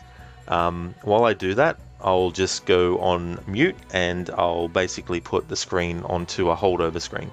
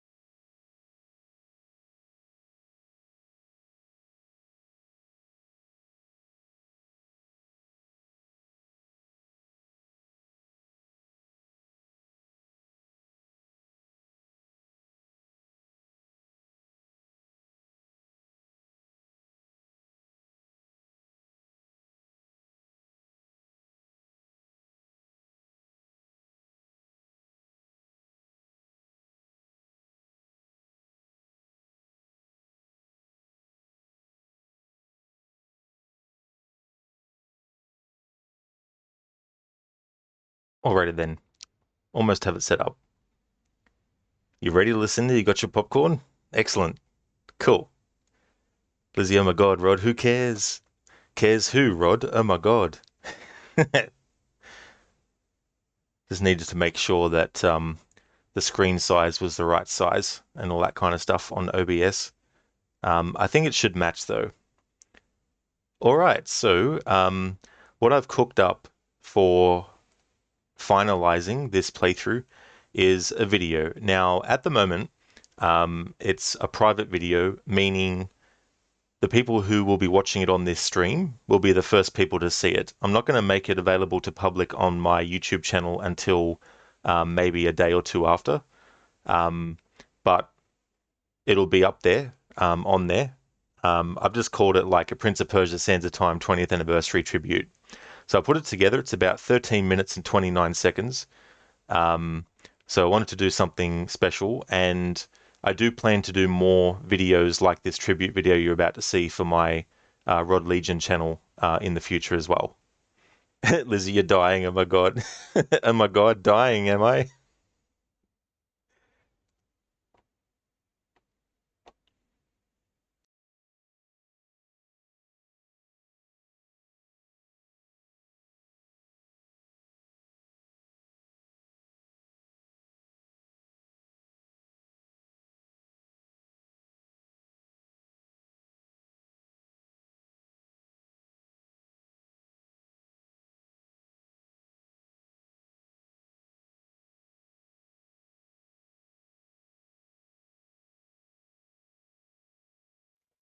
Alrighty then.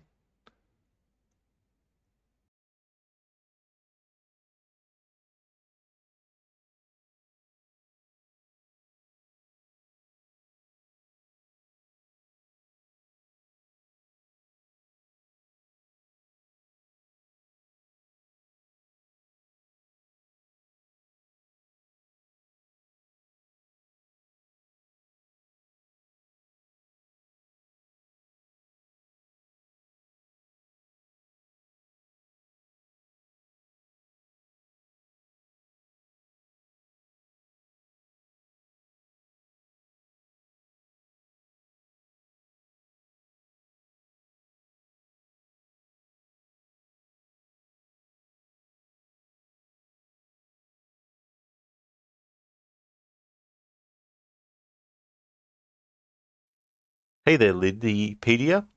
You love Prince of Persia Sands of Time. It was the first video game you ever bought for yourself with your own money at like 12 years old.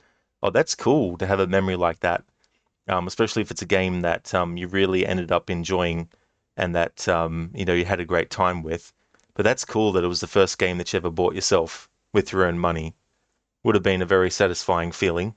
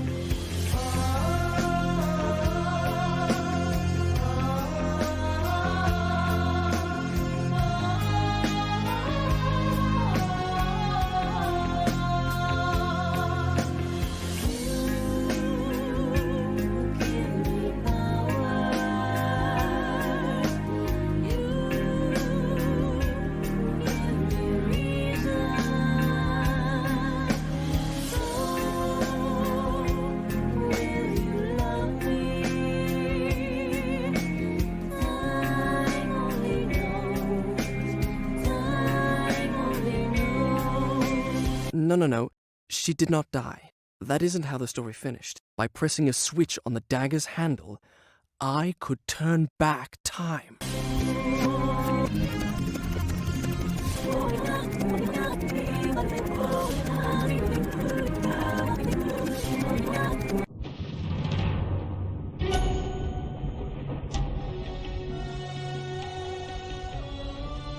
Most people think time is like a river that flows swift and sure in one direction. But I have seen the face of time, and I can tell you, they are wrong. Time is an ocean in a storm. You may wonder who I am and why I say this. Sit down, and I will tell you a tale like none that you have ever heard. And there it lay, just out of reach. The dagger of time. There was a treasure I could carry with pride as a trophy of our victory. Sand.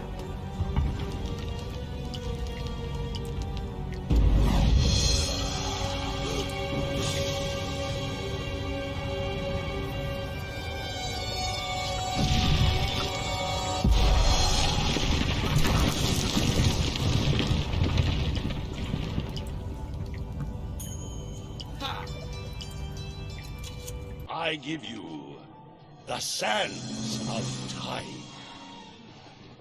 Inside the hourglass is a marvel that no living man has seen. Alas, only the dagger can unlock the sands of time. No!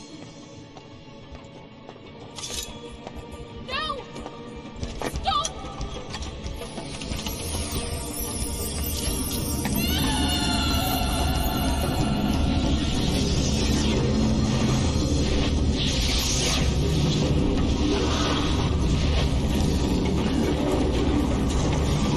Is it made to do this?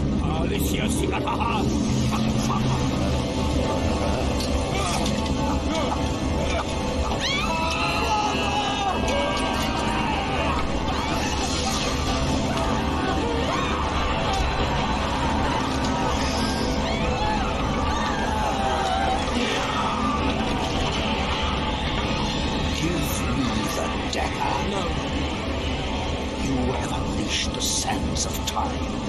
I can undo what you have done. Give it to me.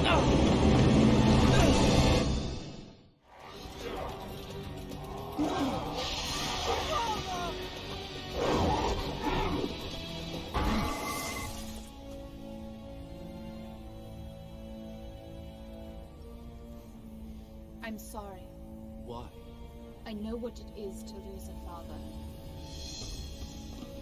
That was not my father. What are you doing? Stop!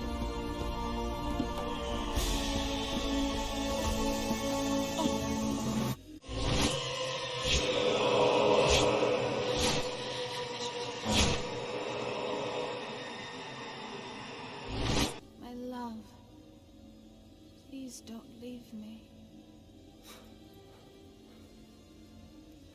What did you call me? It doesn't matter.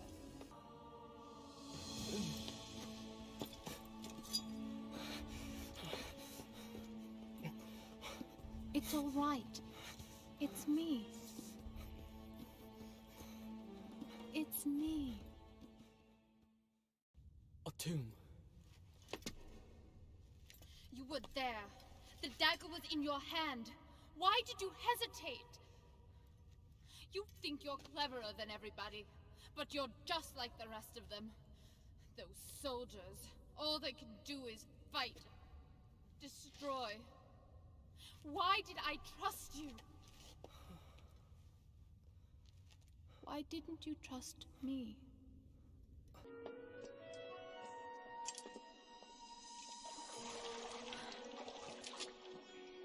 It's beautiful.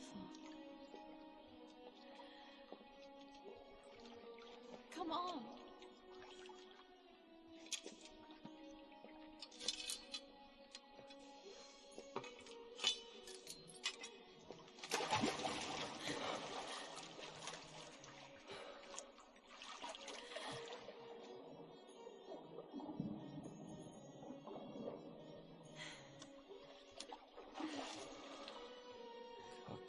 here.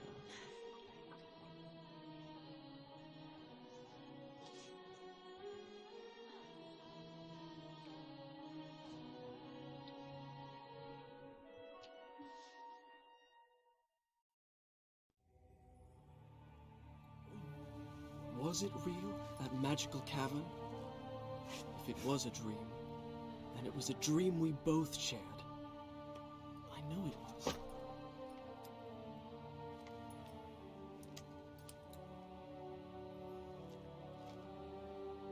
Farah. Oh no.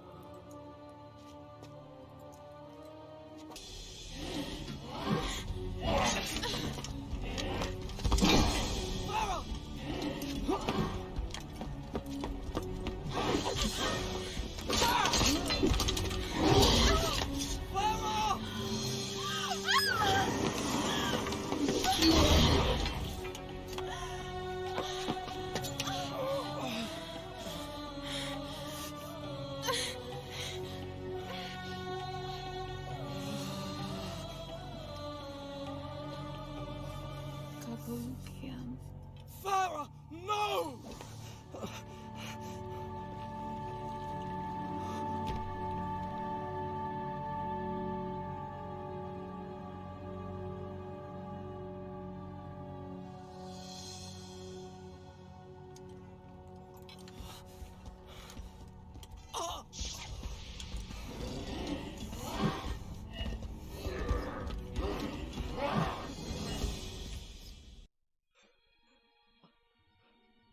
No. No.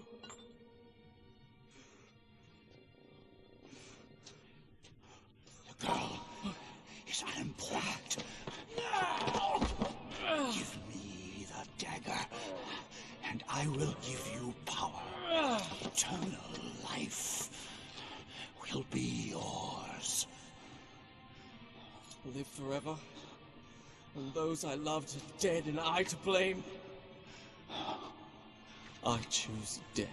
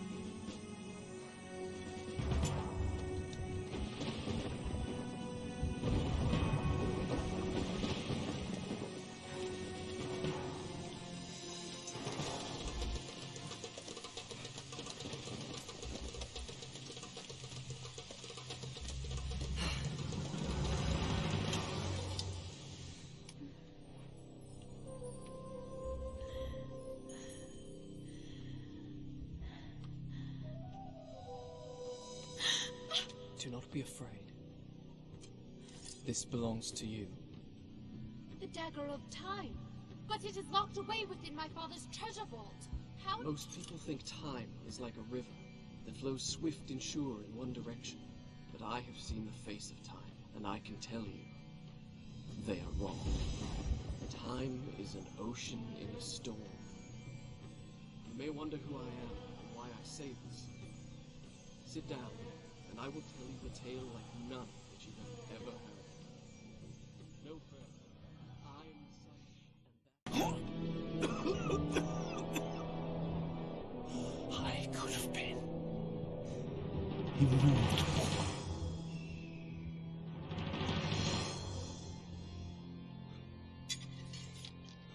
Then it's true. He was a traitor. Take this. Return it to your father's treasure vault. Guard it well. I owe you thanks. But why did you invent such a fantastic story? Do you think me a child, that I would believe such nonsense?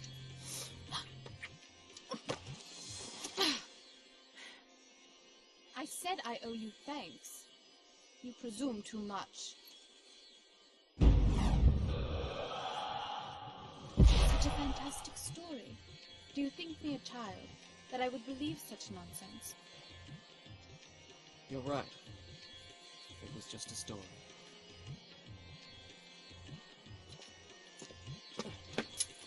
Wait! I don't even know your name. Just call me Kakulukia.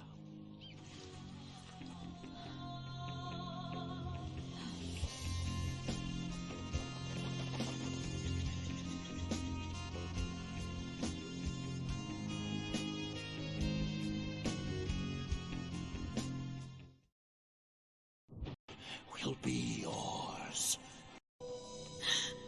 Do not be afraid. Sorry, I fucked that up. This There was another belongs little to you. part after that. Why did you invent such a fantastic story? Do you think me a child, that I would believe such nonsense? You're right. It was just a story.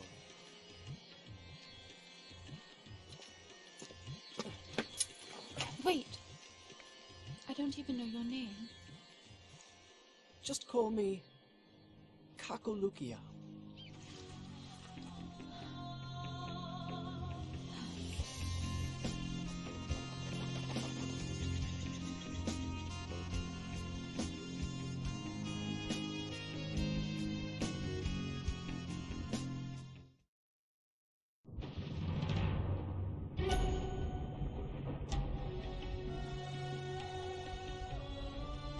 Most people think time is like a river that flows swift and sure in one direction.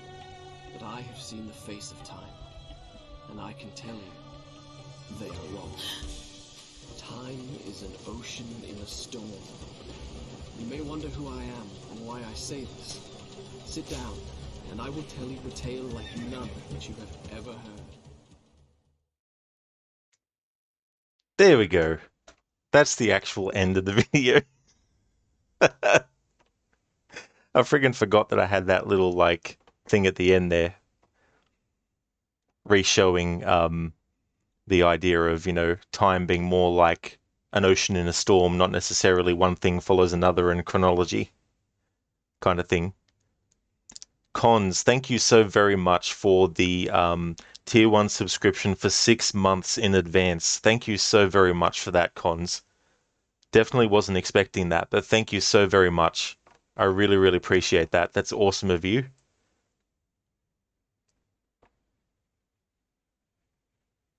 Oh, that's okay, Lydia. Liddy, yeah, it's such a great game. I still remember playing it for the first time and just being so, like, blown away by it. And that ending part where he says, Kakulukia, and her reaction to that is just so priceless. Considering he rewound time to before she even met him, and she's never told anyone that word before in her whole life.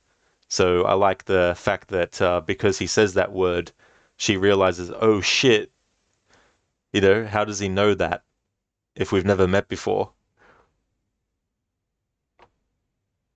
Hey there, Dr. Ronnie, welcome on in. Wow, that was crazy. It sure was. Ain't time shenanigans so crazy? You gotta love it. Liddy, very cool. Yeah, I want to do something special. Do a few different phases of it. Thank you so much, Lucinda. I appreciate that. And thank you, Liddy, too. Thank you for the GGs. That's awesome. Lucinda, you loved it. Thanks for doing that video. Super cool. Oh, no trouble at all. Yeah, I was using one editing program and I exported the video and then I'm like, how come half the video is just audio? And no matter what I could do with it, just wasn't doing it right. So I went with another editing software. But what I had to do though is I had to look at what I had because I could still see the clip in clip preview mode, but I couldn't see it in like project preview mode or whatever they called it. And that's why I had to postpone finishing the game off until this week because I wanted to play that video straight after. Cons, you're welcome, even though you mainly lurk. I love watching your streams. That is so appreciated too, Cons, whether someone is, lurking and And whether someone's like chatting or if they're just, a follower or, whatever the case may be, it's always all appreciated. So thank you so much for all the lurking that you do, Cons. I'm glad that you enjoy the content. That's awesome. So what I want to do too, as like an extra little thing, is just go over some of the choices that I made with that. So at the start, I wanted to have when the prince goes into those sand portals that show him potentially what's going to happen to him. I wanted to have that happen, but I wanted to show little bits and pieces in that of the actual cutscenes for when he's finding the dagger of time and all that kind of stuff. And the idea of having the Time Only Knows song play for a little bit, there's more to that song, but I didn't want to just do a video that had that song all the way through. So I thought an inventive way to cut the song off, but still make it feel kind of natural to the concept of time manipulation, have it that the music plays over even something tragic like Farah falling to her death. And I decided that when she falls and lands, that I would freeze frame it and then take some dialogue from when the prince says, no, no, no, no, she didn't die, which only really happens after that point. So it's out of, kind of like canonical order, so to speak, if you want to look at it like that. But I wanted to have something that showcased the narration kind of thing as well. And then just rewinding what we had seen and then starting with the drop of rain hitting the puddle. And that, of course, goes in full. And I wanted to showcase the relationship that develops between the prince and Farah. Because as much as the game is obviously Prince of Persia, Farah plays a very important role in the story. So I wanted to reflect that in the tribute video as well. And the idea of having like at the end there, the raindrop falling again and then going back over to create like a time loop kind of thing. Listen, what was that song at the beginning? So the song is actually Time Only Knows. It's a great, great song. There's also a great song in Two Thrones as well that I really like. But such a great piece of music. I mean, there's a couple of different versions. There's a shorter version, but then there's also a longer version. It is Lucinda, yeah. Yeah, so it was made for this game, and it's actually in the game itself as well. It's in the credits in full, but there's also some variations on the instrumental part of it that you actually hear as well in the game too. Lucinda, okay, cool. You like the lyrics? Yeah, it's a great song.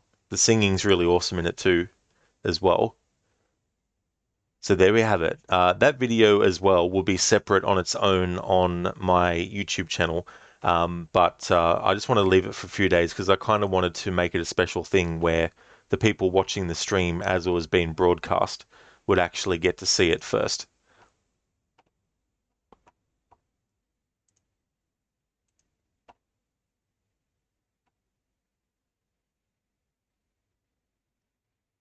Speaking of, I'll just put a link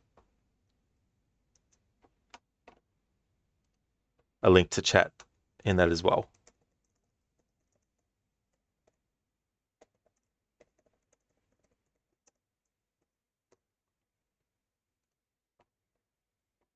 Listen, you feel so special. You were here. Yeah, sort of like a bit of an early preview of like the full thing, and that kind of stuff. But yeah, I want to do more of that kind of thing as well for various games, but also do other kinds of videos too, not just simply, tribute videos and all that kind of stuff. Got some things that I've got. I mean, obviously there's that Odyssey project that I'm getting material for and all that kind of stuff. But there's also some other projects that I've got that I'm going to keep under wraps until I know for sure that I'm going to be able to get them, out there and stuff. But that's one of the other things why next year I want to have not as many stream days as possible too, to give me some time sometimes to, dedicate to doing videos like that and stuff like that. Thanks, Lizzie. Liddy, very cool. You can tell the time and work put into it. Thanks for this. Oh, that's okay, Liddy. That's no worries at all. Yeah, that part with the like the intro when they Well, not it's part of the intro, but the part where they unveil the Sands of Time, I did some trimming there to shorten it, to save a bit of time, because the video is long enough as it is. I didn't want it to become like a 20-minute sort of thing, but I wanted to make sure that I could still get across what I wanted to get across in the edit. Now, obviously, there's a lot of stuff that's not in that tribute video.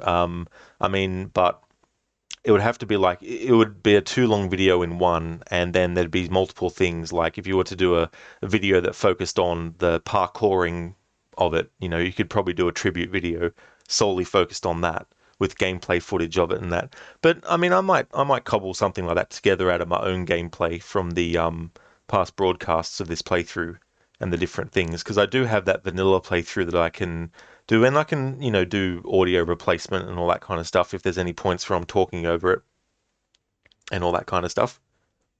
So there we have it. That is that. I just want to thank everyone so much for watching.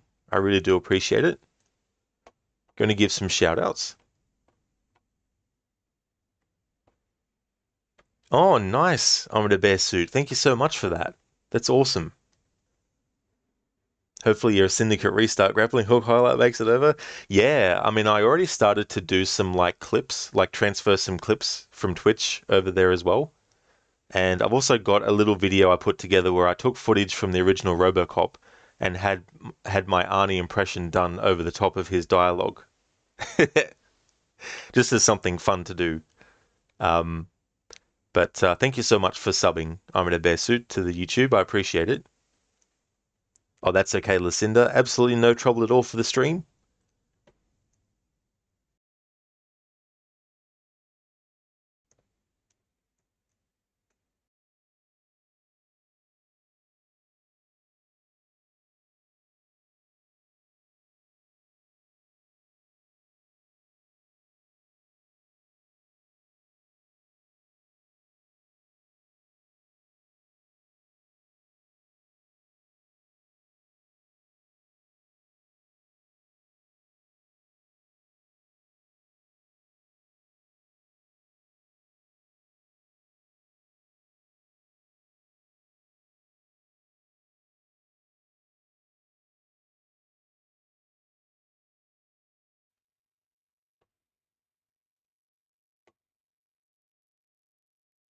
See you next time, Harbinger.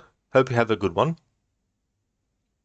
I'm in a bear suit. Holy shit, man. Thank you so much for the 25 months in a row. That's amazing, dude. Thank you so very much for that. I really appreciate it. Especially using your Prime for that too. Thank you so very much. Oh, that's okay, Lizzie. Absolutely no trouble at all. Would like to highly recommend people check out Lucinda, Dr. Ronnie, Shin the Ninja Penguin, I'm in a Bear Suit, and Skipper, DK97. Lucinda is doing a couple of different playthroughs. She's doing Daymare 1998, which is kind of like, well, it began as a remake of Resident Evil 2 that fans were doing. And they had to, of course, stop it from being a Resident Evil 2 remake once the actual official remake was done. But instead, they decided to turn it into its own game. So Daymare 1998 was born. So Lucinda's playing through that for the first time. She's also playing through the Assassin's Creed series, all the mainline entries. She most recently finished Assassin's Creed Liberation for her first time playthrough. And next up for those games is Assassin's Creed Black Flag. So she's streaming those on Mondays and Tuesdays. Also streams Thursday, Friday, and sometimes on the weekends as well. Dr. Ronnie has been doing games like Watch Dogs, Red Dead Redemption 2, GTA 5. He's taken a little bit of a break from streaming, but he's got some plans to do some other games and stuff in the future. He's actually a doctor in real life, working in the field of regenerative medicine, so working on cures for things like Parkinson's and MS. Shin the Ninja Penguin is playing through Assassin's Creed Origins. He's also played through a number of the Assassin's Creed games. He's also a fan of JRPGs and MMORPGs as well. And I'm in a Bear Suit is playing games like The Last of Us Part 1. He's also a big fan of the Dark Souls games and a lot of other games by From Software. He does speedruns from time to time as well, including speedruns of The Evil Within. So highly recommend checking out his channel too. And also recommend checking out Skipper. He's playing through The Evil Within 1 recently, so he finished that, and now he's playing through The Evil Within 2. Another game that he played recently was Hellblade: Senua's Sacrifice. So highly recommend checking out his channel as well. Lucinda and Dr. Ronnie, no worries at all for the shout out. More than happy to give you shout outs. That's no trouble at all. This game is wild, Dr. Ronnie. It really is. Can't believe it's been 20 years since it came out. There'll be some more anniversary playthroughs of games happening this year on the channel too. I've got to do a 20th anniversary for Tomb Raider, The Angel of Darkness, a 25th anniversary for Tomb Raider 3, a 25th for Resident Evil 2 Original, a 25th for Legend of Zelda Ocarina of Time, a 10th anniversary for Outlast, a 10th anniversary for, what's the other one? I've got Dead Rising 3, a 10th anniversary for... I've got so many anniversary playthroughs, I can't even remember all of them. But I've got quite a few anniversary playthroughs to do of certain games. I'm gonna best it. Thanks for the stream, Rod. You were working, watching. Great tribute video, by the way. Oh, thank you so much. I'm gonna best it. I'm glad that you also enjoyed it as well. Thank you so much for leaving the stream on lurk as well. That's awesome. The next stream that people will see from me will be Tomb Raider Legend. So I finished Tomb Raider Anniversary. Even though it came out after Legend, it's actually a remake of the original Tomb Raider, and it actually takes place before Tomb Raider Legend. So when I do my annual playthroughs of the Tomb Raider games, I always do Anniversary and Legend in chronological order, not release date, release order. But next up is Tomb Raider Legend. That's a short Tomb Raider game, so I'm definitely going to be able to finish it in one stream, and then I'll start on Tomb Raider Underworld. But if you see me streaming any Tomb Raider games, you know it's become Thursday. And the streams next week for Monday, Tuesday, and Wednesday, I need to decide what I'm going to do.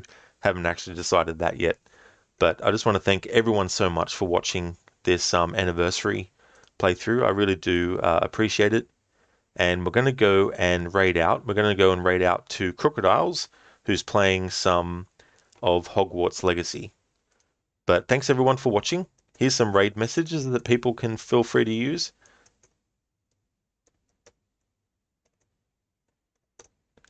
There's a raid message for followers.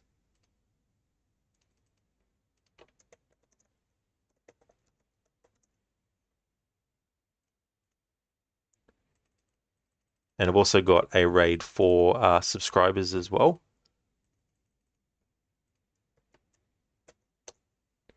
That's okay, Brutus. Absolutely no trouble at all. Definitely see you later. And thank you so much for joining as well. Thank you too, Cons, for joining. I really appreciate it. And thank you to everyone else as well who's been watching and lurking and chatting and followers and everyone. So really appreciate it. Let's go and raid Crocodiles. It was funny, I was going to raid him yesterday, but he finished and raided me first. So then I raided Lucinda. So it was a bit of a raidception. And then Lucinda raided someone who was playing Assassin's Creed as well, Demise. So we kept the Assassin's Creed train going. Because I was streaming some Assassin's Creed as well, I think. Yeah, Syndicate and that. Exactly, Lucinda. That's true. We'll be a stream team one day. That's for sure. And that video that I showcased, it'll be up on the YouTube channel. Well, it's already up there. I just have it set to private, but I'll make it public in a couple of days. So it'll be separate on its own. Thanks again, everyone. Have a good one. Catch you next time.